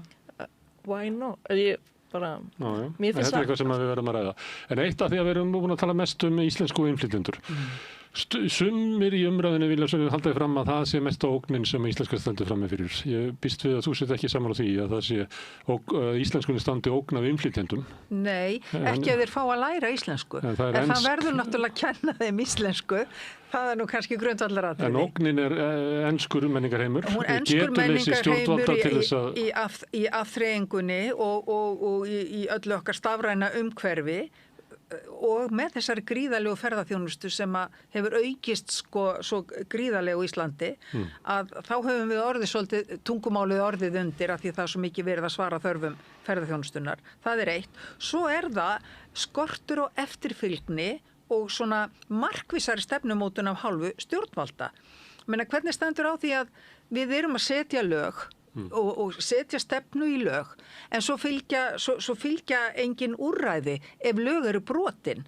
Ef að til dæmis fyrirtæki bara veita engar upplýsingar á íslensku þó þeim sé skylt að gera það. Hvað þá? Það gerist ekkert. Ég var að hugsa þetta því að býnir í bæ og var að labba Laugaveginn. Þá mundi ég allir eftir því það eru lög sem að segir að þau útstillingar þá var að standa verð. Já. Þetta hvergi. Nei. Þetta ennþá í lögum. Já. Það bara engi sem setur verð lengur út í glugga. Það allavega ekki allir. Nei, ég bara lappaði og skoðaði glugga eftir glugga. Það er hvergi verð. Og svo líka þetta, af hverju hérna ekki bara í lögum að það beri að nota íslensk heiti á fyrirtæki. Bara gaktu miðbæinn og það bara það eru ensk heiti á öllu sem þú sérð yfirleitt auglýst. Það eru bara rétt á kauphöllinni. Hvort sem það eru veitingastaðir, barir eða Alvotek, Icelandair. Já. Þetta er alveg með ólíkjendum og þetta kalla ég vanrækslu gagnvart íslenskri tungu að stemma ekki stigu við þessu með löggjöf hreinlega. Mér finnst svolítið rangt að segja ok, þú þarft að kunna þetta núna og við þurfum tíma til að læra þetta en ég meina, ef ég væri með bakari, af hverju bara vera með miða hérna, ég að læra íslensku og þá líka bara fólki eins og ég sagði, ef ég segi ég ætla bara að kaupa fiskur, þá bara að segja, nú ætlar að kaupa fisk. Það er svo miklu þægilega fyrir mig að heyra, já, ok, ég sagði fiskur, það er fisk, í staðan fyrir að hér er fiskur, fisk. Það er allt beygingakerfi. Það fer allt beygingakerfi og svo, það er svo mikið gagnrýni einhvern, annarkvæmt bara svara á ensku eða þá það bara svona, Nei, ekki svona. Og miklu falli bara að segja, já, vildu kaupa fisk? Og ef ég segi ha og skil ekki, þá segir ég kannski bara hægt aftur og ef ég skil enn ekki, þá er þetta bara orða. Það var mjög, ég veit muni eftir því að Agnieszka Sokolowska sem er pólskona sem flutti hingað á fullorðinsárum, hún fjallaði svolítið mikið um þessi mál fyrir svona 2-3 árum, kom meðal annars hér og skrifaði greinar og hún sagði, ég nenni ekki að tala íslensku lengur út af þessu viðmóti. Og ég man að hún sagði einu svona að hluta þessu var það að það er alveg sama hvernig hún er að tala við. Það getur bara 12 ára barn. Það er allir sem að tala við hana eins og hún sé fáiði af því að hún talar ekki fullkomnu íslensku. Það er enginn sem að telur sig vera yfir það settur að geta talað fólk skilur þetta alveg. Við sendum í svolítið fyrirlitningar Fólk þarf að venja sig af þessu. Þetta er alveg ótrúlega ósöður. Fólk verður líka bara að venja sig á það að, eins og þú segir, mér finnst þetta mjög góð hugmynd sem þú nefnir. Ef að fólk væri bara með merki, ég er að læra íslensku, að þá er það líka þögul skilaboð til okkar að sína því bara ákveðin skilning og vera ekki endilega leiðrétt eða ætlast til einhverja málframistöðu sem að er ekki til staðar að svo stöddu, en verður það væntanlega síðar. Það var frábært verkefni sem að Háskólasetur Vestfjarða gekkst fyrir 1 eða 2 árum sem hét, held ég, Tölum íslensku. Gefum íslensku séns. Já, gefum íslensku séns sem fólst einmitt í því að afgreiðslufólk á í búðum og veitingastöðum og annar staðar. Það skipti ekki yfir í ensku þegar erlendu stúdentarnir komu, heldur gaf því bara tíma og afgreiddi á íslensku. Og þetta var bara mjög mikilvægur liður í þeirra íslenskunámi. Þegar ég kom til landsins, ég fór alltaf í búð og sagði, hæ, ég að læra íslensku, getur sagt mig hvar, eitthvað. Það var enginn sem þorði að tala ensku við mig þá. Nei, mitt. Og ég held að það sé nefnilega það sem vantar svolítið, að því það ekki allir sem eru frekrur eins og ég. Það verður bara kjaftsopi, það hættir alveg ef það kemur bara alltaf svona, þetta var beingavillega, sorry. Svo þetta kannski eitthvað sem við þurfum að ræða, þetta náttúrulega bara svona eins og kurteisi og kultúr sem ekki alveg ljós, ég stundum svona vandræði með þetta, stundum sagt eitthvað við mig á ensku, þá svara ég á íslensku, ég svona gerir ráð fyrir að við komum til skilji það. Ég á til dæmis ágætis vin sem að skilur íslensku en þannig að hann talar norsku við mig og ég íslensku við hann því að hann ekki alveg kominn að hann geti talað íslenskuna, þannig að það eru ýmsar útgáfur af þessu, hvernig við umgöngust þegar við erum að tala. Og svo líka þú læri ekki allt, ég meina fyrst byrju kannski að skilja og geta tala teka aðeins lengra tíma, svona var þetta fyrir mig og það var líka bara allt í lagi eins og þú segir, þú talar íslensku við mig og ég svara á ensku. Já, einmitt. Sem klassísk aðferð þegar fólk að tala sig á tungumáli, þetta til. Ég stóð mig að því fyrir nokkrum árum að ég var komin svolítið í þetta að gera bara ráð fyrir því að fólk sem átti að afgreiða mig talaði ekki íslensku, þannig að ég byrjaði bara ofta á ensku. Svo bara tók ég mig á og hugsaði, nei, heyrðu, þú býrð á Íslandi, þú ert íslensku mælandi, þú hlýtur að geta gert kröfu til þess að viðkomandi getur boðið gott kvöld og svona tekið niður einfalda pöntun. En þá fór ég einmitt að reka mig á þetta sem ég sagði áðan, sem ég var svo hissa á, þessa kröfu að ég talaði ensku. En við eigum ekki að láta undan þessu og það engin hroki í því. En maður getur ekki látið andu sína við því bitna á þessari... Nei, það má maður ekki. Mjóvöxnu afgreiðslukonu sem í bakaríinu. Nei. En það bara sjálfsagt að byrja samt á íslensku, að setja hana sjálfur í fyrsta sætið, án þess að ætlast til þess að fólk taki þátt í einhverjum djúpum samræðum á tungumálinu, Ég í bakaríinu skipti yfir í frönsku og beðið baguette, s'il vous plaît. Já, hvernig gekk það? Já, það skilja það allir í saman sér. En má ég spyrja það einu lína því að þú ert gestur, með gestauga, eins og sagtur í Íslandi. Þú ert ekki gestur, þú ert með gestauga, þetta kallar. Finnst þér að Íslendingar séu kærulausari með íslenskunina móðmáli sitt, heldur en Svíar eða Svisslendingar eiga náttúrulega mörg móðmál?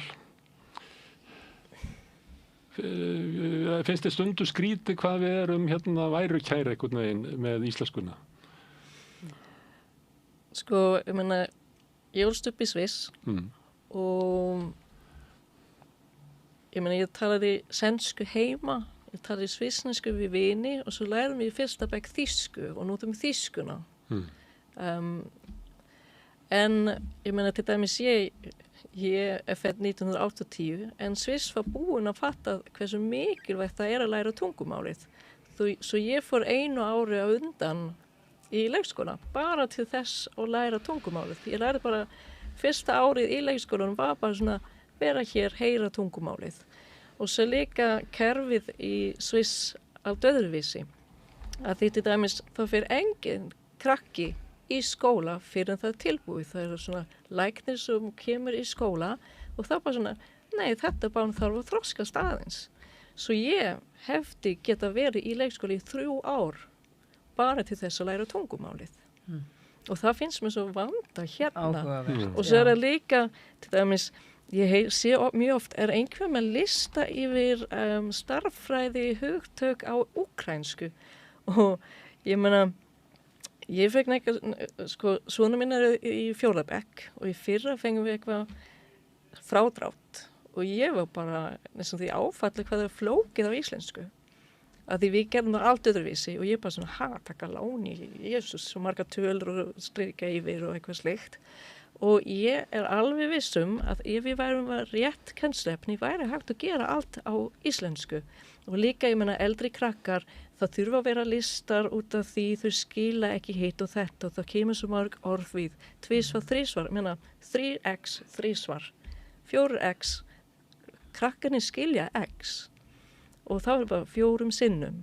Það er ótrúlega auðvelt að gera svona og líka krakkarnir skilja tölunar og X og B og hvað það allt er og þá skrifur bara setninguna á íslensku fyrir neðan og svo áttu að vera með dæmi að því við lærðum stærðfræði í Sviss fannst mér miklu auðveldara að þetta bara öðruvísi gert og það er eitthvað svona það væri hægt og svo bara, ég meina það má bara vera einhver kennari, vera með mikrofón og þá getur ég bara verið útlendingun heima og gera stærðfræði með krakkanum, hlustum hvernig þetta borið fram og þá get ég líka fylgst með svona, já ok, svona er þetta gert. Því mér finnst mjög oft að, ég meina, stærðfræði bækurnar sem ég fæ heimstundum, þá er eitthvað svona, já ok, ég á að gera eitthvað, en þá fæ ég að fara inn á dæmi nummer 3 til að geta leist nummer 1, að þetta er aldrei neitt dæmi. Og ég er bara vön að fyrst áttu að sjá hvernig eitthvað er gert, svo áttu að gera þetta og svo helst kenna. Að því, ég meina, hvernig á að gera eitthvað ef ég er ekki með dæmi? Og svo fattur ekki hvort þú er búin að fatta fyrir en að þú átt að útskýra. Þá bara svona, nei, þetta gengur ekki upp. Eða hún byrjar nú að spuna, hvað varst þú að segja? Og þetta er bara svona, það er bara eitthvað en ekki alveg svona nóg vel gert. Við getum nú alveg öruglega bætt okkur í kennslufræðinni, sko. Við gætum það. Það þarf svolítið stór átak. Það þarf svolítið. Svo þeir halda því fram í þessari grein. Já, það þarf. Svo eins og eina Kárahnjúkavirkjun til þess að berga íslenskunni. Og svo líka en grundvallaratriði er bara samt það að þetta er algjörlega hægt. Þetta er ekkert óyfirstíganlegt. En það þarf bara að breyta aðeins hugarfarinu. Við þurfum aðeins að endurstilla okkur, sko. Já, og átt að segja á því hvað þetta er mikilvægt og stórt verkefni og bregðast við því með þeim hætti. Það er þýðingamikið verkefni, sko. En svo líka ekki mjög vinsælt á gagnrýna á Íslandi. Kannski leyfa líka að við segjum frá, væri líka hægt að gera hitt og þetta. Af því mjög oft eru allir sammála, en sammáttu ekki gagnrýna því svona hefur alltaf verið. En núna er þetta á Íslandi. Já, en finnst þér það ganga vel? Ég meina, kunna krakkar lesa sér til gagns eftir 10 ár í grunnskóla. Herðu, gaman að tala við ykkur íslensku og við ætlum að gera meira af þessu við rauðaborðið. Lína og ólína, það er svolítið... 2 línur. Já, það er hluti að tungumálinu að leika sér með það. Herðu, kæra þakkir og við ætlum að snúa okkur að ykkur allt öðru við rauðaborðið. Við erum alltaf reyna að skilja samfélagið okkur sjálf og heiminn. Næsti kafli eftir augnablik. Alþýðufélagið er eigandi samstöðvarinnar. Markmið félagsins er að auðga og bæta umræðu í samfélaginu. Allir geta gengið í Alþýðufélagið með því að skrá sig fyrir áskrift að samstöðinni. Samstöðin.is. Frjáls fjölmiðlun á í vök að verjast allstaðar, ekki bara á Íslandi. Peningavaldið og sterku hagsmunaöflin eiga greiðan aðgang að stjórnvaldi og fjölmiðlum og eiga jafnvel sína eigin fjölmiðla. Þess vegna er samstöðin svo mikilvæg.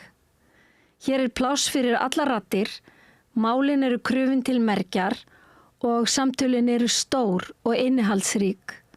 Samstöðin er mikilvægt lýðræðistæki. Ég heiti Kristín Helga Gunnarsdóttir og ég styð samstöðina.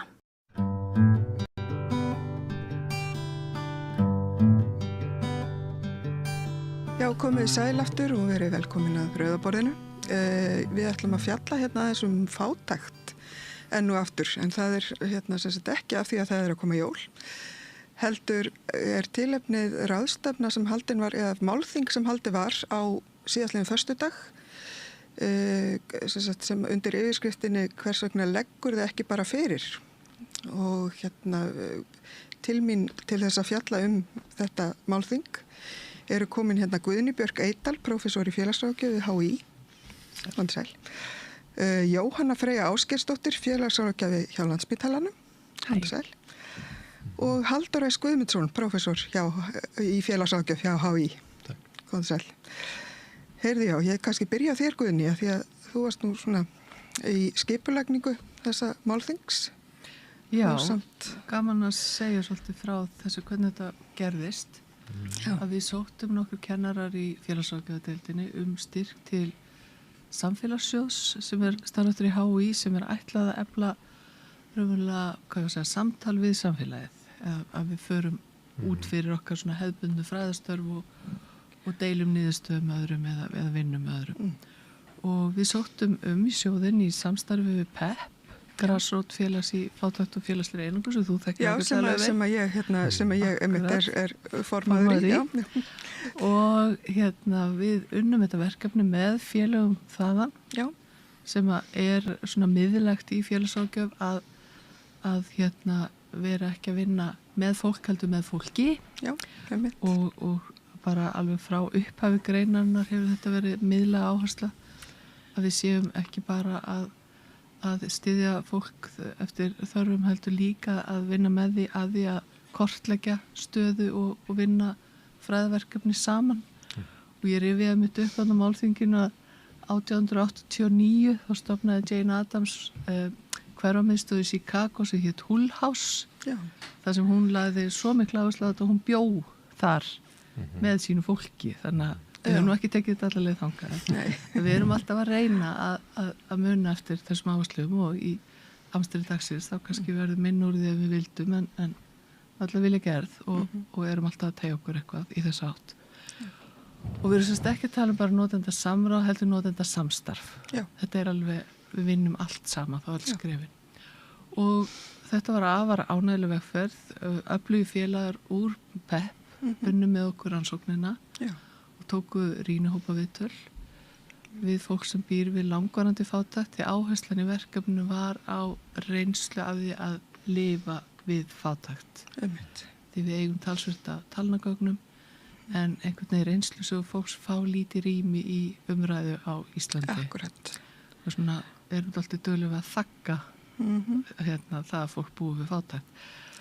Og hlutaverkefninu var að greina frá niðurstöðunum og við undirbyggum þetta málþing í aftur samvinnu við okkar fólk og fengum líka til liðs öfluga sveit frá sjálfboðaliða samtökum og því þau eru að vinna þetta daglega með fólki í þessari stöðu og við fórum yfir það sem við höfum lært og meðal annars fluttu bæði Halldór og Jóhanna erindi um sínar nýju rannsóknir en Jóhanna vann lífssöguransókn innan þessa verkefnis og skrifaði hana MR-ritgerð. Einmitt. Það er akkurat það sem mér fannst forvitnilegt. Getur þú sagt okkur aðeins Jóhanna frá þínu erindi og þessari rannsókn sem að svolítið forvitnilegt þetta form, ég hef ekki heyrt af því áður, lífssöguransóknir, getur þú kannski aðeins útskýrt það fyrst? Já, þú ert ekki ein með það, ég hafði líka lítið vit á þessu fyrir Guðný kynnti mér fyrir þessi formi af rannsókn en rauninni var markmið að skoða svolítið bara þeirra ævi skeið frá bara æsku og til dagsins í dag og tók við þær 2 lífssögu viðtöl þar sem að við fórum bara svolítið þétt yfir þeirra sögu og svona gátum að skoðað svona áhrifin af langtíma fátækt og svona hvar ég vil ekki segja hvar þetta byrjar en svona hvað verður til þess allavega og svona hvað er þarna á bakvið og þetta er náttúrulega miklu meiri saga en bara þegar þau komast fyrst í snertingu við kerfið þannig að þá svona kannski hugmyndin að ná að fanga hana aðeins og búa til smá dýft þarna líka. Akkurat. Ég já þetta voru sem 2 einstaklingar sem að þú byggir þarna á og mér varst líka yfirskriftin á verkefninu mjög sláandi tryggingastofnun á mig. Já, einmitt. Getur aðeins Þetta kemur í rauninni bara bein tilvötnun frá þeim kundum sem ég talaði við þar sem önnur þeirra lýsir stöðu sinni svona eins og tryggingastofnun eigana svolítið, hún greinir frá því að hún svo stýrir svolítið vinnu framlagi og atvinnuþátttöku og hvernig þau hátta sínu heimili og hver eru skráðir saman lögheimili og annað, þannig að það var svona upplifun annara allavega að hún væri einn þeirra sem var greiðlega sorglegt en svona þótti þetta viðandi titill þannig að grípum mann svolítið og er heldur lýsandi líka. Já, einmitt. getur þú farið aðeins yfir svona hvað stóð helst upp úr þessum Já, það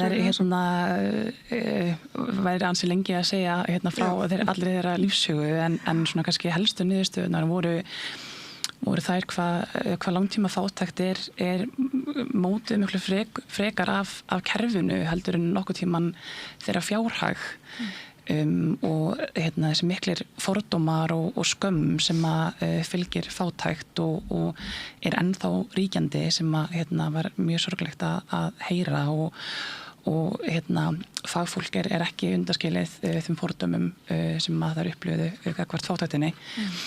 Svo líka þessi andlega vanlíðan og félagslega einangrun og hún einhvern veginn svona vindur vatn svolítið upp á sig hjá þeim þar sem það voru með miklar fjárhags áhyggjur sem að ýttu undir kvíða og þunglindi og var svo að félagslegri einangrun og hafði áhrif á líkamlega heilsu og aðstöða þeir einhvern veginn svona urðu alltaf verri og verri í kjölfar þess að upplifa fátækt og en svo eru líka var ótrúlega sterk niðurstaða reynsla af samtökum þriðja geirans og hvar hún reyndist þau reyndust gríðarlega vel og svona þar kannski fyrst sem þar upplöðu sig og svona á sinna grunnþörfum sínum og hvað þriðgeirinn náð fulla upp í göt velferðarkerfisins þar sem þar upplöðu velferðarkerfið ekki ná að grípa þær og veita þeim stuðning og eftirfylgd sem þær þurftu til að mögulega kannski veita þeim þá líf þetta tækifæri til lífs ekki í fátækt en hvað þriðgeirinn að gera það vel og kannski lýsaði líka svona breyttir samfélagslegu viðhorfi sem mér þótti mjög áhugavert að sjá. Fólk orðið svona opnara fyrir því að versla á nytjamörkuðum og kaupa mat á síðasta söludag og það létti svona sundur skömminni hjá þeim þetta sem áður var kannski álitið merki fátækt en heitir núna að vera umhverfisvænn. En ég er nú eflust að gleyma einhverjum mjög mikilvægum niðurstöðum en svona kannski stuttu máli var þetta. Þú grípur það bara orðið að eftir. Ég gríp orðið að eftir, já, takk. Maður kannski aðeins skjóta inn í að því lýstir þessu svo vel held að niðurstöðunum en það sem Jóhanna komst að með því að taka lífsögurnar var þessi skil sem urðu eftir að þær voru búnar að fara í gegnum endurhæfingu voru komnar með örorkulífeyrin þá einhvern veginn fara þau úrræði all tilbaka og þá hellist yfir þær svo mikil félagslega einangrun og eins og þú lýstir þá seintum síðir eftir mjög erfið tímabil að þá leita þær til samtaka þar sem að þær eru að fá ekki fjárhagslega stuðning heldur félagslega stuðning sem verður svo mikið bjargráð og breytir svo mikið stöðunni sem þú varst að lýsa þannig að það er kannski til dæmis einn af lærdómunum sem við getum dregið af þessu viðtölum að staldra við þennan stóra hóp sem að kannski við erum svolítið að gleyma að þjóna í þessari erfið stöðu. Það er svo áhugavert að benda mitt á þegar fólk er að hætta störfum og fer inn í ellilífeyriskerfið að þá er alls námskeið og hvernig er að hætta að vinna og vera svona leiðbeinandi inn í þessa breytingu en það er ekkert slíkt þegar fólk færist inn í örorkulífeyriskerfið sem er gríðalegt áfall það ætlar enginn þangað. Nei, einmitt en þá ertu svolítið bara dagar uppi þar kannski einmitt, þetta er góður búndur. Heyrðu, ég kannski beini sjónum til þín, ég ætla að finna hérna Halldór, þú fórst yfir þróun fátæktar í tölum. Já. Getur aðeins Já, ég fekk þetta verkefni. Já, vera tölulegi maður. Að setja mig í hlutverkið að reyna að safna saman svona ákveðnum, kannski sögulegum upplýsingum eftir hvað hefur verið að gerast á undanförnum árum samkvæmt viðurkenndum opinberum mælitölum og skýrslum. Akkurat. Og það auðvitað mjög gaman sko, en það, ég byrjaði nú svolítið á því eins og við vorum aðeins að tala hérna áðan sko, ég byrjaði nú svolítið á því að rifja upp hvað við vorum að gera hérna 2011, 10, 11 og 12. Farsældarskýrslan góða. Já, þegar við vorum að vinna í verkefni sem að einmitt kallaðist farsæld þá. Já. Eða við enduðum á því að tala farsæld vegna þess að það væri leiðarljósið eða ætti að vera leiðarljósið í allri vinnu í kringum fólk sem að glíma við fátækt tímabundið eða í lengri tíma og þar voru við sko, það var svona svipuð vinna að mörgu leyti, hún átti uppruna sinn í eiginlega bæði svona svolítið ofanfrá frá pólitíkinni og höfuðborgarsvæðinu en líka frá félagasamtökunum sem að voru svolítið bara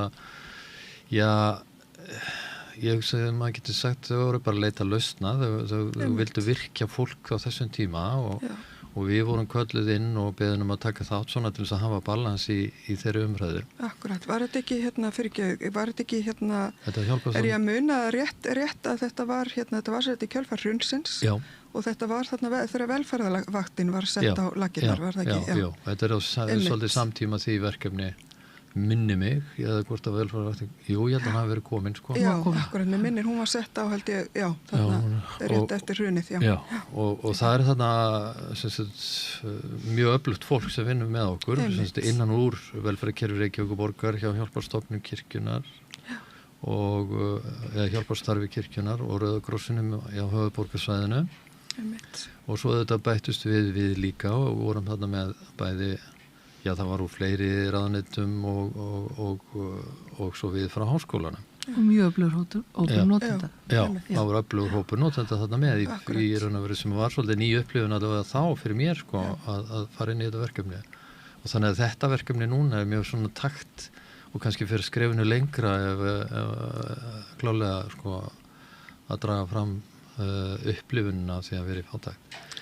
En niðurstöðunar okkar sem statna 2012, þær eru það við segjum þá og erum að horfa þá aftur fyrir okkur í tíma, við segjum bara það virðist vera eins og við séum bara inngróin fasti að fátækt á Íslandi að mælast í kringum 10%, 10, 11 og 12% og við erum bara með þetta línulega stabilitet þá á þeim tíma.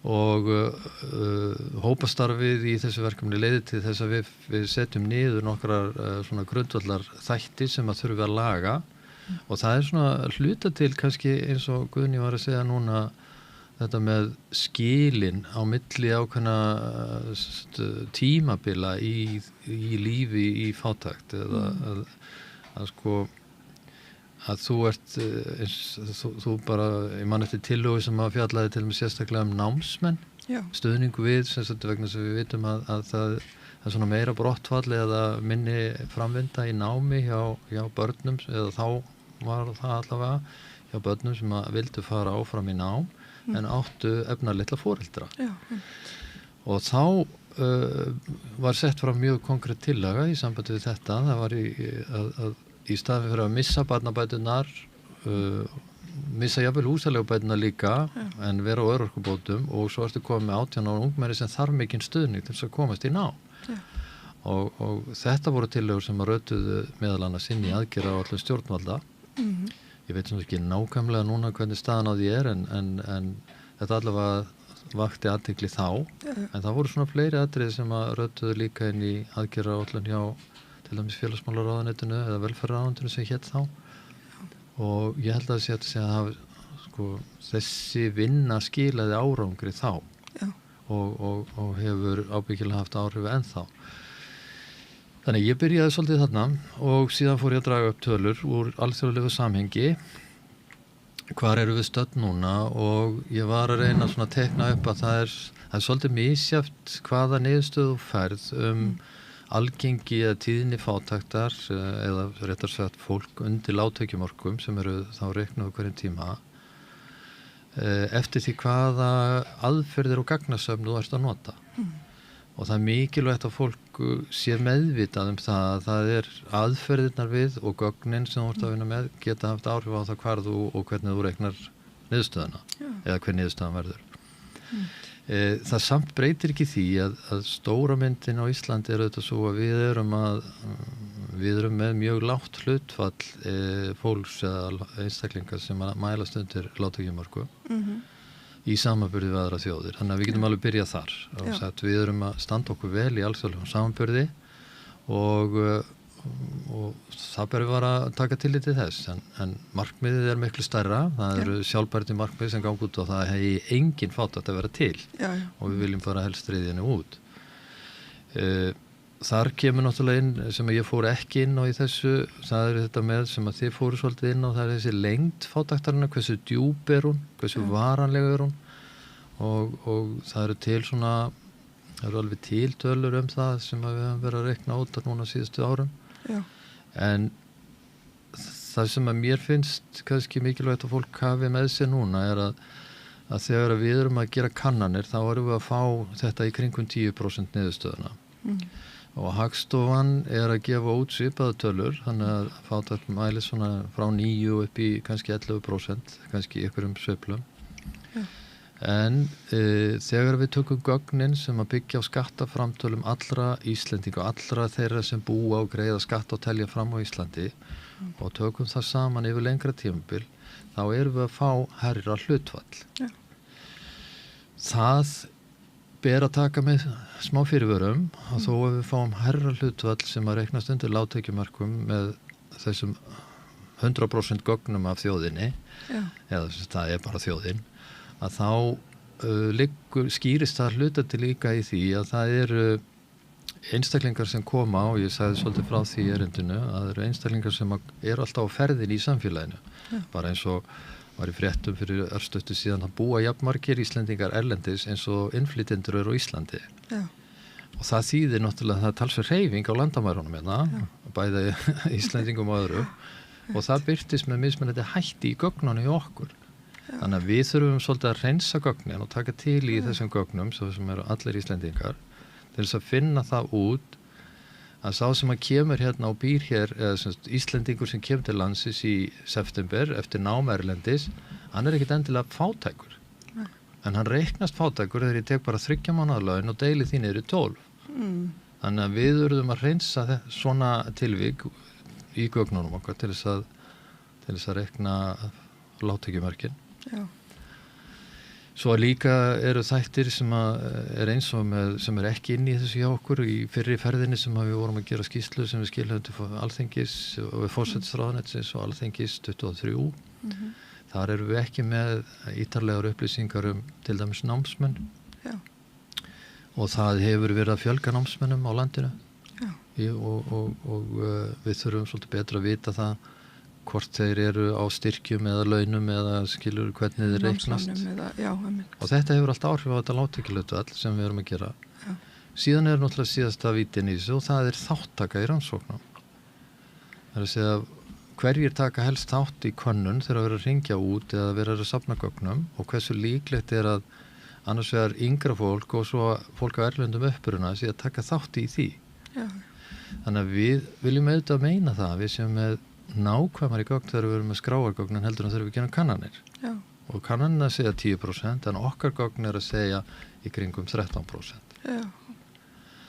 Þannig mælist þetta svona cirka bát núna og ég svona lokaði erindinu mínu svolítið með tölum úr svona ólíkum áttum en líka bara nýjustu tölur til dæmis á könnun sem að Gallup er að vinna fyrir landlæknisembættið þær gefa okkur vísbendingar það að það sé að versna staðan og það eru mælikvarðar sem að orða til þess bara upplifum fólks að því hvernig gengur að láta ná endum saman. Ég held að þessi umræða okkar núna og þetta málþing sem að var sé bara á hárréttum tíma og vegna þess að það eru svona blikur á lofti finnst mér í tölunum og það eru svona sveiflur í línurutunum sem að við þurfum aðeins að vakta. Núna og þess að sé þetta tímaböst. Akkurat. Mér langar aðeins að staldra veit og það er með þessi viðmiðin fátæktarmörkin. Já. Af því að nú hefur, það hefur einhvern veginn aldrei verið gefið út, við erum alltaf að styðast við þessi neysluviðmið sem eru náttúrulega sem eru gömul. Já, þau eru bæði gömul og svo eru þau líka bara ekki endilega, allavega fyrir mig sem mannesku sem að þekkir fátækt á eigin skinni, þá eru þau alveg út úr kortinu. Við konnumst ekkert við þessar tölur. Má ég grípa neysluviðmið? Já, þú mátt það. Því ég var með því að búa þau til á sínum tíma. Þau kannski ekki alveg við þau í dag. Að neysluviðmiðin voru aldrei hugsuð sem mæling á fátækt. Þau voru alltaf hugsuð sem viðmið dæmi gerða neyslu. Já, ég er semst ekki að gagnrýna þau per se. Nei, bara gott að halda það til að haga. En mjög mikilvægt að vera gagnrýna á allar þessar mælingar. Sko, Halldór að segja okkur 10% séu undir lágtekjumörkum og það er nákvæmlega það sem orðið segja okkur. Þannig erum við að tala 40.000 manns undir ákveðnum tekjumörkum sem þá mjög líklegt að þeir erfitt með að láta endan á saman fyrir grunnþörfum. En við erum auðvitað með fólk sem er yfir þessum mörkum, til dæmis sem býr í dýru leiguhúsnæði, sem býr við sára fátækt. Og sem við verðum þá að mæla með öðrum leiðum. Og Evrópusambandi hefur gert allu því og reynda að búa til fleiri mælikvarða með að spyrja fólk áttu fyrir þessu, áttu fyrir hinnu og svo framvegis til að mæla það líka. Og við erum með líka eins og frá Vörðu og fleiri aðilum nýlega skýrslur þegar bara launafólk er að svara hvernig gangi að láta endan á saman. Og allt þetta segir okkur mjög skýrt að það eru stórir hópar sem er að berjast og það eru einstæðmæður auðvitað alltaf stór hópur, meðlagsgreiðendur eru margir líka í vanda, fólk sem býr eitt og þeir sem búi í leiguhúsnæði. Þannig við höfum bara alveg frá því að Stefán Ólafsson og félagar byrjuðu að kortleggja fátækt fyrir aldamót og þegar fólk held hún væri búið á útrýminu heldur bara því það var aldrei að tala hana og svo er þetta búið að mæla þetta alveg stanslaust með bestu fáli og aðferðum frá 2004 og við erum alltaf eins og Halldór að lýsa með sömu tölu og þetta er mjög sérstakt að við skulum einhvern veginn ekki ná betur utan af þetta því að eins og líka Halldór félagar hafa búið til skýrslu fyrir forsætisráðuneytið, þá kostar þetta samfélagið talsvert. Þetta er gríðarlega þetta sárt og erfitt fyrir þá sem búa við fátækt, en það er alls ekki þjóðhagslega hagkvæmt að skilja fólk eftir í fátækt og við fáum bara reikningir seinna eins og fyrir börnin að þau líða skort á svo mörgum þáttum sem að bara skila sér í verri afkomu og verri stöðu þeirra síðar. Þannig að ef maður hugsaður eins og Halldór var að segja við erum hann að best í Evrópu með lægsta hlutfallið, ættu við þá ekki að vera einmitt þjóðin sem að hefur bestu möguleikana á að uppfylla þessi félagslegu sjálfbærni markmið sem við höfum skrifað undir að við ætlum að ná og þar er gert ráð fyrir að 2030 séum við búin að lækka þetta hlutfall helming og við erum svolítið spennt að því nú var Guðmundur Ingi sem var einmitt með okkur í þessar farsældavinnu búin að setjast að hóp til að smíða aðgerðaáætlun fyrir börn og það verður verulega spennandi að fylgjast með því en það verður ótrúlega gaman að sjá skrefið tekið allar leið og bara keyra þetta í gang fyrir öll að því börn eru þetta ekki einu sér sjálf. Nei, einmitt þau tilheyra fjölskyldum. Þannig að þú veist, þó við getum aldrei talið nákvæmlega hvað þetta eru mörg. Það verður líklega bara alveg aldrei. En þá vitum við samt út frá öllum þessum gögnum hvaða hópar þetta eru, við erum búin að bera kennsla á þá, þannig það er auðvelt að smíða aðgerðir sem mæta þá þeim og svo vera með gott kerfi, betra en við erum með í dag, til að grípa þau sem falla á milli. Því við getum komið gjarnan í annan þáttum þá, tala hvernig íslenska velferðarkerfi er að standa sig, svo kom fram í rannsókninni hjá Jóhannu að það er margt sem við getum gert betur og þá þarf ekkert endilega að vera dýrara. Við þurfum bara að stilla betur saman krafta. Já, það var í skýrslunni sem að fór til, eða samantektinni sem var önnur upp úr skráagögnunum frá Hagstofunni fyrir forsætisráðuneyti sem fór til Alþingis 23 og náttúrulega mjög skýrt að forgangshópurinn þegar við reiknum út kostnaðinn, samfélagslega kostnað af fátækt, þá er auðvitað alveg augljóst að besta fjárfestingin er að ryðja út eins fljótt og hægt fátækt barna og vinna markvist gegn því, þannig að það skiljiði, það nú oft talað að skýrslu sé bara enn eitt pappírsflóðið og fari í hillur og skúffur, en ég held að sé mikilvægt að halda því til haga sko að farsældarskýrslan 2012, hún skilið árangri, ég var að reyna að lista það upp á þann. Já. Það eru skýrslur núna sem voru að gera 23, það aðgerðaáætlun í farvatninu og mjög mikilvæg ábendingar þar og við vorum líka að vinna og ég kom aðeins inn á það í erindinu í sambandi við sko fólk af erlendum uppruna sem vaxandi hópur á landinu á síðustu árum og áratug. En það líka svo hópur sem að býr við mun meiri fátækt og erfiðleika samanborið við innfædda. Og við getum ekki bara lagað fyrir einn hóp, við verðum að laga fyrir þá sem búa á landinu og við höfum ákveðið að fá hingað fullt af fólki vegna svo okkur vantar vinnandi hendur. Já.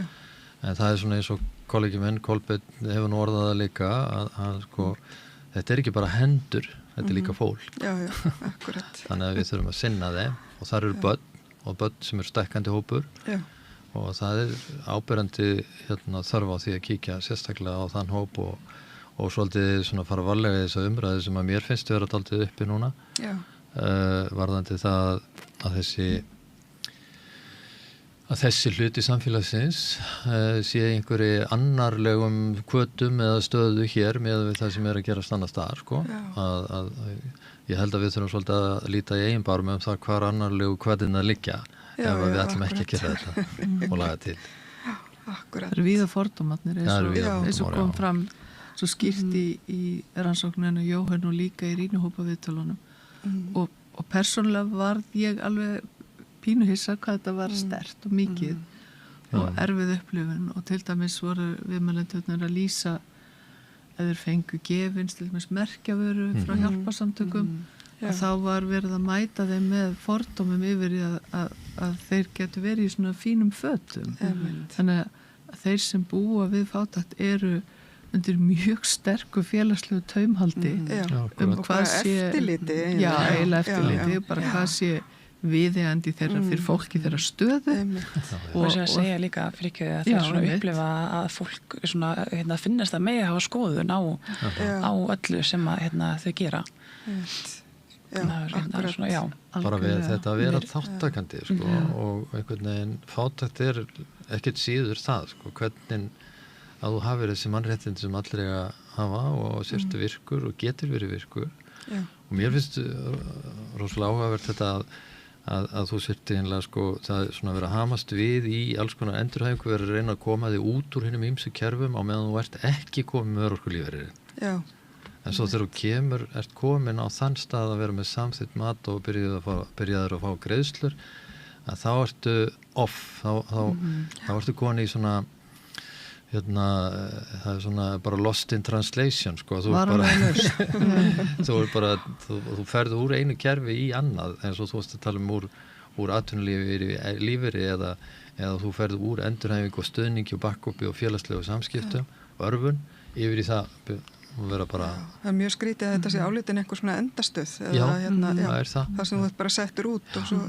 Og líka sérst þetta við meðhöndlum þetta ekki sem mikið áfall sem það þegar allt í þú fyrir skilaboðun að þá erum við ekki að tala um fólk sem býr við örorku frá upphafi, heldur bara fólk sem búið að vera á vinnumarkaði og glímir við sjúkdóm og erfiðleika og fær þetta mat það ekki happdrættisvinningur það bara ávísun á mikla mjög erfiða stöðu til lengri tíma og einhvern veginn þá meðhöndlum við það alls ekki þannig og það kom svo aftur skýrt fram bæði í rýnuhópunum og viðtölunum Því að jafnvel þó þú sért sko, eins og við höfum verið að reikna út þetta með hagkvæmnin ef maður vil tala samfélagslega hagkvæmni sko, að það eitt að fá lífeyri til framfærslu en það að geta verið virkur samfélagsseg það sem skiptir máli sko. og kannski bara til að aðeins að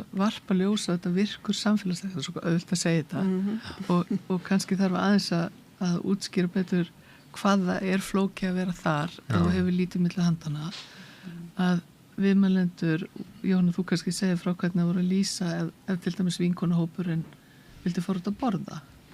Já, það er svona, ég myndi velta að það er svona fyrir sér svona gildum samfélagsins, það sem er svona lagt upp með börn sé í tómstundum eða íþróttastarfi og fólk sækir ekki skemmtanir, sé virt í félagslífi, hvaða svo sem er og svo þegar ekki, það stendur ekki til boða hvaða svo fylgir því bæði mikil skömm fyrir þær og svo líka mikil félagsleg einangrun og það er svona sem veru sér við því að fara í kaffi eða fara í visluna sýninguna eða hvaða svo sem er að fundu kannski aðrar afsakanir heldur en fjárhag til að svona létta undir skömmunni og já, að geta ekki komið með gjafir í veisluna það ferður bara frekar að fara og við höfum séð til fleiri viðtalsrannsóknum hjá okkur að fólk kannski búið út að borða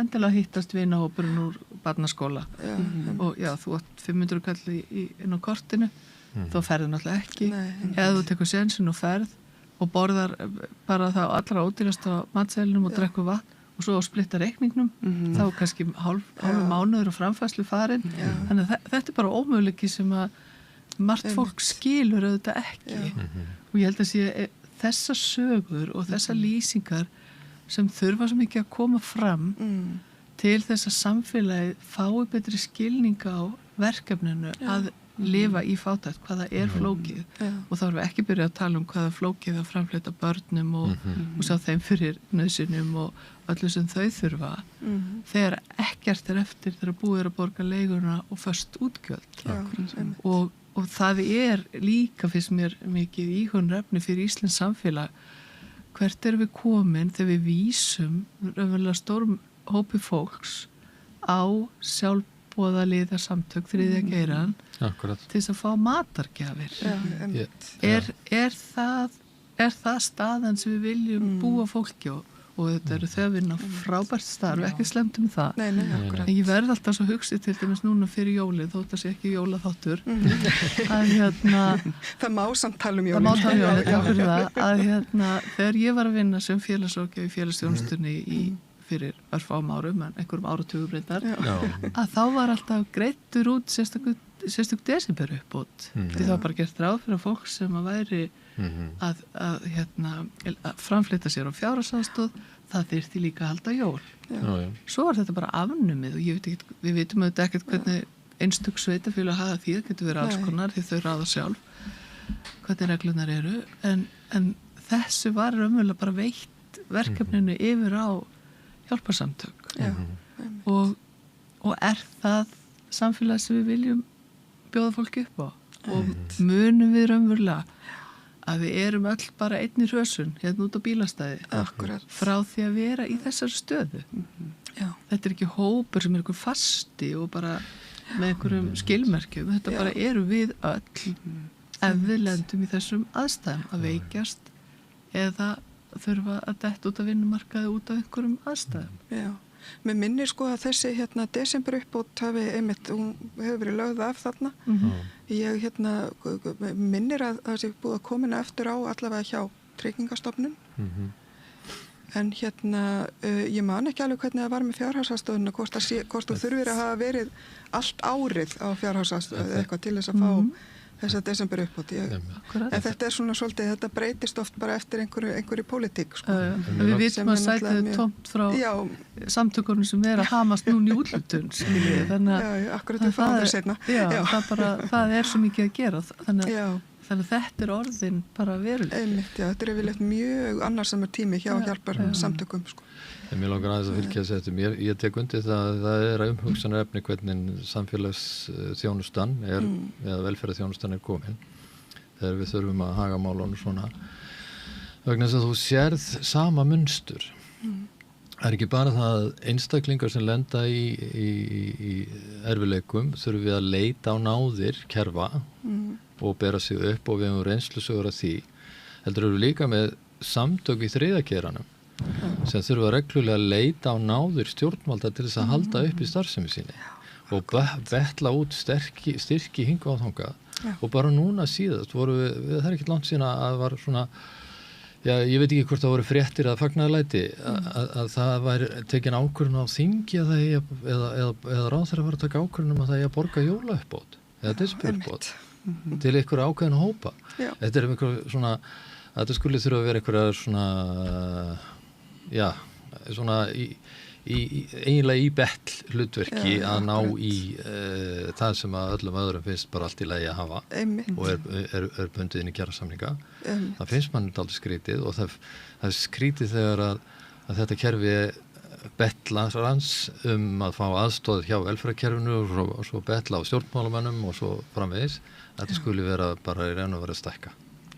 Það er öfugþróun með við þar hugmyndir sem við höfum haft uppbyggingu velferðarkerfisins á Íslandi og það er ekki takti við það norræna velferðarlíkan sem við höfum líka verið að kenna okkur við.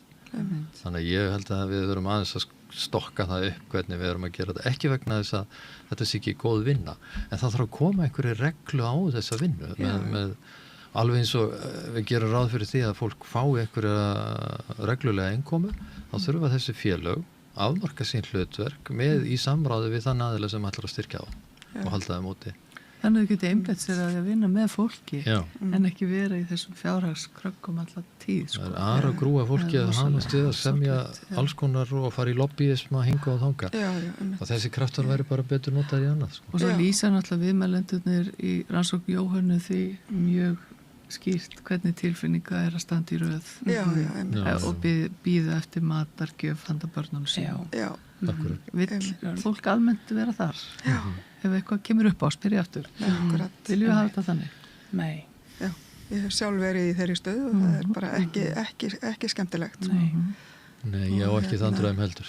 Já, akkurat. Það verið í slíkri stöðu. Já, þetta er einmitt áhugavert líka með þriðageirana því ég náttúrulega unnið mikið í þriðageiranu líka. Og þetta er eilíf barátta einmitt að fá styrki sem að duga aldrei til rekstrar félags og svo eru náttúrulega líka alltaf alls konar kvaðir á styrkjónum og það er ekki hægt að sækja fyrir þessu, bara hægt að sækja, ég man á tíðanbili þá voru bara svona verkefnastyrkir, verkefnatengdir styrkir. En aldrei var hægt að, fá styrki bara til að halda út í skrifstofu og starfsmanni sem er í raun og veru þar sem að félagasamtök þurfa. Þannig að þetta er allt mjög undarlegt. Og þessar lýsingar aftur úr viðtölunum ramma svo inn þetta mikilvæg hlutverk stöðugstarfs þar sem fólk getur fundið rými og hjá fólki sem hefur þolinmæði fyrir því að þú þurfi tíma til þess að ná opnuðinum og geta tekið þátt. Þegar ef fólk er búið að vera inniloka heima kannski árum saman í vanlegan fjárhagsáhyggjum og kvíða að þá er skrefið út í félagsstarf eða þáttöku í hópastarfi mjög stórt og það þarf virkilega næma aðila til þess að taka á móti fólki og að valdefla og vinna með og veita fólki rými til þess að taka þátt sem síðan er ávísun á betri líðan, betra líf, meiri þáttöku og þetta er svona eins og margfeldisáhrif eins og gára vatni og dýrmætið í því að félagasamtökin hafi þetta svigrúm geti boðið upp á stöðugt starf en sé ekki alltaf á hrakhólum í húsnæði eða það veit ekki hvort þau verða til á morgun og þurfi líka að vera einbeita sér að þessum matargjöfum og halda fólki bara á lífi sem er kannski ekki þeirra hlutverk heldur velferðarkerfisins að það væri hægt að bara að vera hægt að mæla hver króna sem er veitt í svona starf skilar mörgu sinnum miklu tilbaka og þannig vonandi náum við að halda betur utan að þetta líka. Já, ég bæti nú kannski við líka bara að því að í þriðageiranum er nú oft fólk sem að hefur líka reynslu af reynsluþekkingu og skilur hvaðan manneskjan er að koma, veit hvað hún er að gangi gegnum og svo framvegis.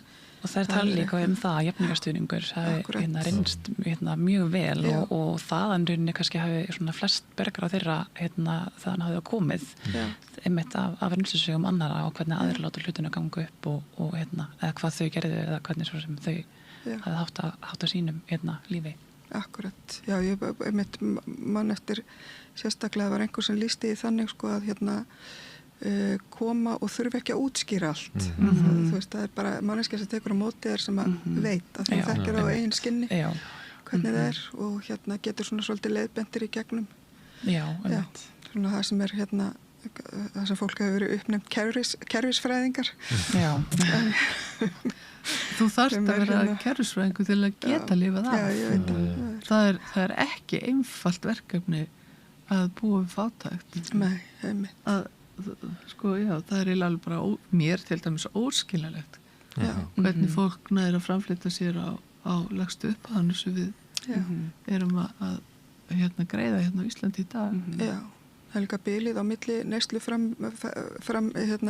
viðmiðana og framfærslu viðmiðana sem náttúrulega gríðalegt.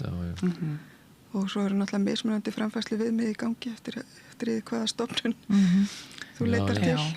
Já, ég menna meðal Íslendingurinn er náttúrulega að nota helling sko, en svo það sem eru útreiknaði sem einhverju lágmark og hluti af lágmarkskostnaði til þess að reyka heimili sem svo afturnotar jafnvel í greiðslumatið þitt og eitthvað svona. Og svo ertu með þriðju töluna sem eru einhver hugsuð frátæktamörk eða lágtekjumörk og þannig að það er ekkit allir sem eru alltaf að nota sama hugtæki í þessu. Nei, en það er líka stjórnvöld hafa ekki vilja að gefa út opinber viðmið. Þetta er eitthvað sem að þekkist í öðrum löndum. Já, það er rétt.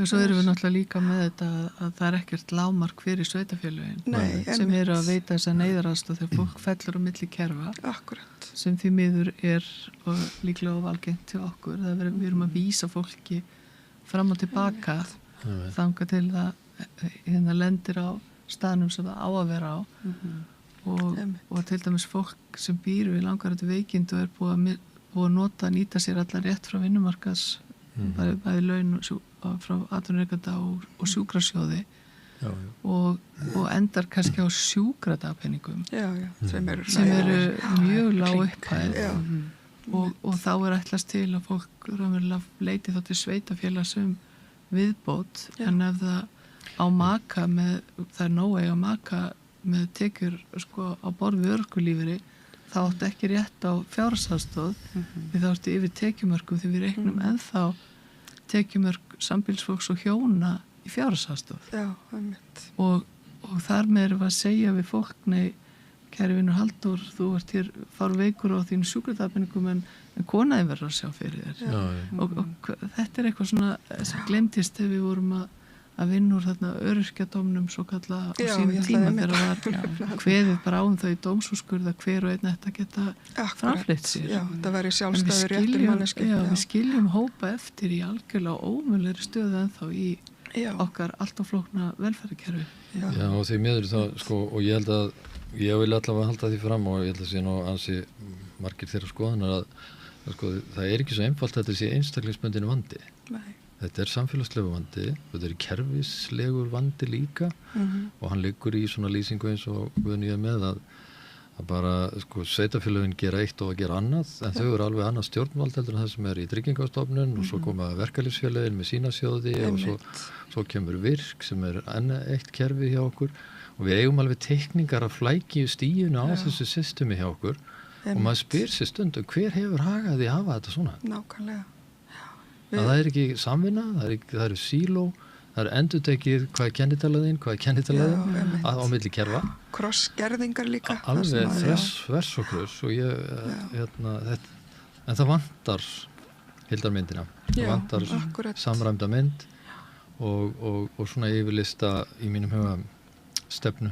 Já, við rættum þetta örlítið þarna í lokin í pallborðsumræðunum þar sem að ég reynda að vara að vinna mikið með henni Vilborgu Oddsdóttur félagsákjá sem var þarna í pottborðinu. Við vorum saman í EAPN sem er European Anti-Poverty Network á Íslandi og þar var þetta mikið til umræðu því að við vorum að ferðast mikið til annara landa og á ráðstefnur og þar var einmitt talað þetta var kallað One Stop Shop þar sem að fólk gæti bara komið á eitt stað þar sem var bara reiknað út hvaðan fólk hefði réttindi og þannig að þyrfti ekki að fara vera hlaupandi út allan bæ eins og maður þekkir á Íslandi þar sem að þetta eru náttúrulega þetta er félagsþjónustan, þetta er vinnumálastofnun, þetta eru stéttafélögin, lífeyrissjóðirnir, svo tryggingastofnun, þetta er náttúrulega bara... Og nota bene að þannig fólk ekki í sínu besta formi þegar það takast á þetta. Nei, og það er ekkert víst að þessi kerfi sé endilega þar sem þú býrð í fátækt, sko. Það hefur ekkert endilega aðgengilega, það hefur ekkert í næsta ósi eins og hérna og tekur ekki einu sinni strætó, sko. Þú þarf að kaupa það flug með þetta til að fara. Akkurat. Þannig að þetta er, við erum, ég man eftir þegar við vorum í fátæktaskýrslunni eða vinnunni þarna 2012, þá vorum við einmitt að tala þetta að það ætti að vera ein stoppstöð vegna þess líka að þá var komið af stað og bara töluvert áleiðis og það var norska breytingin þar sem var verið að samþætta vinnumálastofnun, tryggingastofnun og félagsþjónustu og setja bara í eitt kerfi sem að þeir kalla bara NAF og svo umræða fór talsveit í gang og allir voru hrifnir en það var aldrei tekin ákvörðun. Nei. Einmitt. Þetta er nefnilega, þetta er allt saman pólitísk ákvörðun. Já. Það er Já, og það er kannski líka bara áhugavert hvað við tölum í íslensku samtali því að þetta verið dögleg við Rauðaborði og þessar stöð en svona, ef maður flýgur til Norðurland og opnar dagblað, það er alltaf lofa ég, allavega ein grein í blaðinum eitthvað velferðarmál, eitthvað eitthvað hluta eða þjónustu eða eitthvað við einhvern veginn bara svona tölum mjög lítið þetta og til dæmis bara við erum alltaf uppbyggin á að skoða ummönnun og bara hvernig hvernig henni er skipað oft yfir á fjölskyldur. Það er bara eitt form af fátækt og mikið talað umönnun og fátækt í fræðunum í dag að við skiljum bara fólk eftir með alls konar flóki verkefni og fjóruðuvaktin og foreldra langveikra og barna og fallara barna og ættingjar eldra fólks sem með þjónustu þarfi flóknar en við ræðum þetta eiginlega aldrei en við ræðum þetta helst þegar einhver springur á limmun og fer með eigin sög í fjölmiðlum. Það er svona umræðan svolítið takmörku við það og fátækafólki gerir það helst ekki því fylgir svo mikið skömm þannig að það er bara ennþá meiri þöggun þar þó margt hafi hreyfst í átta meiri umræðu og minni fordómum fyrir ýmsu þá erum við ennþá bara först svolítið myrkum miðöldum líku við með það viðfangsefni en þetta er svolítið áhugavert bara svona af hverju erum við ekki meira að tala lífið og hvernig við viljum hafa hvernig á sig samfélagsáttmál að vera hver ætlar að hugsa hvern og hver ber ábyrgð á hverjum og svona setja meira á borðið og þá er ég ekki að meina bara stjórnmálaflokkar sem auðvitað þurfa að gera þetta betur en líka bara við bara sem búum í þessu samfélagi ættum auðvitað að gefa þessu samtali meira rými alla daga. Við höfum nú oft kastað þessum bolta á milli okkar við Guðni en þetta í íslenskur umræðu þá hafa menn miklar eða litlar eða ofsalega miklar skoðanir en þeir hafa ekki skoðað nokkuð skapaðan hlut. Þeir hafa ekki kynnt sér málin en þeir hafa álit, túlkun eða einhver slíkt og það er veikleikin hjá okkur í fjölmiðlaumræðinu til dæmis. Það eru þessi svona greinaskrif eða krufningar á því hvað í raun og veru er að gerast í samfélaginu. Hver og einn pólitíkus er ekkert útskólaður til dæmis í fátæktafræðum eða einhverju slíku en við þurfum einhvern veginn að ná upp staðreyndum, upplýsingamiðlun svo getur fólk fara að hafa einhverja skoðun á þeim gögnum. Akkurat. Og þetta málþing var bara eitt af þeim skrefum. Við erum bara rétt að byrja, er það ekki? Eða rétt að þetta verður alltaf. Segir fólki sem er búið að vera hérna í marga áratugi að bærast í því sama. En við erum samt bara rétt að byrja og við ætlum að ná árangri, er það ekki? Jú. Saman. Gerum það ekki öðruvísi. En heyrðu, þá þurfum við að setja punkt við reyndar, Guðný, þú verður með mér aftur á morgun að tala fæðingarorlofið. Þannig að við hlökkum til þess að það er nú svona framhald af þessari umræðu kannski. En ég ætla bara að þakka ykkur innilega fyrir Halldór, Jóhanna og Guðný. Takk fyrir. Takk sem leið. Takk fyrir stundina. Takk. Og við ætlum að vinda okkur að einhverju allt öðru hér við Rauðaborðið. Takk. Með því að ganga í leigjendasamtökin styður þú baráttu leigjenda. Leigjendasamtökin eru fyrir öll þau sem vilja vinna að réttlæti og öryggi á húsnæðismarkaði. Leigjendasamtökin rúv.is.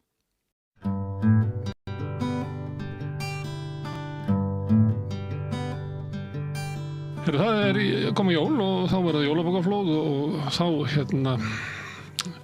fljóta á fjörur okkar höfundar. Hér er komin Fríða Ísberg sem var að gefa út skáldsögu sem heitir Huldukonan og er hörkuspennandi. Hörkuspennandi? Mættu segja það? Ég veit það ekki. Ég reyndi að halda í lesandan, sko. Mér finnst það svona spennandi áskorun. Já, höfundurinn er ekkert leyfi til að vera leiðilegur. Ég man ekki hvað sagði það á sín tíma. Já, nákvæmlega. Það er fátt leiðilegra heldur en leiðinleg bók. En jú, að vísu er leiðinlegt leikrit leiðinlegra heldur en leiðileg bók, myndi ég segja. Já. Þegar þá verður að sitja undir því. Já, það er ein sena í mynd eftir Woody Allen þar sem hann fer með einhverju konu sem hann er skotin í á svona avantgard leikhús. Það er mjög fyndið sena þar sem hann þjáist einmitt við að horfa á. Já, einmitt. Það getur líka með þjáninga, þau getur bara lagt bókina frá þér. Já. Þetta er ekki frekt form. Nei, en það gerist samt mjög mikið þegar þú þarfst að sitja undir leiðilegu leikriti. Það er svona af því að þú neyðist til þess að sitja, þá fer hugurinn einhvert annað og gerast hlutir sem myndi ekki gerast annars, held ég. Eða þú veist, hið innra. En það er kannski, já. Ég veit ekki hvort að ég játa því að ég hef aldrei svona endilega það sem að ég held að það sé gott í sjálfum sér. Mér finnst líka gott að lesa það sem er einhvern veginn slæmt og erfi eða svona, eða sem að ég er bara ósáttur við og þannig að mér finnst allt til í þessu. Já. Ég held að bækur eiga alltaf að vera örlítið gallaðar. Ef það er ekki örlítið gallaðar að þá er ekki verið að reyna neitt. En þú veist, erfiðar bækur er ekki að sama á leiðinlega bækur. Nei, þá er ég að meina svona erfiðar eins og manneski getur erfið í umgengni. Já, ósympatískir karakterar. Það er erfitt að tengja og þú veist, allt í á mér að verði get ég fundið samkjönd með þessu helvítis leiðinlega höfundi. En er það leiðinleg bók ef það er Nei, en maður myndi ekki setja slíka bók, þú veist, þetta er bara besta bók sem ég lesi, maður myndi aldrei segja það, sko. Nei, já. Einu sinni sagði maður við mig að það er svo gott að lesa að því það er svo að fá að skipta um haus og þessum er svo gaman að lesa höfunda sem eru svona skemmtilegir með skemmtilega hugsun. Það er líka eitt í þessu. Það er, ef maður er að lesa þá í staðinn fyrir að vera kannski of mikið í samtali við bókina, þá getur maður bara skipt um haus. Pröfa að hugsa eins og þessi manneski er smástund. Algjörlega. Ég myndi segja að lesturinn væri bara þetta rými, sko. Að komast burt frá sjálfum þér í smástund. En á sama tíma þá ertu líka í díalóg þegar þú ert að lesa bók. Burtu frá sjálfum, lestu þið ekki að sjálfum þér? Lesa sig að sjálfum sér? Ekki það ekki. Ég veit það ekki, þetta er kannski svona hringur, en ég held að þú sérst að fara frá þér og kannski að þér. En það fer eftir því líka hvernig bók það er. Ef að bókin vekur ekki upp hugsanir með þér, að þá er það kannski meira einstæðna að fara burt. Og það er svona flótta bókmyndir, það er svolítið talað um það núna. Að hverfa? Já, að fara, að flýja í bækur, sko. Það er svo söngvamyndir? Já, það er svona svolítið verið að tala núna um það að þetta er svona eitt af því fáa sem að bókin algjörlega á núna er þegar að bókin er að keppa við alla þessa afþreyingu, að þá er bókin orðin svona þetta rými sem þú flýrð í frá öllu hinu áreitinu. Og þú veist, og þú færð í rauninni ekki mikla svona hvíld í þessum flótta en eins þar annars staðar, af því þetta er svo rólegur flótti. Það er að vera að flýja áreiti. Það þarf að vera rólegur til þess að geta notið hans. Já, það er erfitt að lesa mjög tjúnaður, sko. Já, þetta reynir allt öðruvísi á taugakerfið heldur en að horfa á glæpaþátt eða horfa á seríu á Netflix. Ég er svolítið viljað að fjalla bækur hér sem bara innlögg inn í samfélagsumræðina, frekar þetta svona flótta. En það er rosalega flótti í samfélaginu okkar. Það er fólk sem bara hleypur upp á esjuna bara eftir vinnu af því að það að vera millistjórnandi í sjó á almenna og svíkja viðskiptavinni alla daginn og lifa í einhver svo sturluður heimi. Það bara að fólk bara verður að fá einhverja fró eða einhvern frið, hleypur við Grænlandsjökul og bara allt til þess að fá einhvern. Þannig það er að þú ættir að bækurnar séu þarna. Nei, ég held að það sé ekki alla bækur þarna en það er svona það er mikið verið að tala um það hvernig bókmenntir eru hægt og rólega að færast inn á þetta. Þú veist að þetta er í rauninni svona stærsta rýmið sem að bækur er að gera er að skapa akkurat núna. Fólk er að fara í meiri krefjandi lestur á netinu bara í langar greinar eða eitthvað svoleiðis í staðinn fyrir að leita í bókaformið til þess. En fólk er að nota bókaformið fyrir þessar sögur sem að taka þið burt og taka þið með sér og þú veist og veita þér í rauninni einmitt þennan frið, þessi þægindi, þessa hvíld og mér finnst það líka alveg þú veist að því það er alltaf verið að reyna að finna virði og gildi hlutana sífellt í einhvern veginn, það er búið að setja allt upp í einhvers konar upp í eitthvað svona hagkerfi og þú veist og það er alltaf verið að tala um einhvern veginn læsi og þetta mikilvægt að lesa bækur af því að þetta eflir gagnrýna hugsun og eflir samkennd okkar og eflir þú veist mannsandan einhvern veginn fer dýpra í þessa farfi mannsandans heldur en annað efni sem við erum að innbyrða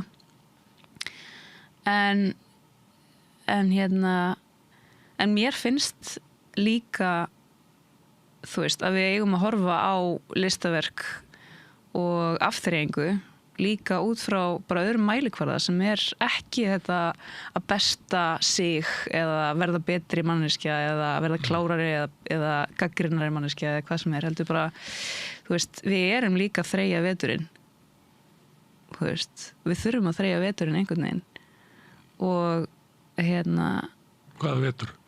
Bara við þurfum alltaf að þreyja veturinn okkar hvaða vetur sem það er þannig að þú veist mér finnst líka að bækur og öll listaverk er líka að fá að vera það þú veist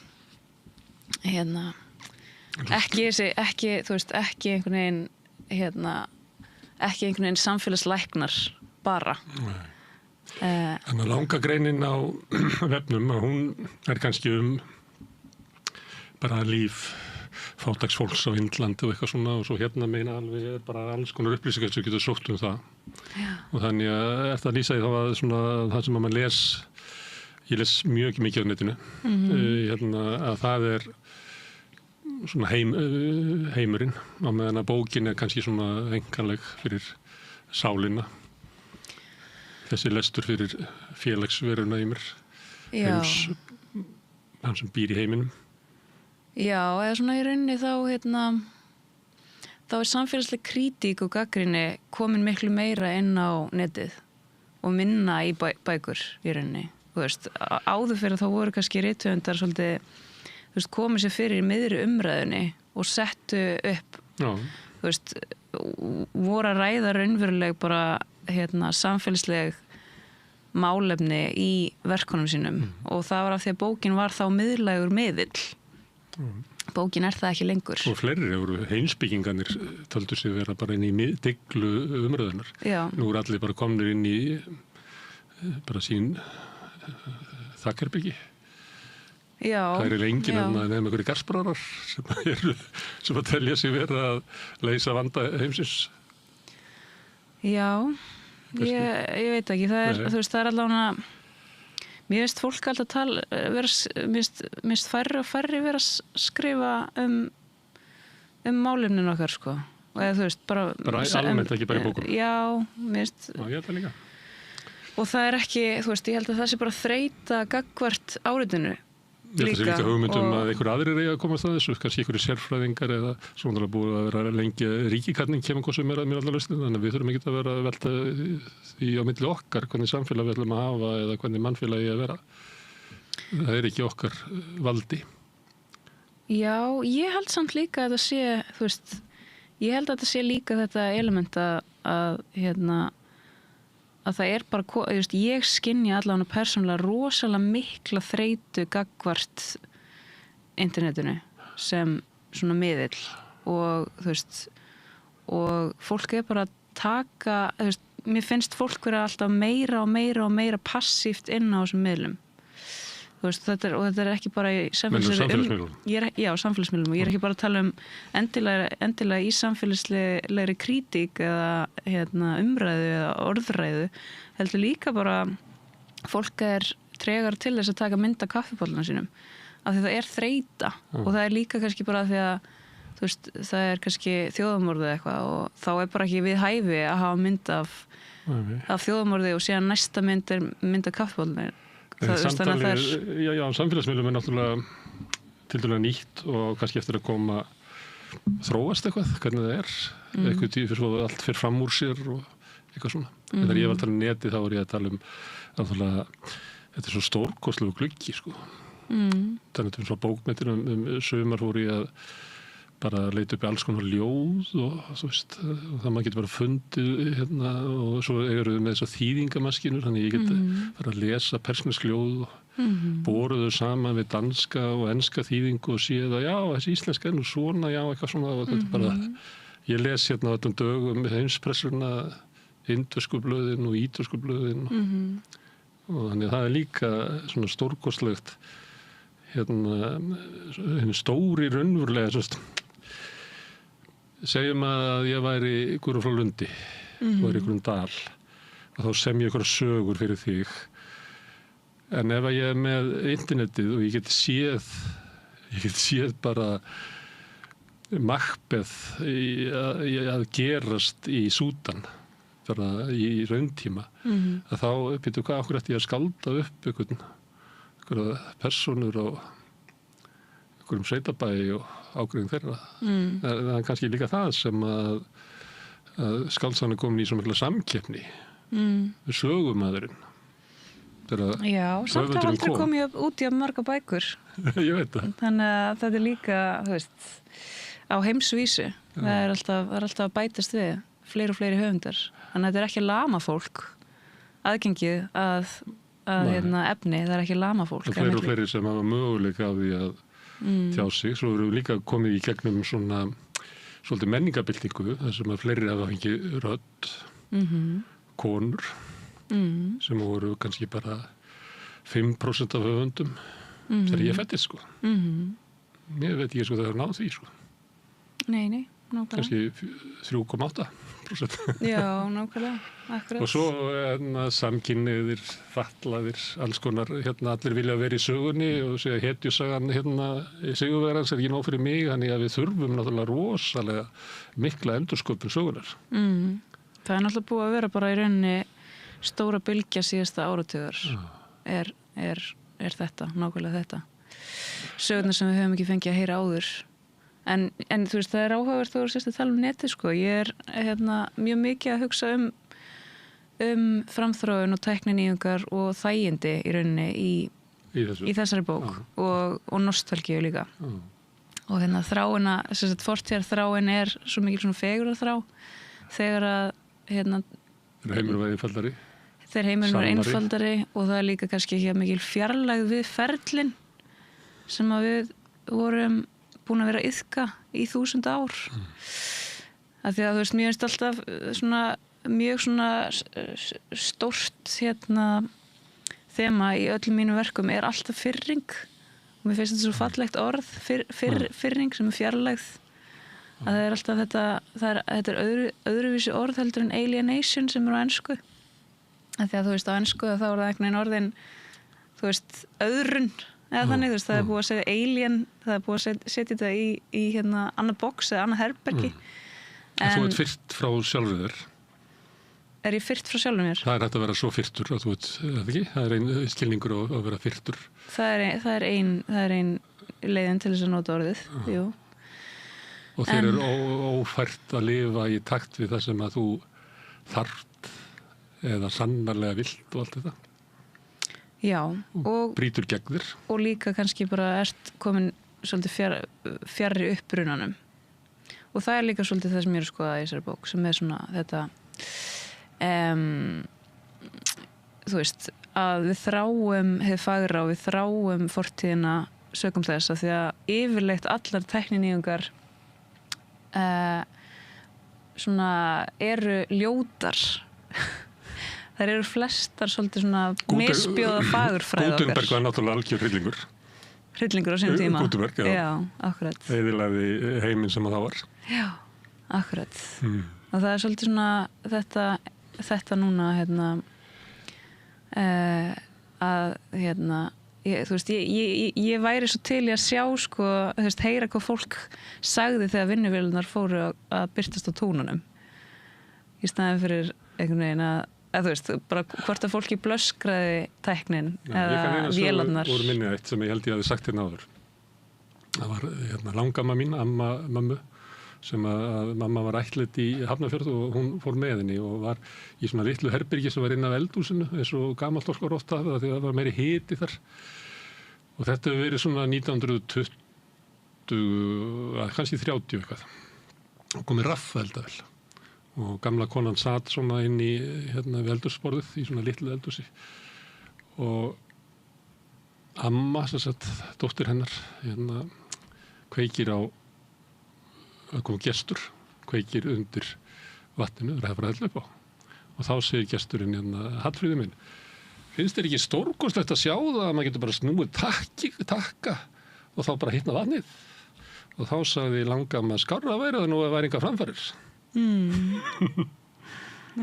þannig að hún sá ekki svona ógn í þessu en fannst þetta að vera bara það að væri framfærir fannst henni næstuði bara sjálfsagt Það var ótrúlega gaman að fara í heimildavinnu fyrir þessa bóku upp á það að gera af því að ég var alltaf að skoða allar svona vendipunktana að hvenær rafmagn komin í bæinn að reyna að sjá heimildir hvernig fólk brást við þegar rafmagn kom þegar vatnið var veitt þú veist, alls konar og þú veist, á Vestfjörðum til dæmis að þá var svo lítið rafmagn að það var rafmagn árið 1950 frá á mánudögum frá 8 til 12 og 50 dögum frá 12 til 4 og konurnar settu í vél á mánudögum og straujuðu á 50 dögum og síðan líka þetta takmörkun bara á ljósmeti og takmörkun á öllu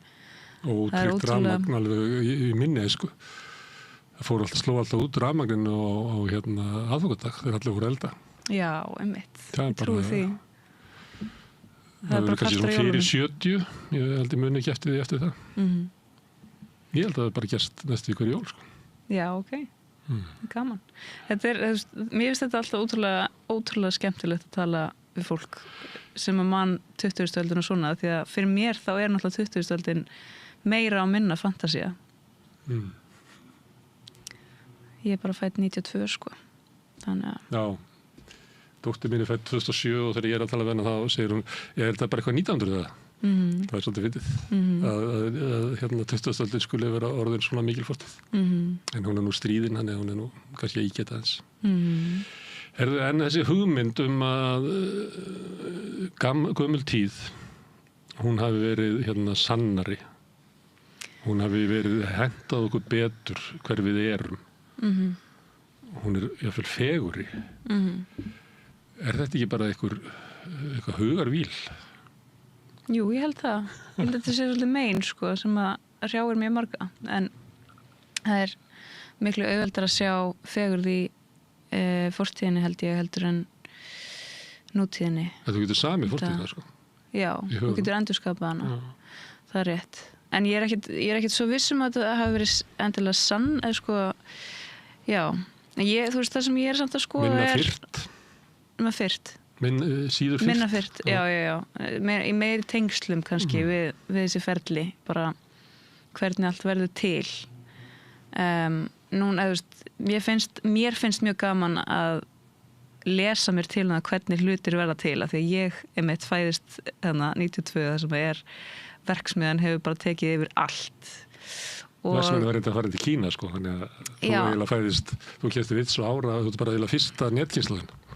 Já, en en hins vegar þá eru bara, maður veit, það er samt komin það mikil fjarlægð að maður lærir aldrei hvernig mjöl verður til eða hvað blek eða hvað pappír eða það er svo mikið að bara svona þessu sem að bara hvernig rafmagn verður til, af hverju við stíplum, allt þetta element einhvern veginn og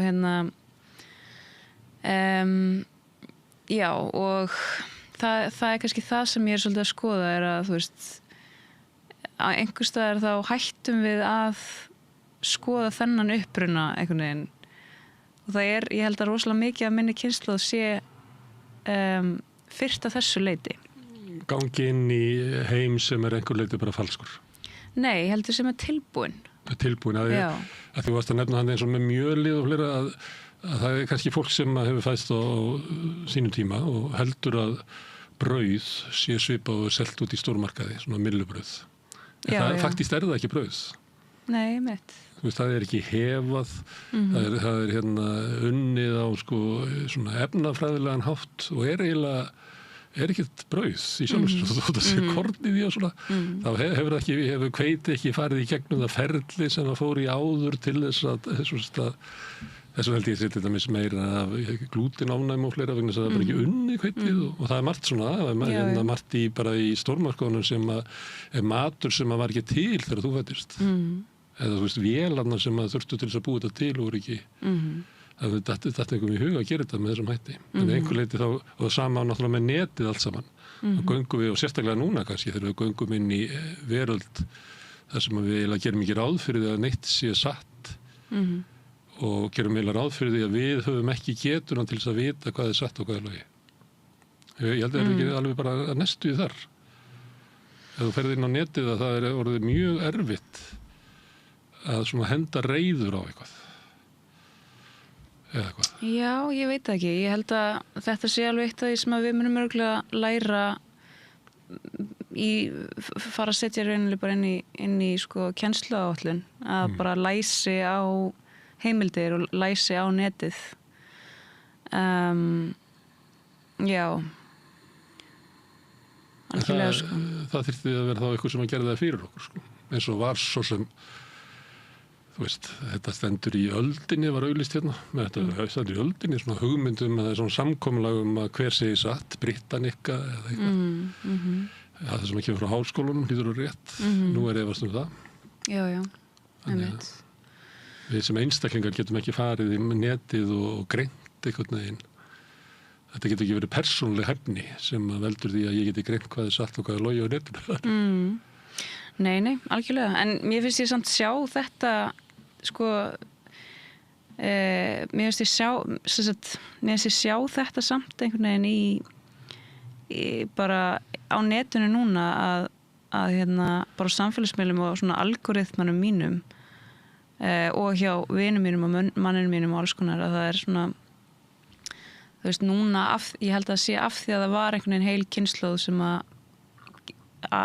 elst upp í þessum neokapitalisma þar sem er bara verið að skoða vöruna en ekki uppruna vörunar að þá er núna rosalega mikið verið að búa til efni þar sem verið að skoða gömlu ferlin það er rosalega vinsæl vídeó núna að fólki frá Vietnam eða Kína sem er að sýna mánaðar gömul ferli hvernig er verið að strengja trommu eða vefa einhvern svona risastóran dúk eða hvað sem er og þú veist, ég held að sé byrja bara að mylja eitthvað stein já, akkurat, búa til jurtalitunin og allt þetta og þú veist og þetta náttúrulega líka og ég sé þetta líka endurspeglast mikið í bara námskeiðum þú veist, fólk svolítið svona þyrstir í það að sjá að tengjast aftur einhvern veginn þessum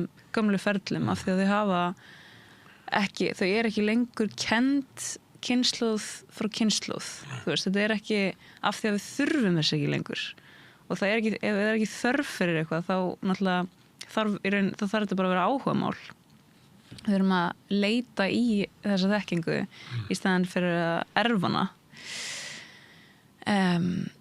þannig að það er svona já, mér finnst þetta alveg þú veist, ég held að þú veist, pendullin er alltaf sveiflast og ég finn rosalega mikið fyrir þessari sveiflu núna af því að þetta gleymdist svolítið fyrir svona 2 áratugum En oft er það bara lítill hluti sem að fyrir þetta lítill hluti af fólkinu sem að bregst við heiminu sem að við lifum í sem að einhver leiti er falskur og fyrtur með því að leita að einhverju upprunalegu kannski stærsti massin er ennþá þarna í þetta er eins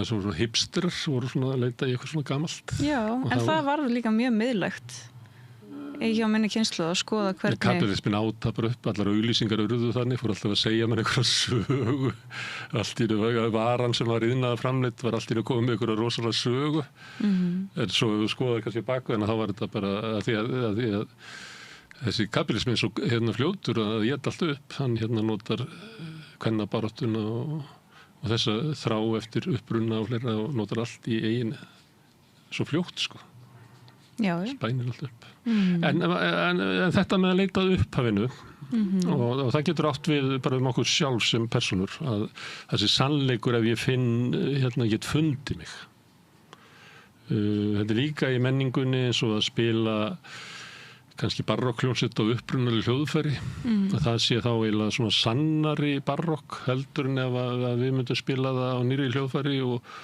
túlka það inn í okkar heim að svona þessi hugmyndum að það sé eitthvað upprunalegt og rétt og við getum eiginlega grafið niður söguna og fundið hvernig það var hjá mannkininu og þar með sé það þannig sem að við ættum að hegða okkur þetta er náttúrulega svolítið sérstök hugmynd Þetta er að tala svona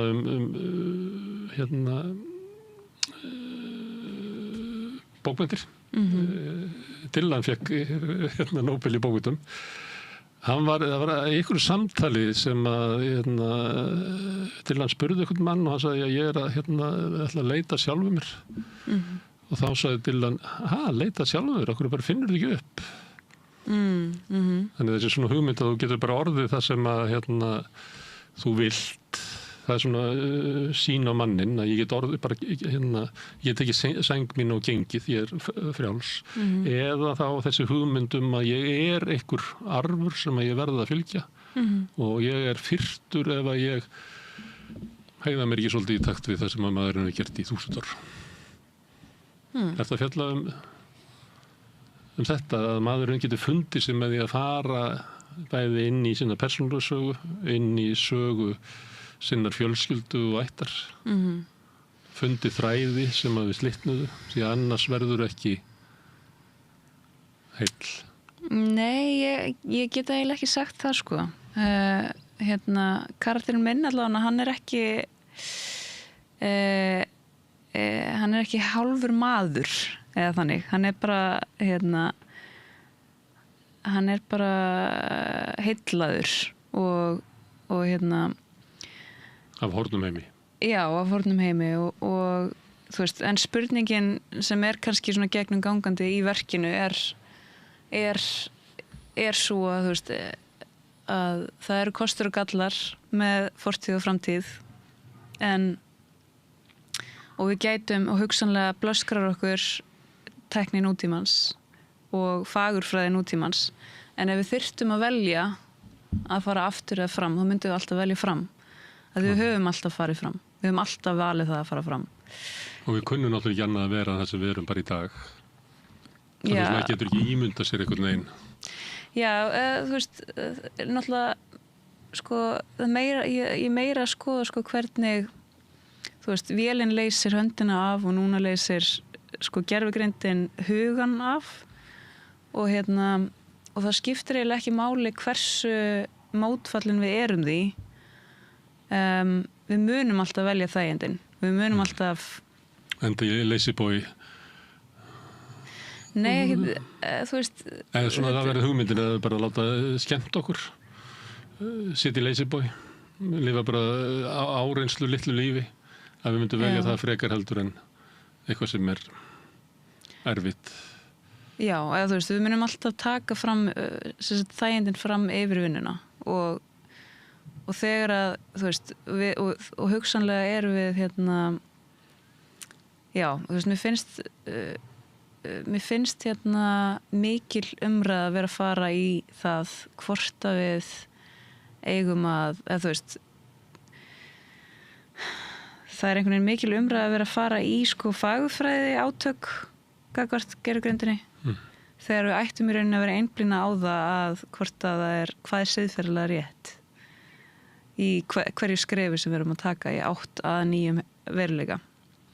Og þú veist, auðvitað eru kennarar að fara að, þú veist, nota gervigreind til þess að búa til kennsluáætlun eða fara yfir heimanám eða eitthvað, þú veist, þetta er bara, þú veist, allt og mikið álag í þessari stétt og undirmannað og bara, þú veist, þetta er að fara að leysa mikið af en á sama tíma þá er ríkisstjórnin að nota gervigreindaforrit sem að er komið frá fyrirtæki sem að til dæmis hefur stólið þúsundum handrita eftir rithöfunda ólöglega og hafa tapað fyrir rétti fyrir að stela þessum handritum keyra í gegnum vélarnar sínar og ná þannig tungutækinu.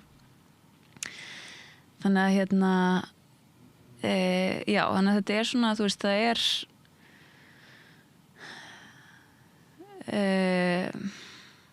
þetta er svolítið flókið akkurat núna, finnst mér, af því að framboðið á gervigreindinni er mjög takmarkað. Það eru nokkrar gervigreindir í gangi en öflugustu gervigreindirnar eru kannski, þú veist, frá fyrirtækjum sem maður er skeptískur á. Þannig að já, en þú veist, já, mér finnst þeirra, þú veist, það er svona einhvern veginn þetta ég sé ekki hvernig við erum að fara að halda í gömlu ferlin okkar og það eru mjög margir sem er að reyna að halda í gömlu ferlin okkar, þú veist, núna þegar gervigreindin er komin. Þannig að það er svona, þú veist, það er kannski þessi hugsun sem er svona, ég veit ekki, í gegnum bókina. Þannig að eitt er tæknin sjálf og ég nefndi Gutenberg á hann, svo er það eignarhaldið. Þannig að við erum í heimi kannski sem að veri þannig að veri bara 3 fyrirtæki sem myndu eiga allar prentvélar í heiminum, sem er svolítið ógnarlegt. Þannig að svona eignarhaldið er svolítið ógnarlegt í þessu með gervigreindina. En prentlistin eyðilagði náttúrulega margt í menningu okkar. Minni og sögur og það ekki drepi rímurnar og fleira það sem var svona tækni til þess að muna mikinn fróðleik án þess að þurfa að skráa niður. Þetta er svo símanúmer af bókin í símanum okkar, leið hún verður til að þá maður ekki einn símanúmer eftir það. Ég man ekki eins og símanúmer hjá dóttur minni. Ég man mitt og that's it. Ég man ekki neitt annað símanúmer. Þannig að það gerist og það er náttúrulega hættið það að með gervigreindinni að þá afsöluðum alveg eins og við afsöluðum hluta minni okkar yfir í prentið. Að þá munum við náttúrulega afsala kannski ennþá stærri hluta af hugsun okkar yfir í gervigreindina. Og það er náttúrulega að gervigreindi getur skrifað einhverja BR-ritgerð en sá sem heldur á henni að hann hefur ekki farið í gegnum það sem þarf til þess að búa til BR-ritgerð og hefur ekki náð persónulegri hæfni hugans til þess að eiga við það. Þannig að hann hefur eiginlega ekkert við BR-ritgerðina að gera því hann kann ekkert með hann að fara. Því að nema að þá svarar fólk kannski 500 árum úr framtíðinni, segir við okkur að þetta frelsaði aðra hluta hugans. Alveg eins og að prentlistin var forsenda upplýsingar og alls konar það að mannkynni gat í sameiningu búið til miklu starri þekkingagrunn og heim. Já. Að þá getur þótt að við verðum missum kannski getuna til þess að muna rímur og eitthvað ennþá starra þegar gervigreindir kemur, þá getur komið eitthvað stórkostlegt út úr þessu.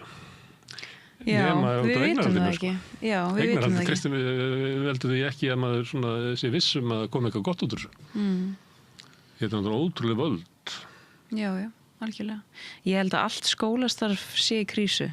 Það er ekki einn kennari sem ég hef talað við sem er ekki að lýsa einhvers konar krísu innan starfstéttarinnar.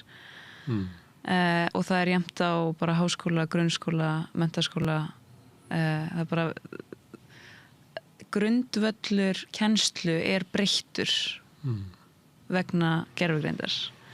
Þannig að þú veist, já, það verður mjög áhugavert að sjá næsta áratuginn hvernig gervigreindin mun breyta kennslu alveg svona fundamentally.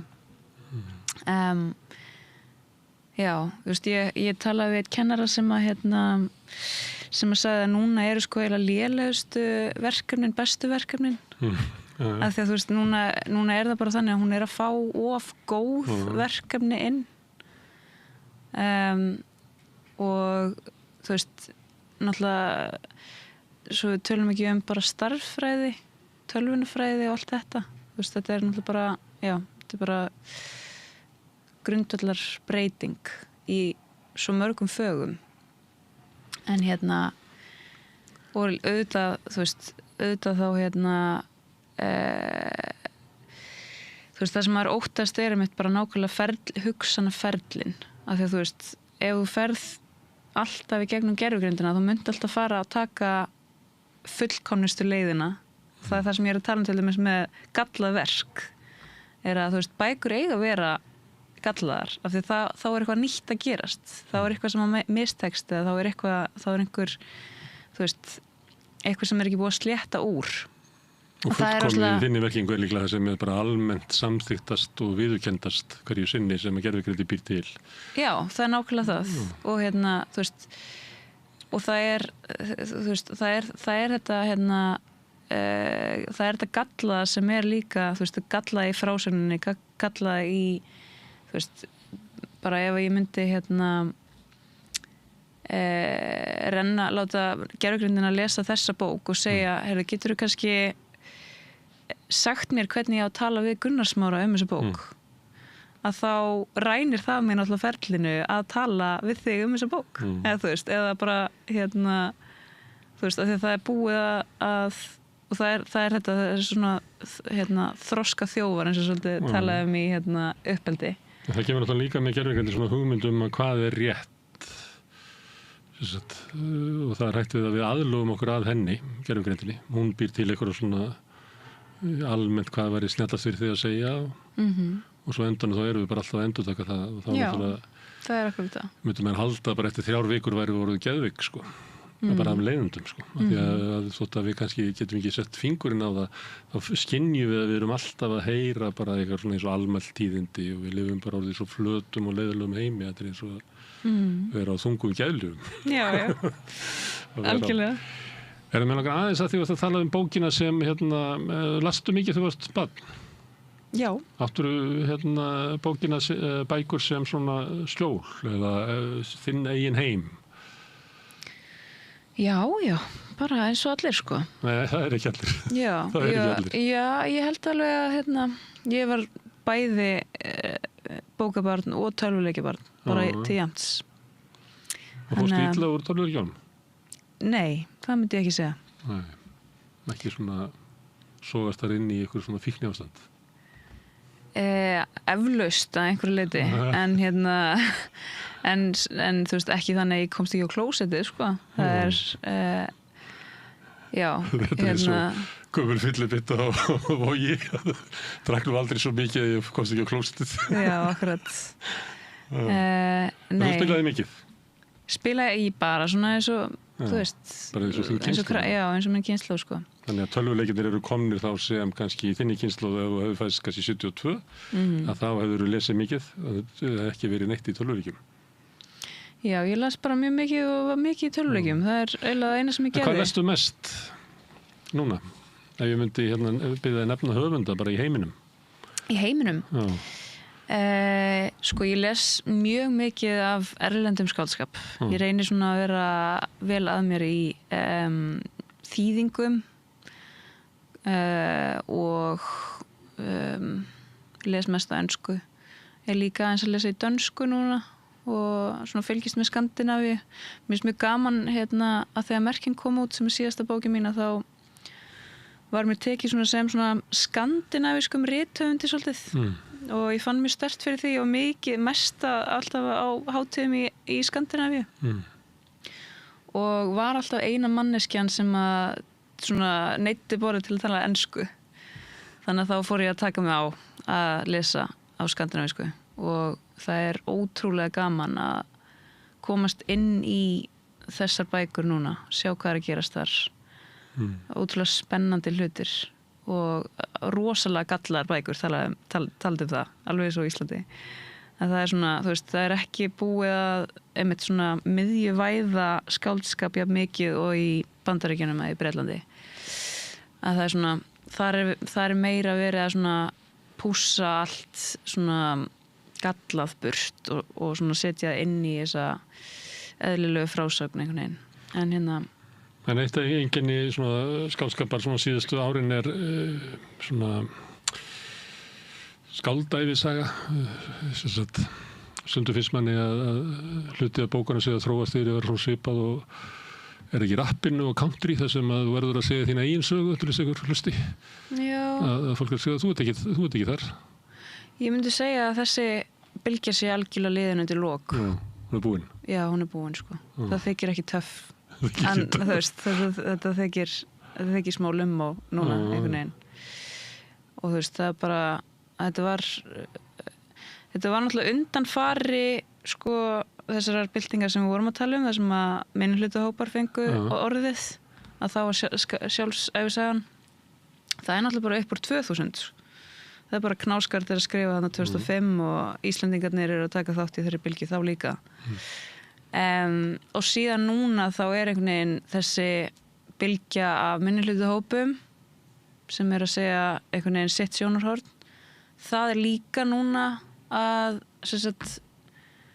svona minnka að því leitinu til að saga þeirra er ekki nógu mikil efniviður til þess að þú veist það þarf að vera núna þú veist, núna er þessir höfundar komnir með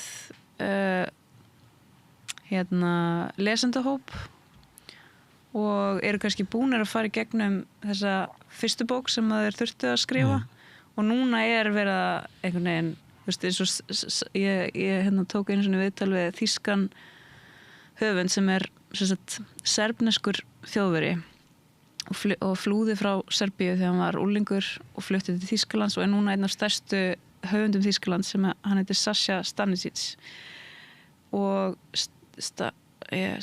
Stanisic og hann hann sagði þú veist að hann var alltaf að bíða eftir bók númer 2 frá innflytjenda höfundum hann er búin að segja síðan af því að þá ertu búin að fara í gegnum söguna þína og þá ferðu að nota tólin og tækin til þess að búa til og mér finnst það að vera að gerast núna í bylginni Sumir stranda náttúrulega bara.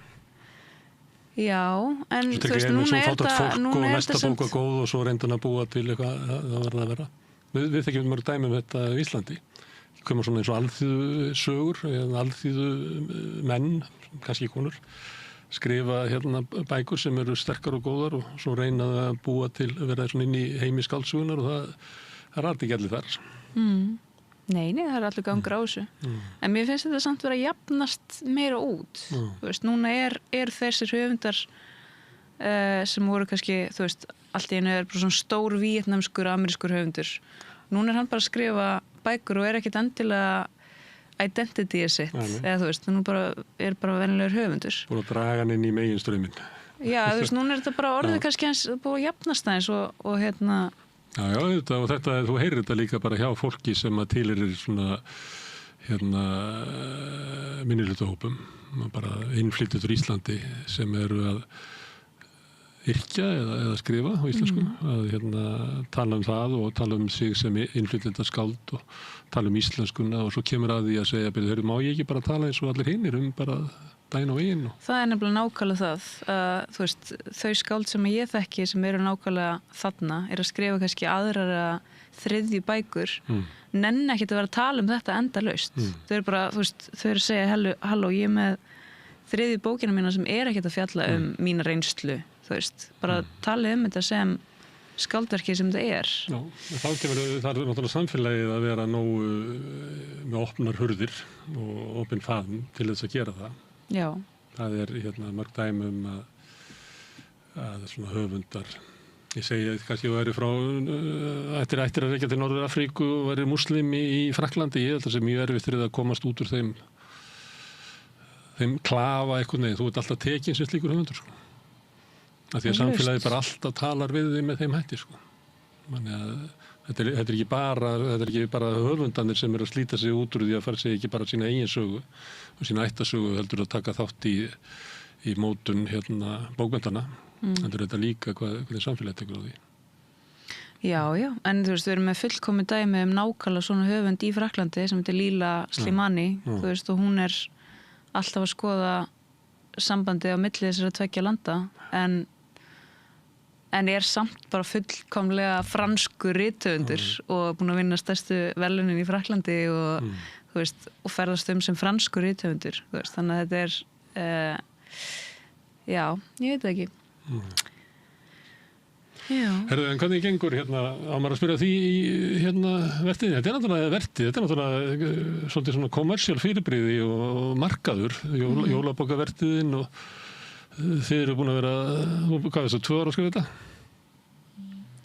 Ég var í 4 ára að skrifa þessu bók. 4 ára að skrifa þetta og núna hefur 2 mánuði til þess að fara og lesa og selja.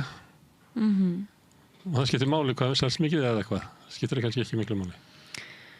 Það er ekki á mínu valdi, finnst mér. Ég bara geri það sem mér er sagt og mér finnst rosalega gaman að bókaflóðinu. Mér finnst alveg ótrúlega gaman. Nei, mér finnst miklu skemmtilega að lesa að hitta lesendur heldur en aðra höfunda. Það er bara svo óslega gaman að finna fyrir því hvað við erum mikil bókaþjóð og mæta, þú veist, ég mæti náttúrulega mikið inn á vinnustæði. Og þetta eru þá, þú veist, kannski 2-3 vinnustæðar á dag þar sem maður er að mæta, fólk er að drekka kakó og borða mandarínir og hlusta og einhvern lesa upp á bókinni sinni, þú veist, og þetta er bara eins og með þetta komið bara í baðstofu ykkur. Já, þetta er baðstofumenningin sem er komin inn þarna, sko, og mér þykir rosalega vænt nákvæmlega þessa menningu og síðan líka bara, þú veist, að fara út í Krónu og hitt eitthvað sem að hefur lesið eitthvað sem að er skemmtilegt, þú veist, bara fólk er að tala bækur á þessum árstíma og það er gaman. Það er gaman að ræða bókmyndir. Takk fyrir að koma hingað og ræða daginn og veginn eiginlega. Kærar þakkir, Fríða Ísberg. Þetta eru lokin á þættinum okkar í kvöld. Þakka öllum gestunum sem hafa hingað komið og þeim sem hafa tekið viðtal og Pétri Fjellsteð fyrir að taka upp og senda út en ykkur mest sem hafa verið að hlusta og horfa og breyta þessu samtali okkar í fjölmiðlum. Minni á að það eru áhorfendur og áheyrendur, það er svo hluti þeirra sem hafa gert áskrifendur sem að keyra samstöðun áfram. Það er fólk sem að telur að samstöðun sé mikilvæg í samfélaginu og veit að hún getur ekki haldið áfram nema að það sé samtakamáttur meðal áhorfenda og áheyrenda. Ef þú vilt slást í þann hóp, þá getur þú farið inn á samstöð.is, það er hnappur sem ástættur áskrift, það getur þú skráðið fyrir 2.750 krónum á mánuði sem er grunnáskriftin, þú mátt borga meira þú vilt og því sem að kjósi getur látið áskriftina reyna sér félagsgjöldin í alþýðufélagið, en það er einmitt alþýðufélagið sem á og rekur samstöðina. Þetta er umræðu vettvangur og fréttamiðill, vaxandi í eigu áhorfenda og áheyrenda. En þetta er orðið gott í kvöld hjá okkur, við hittumst hérna aftur annað kvöld klukkan 8, það var að sagða fréttir. Segðu það á Samstöðinni.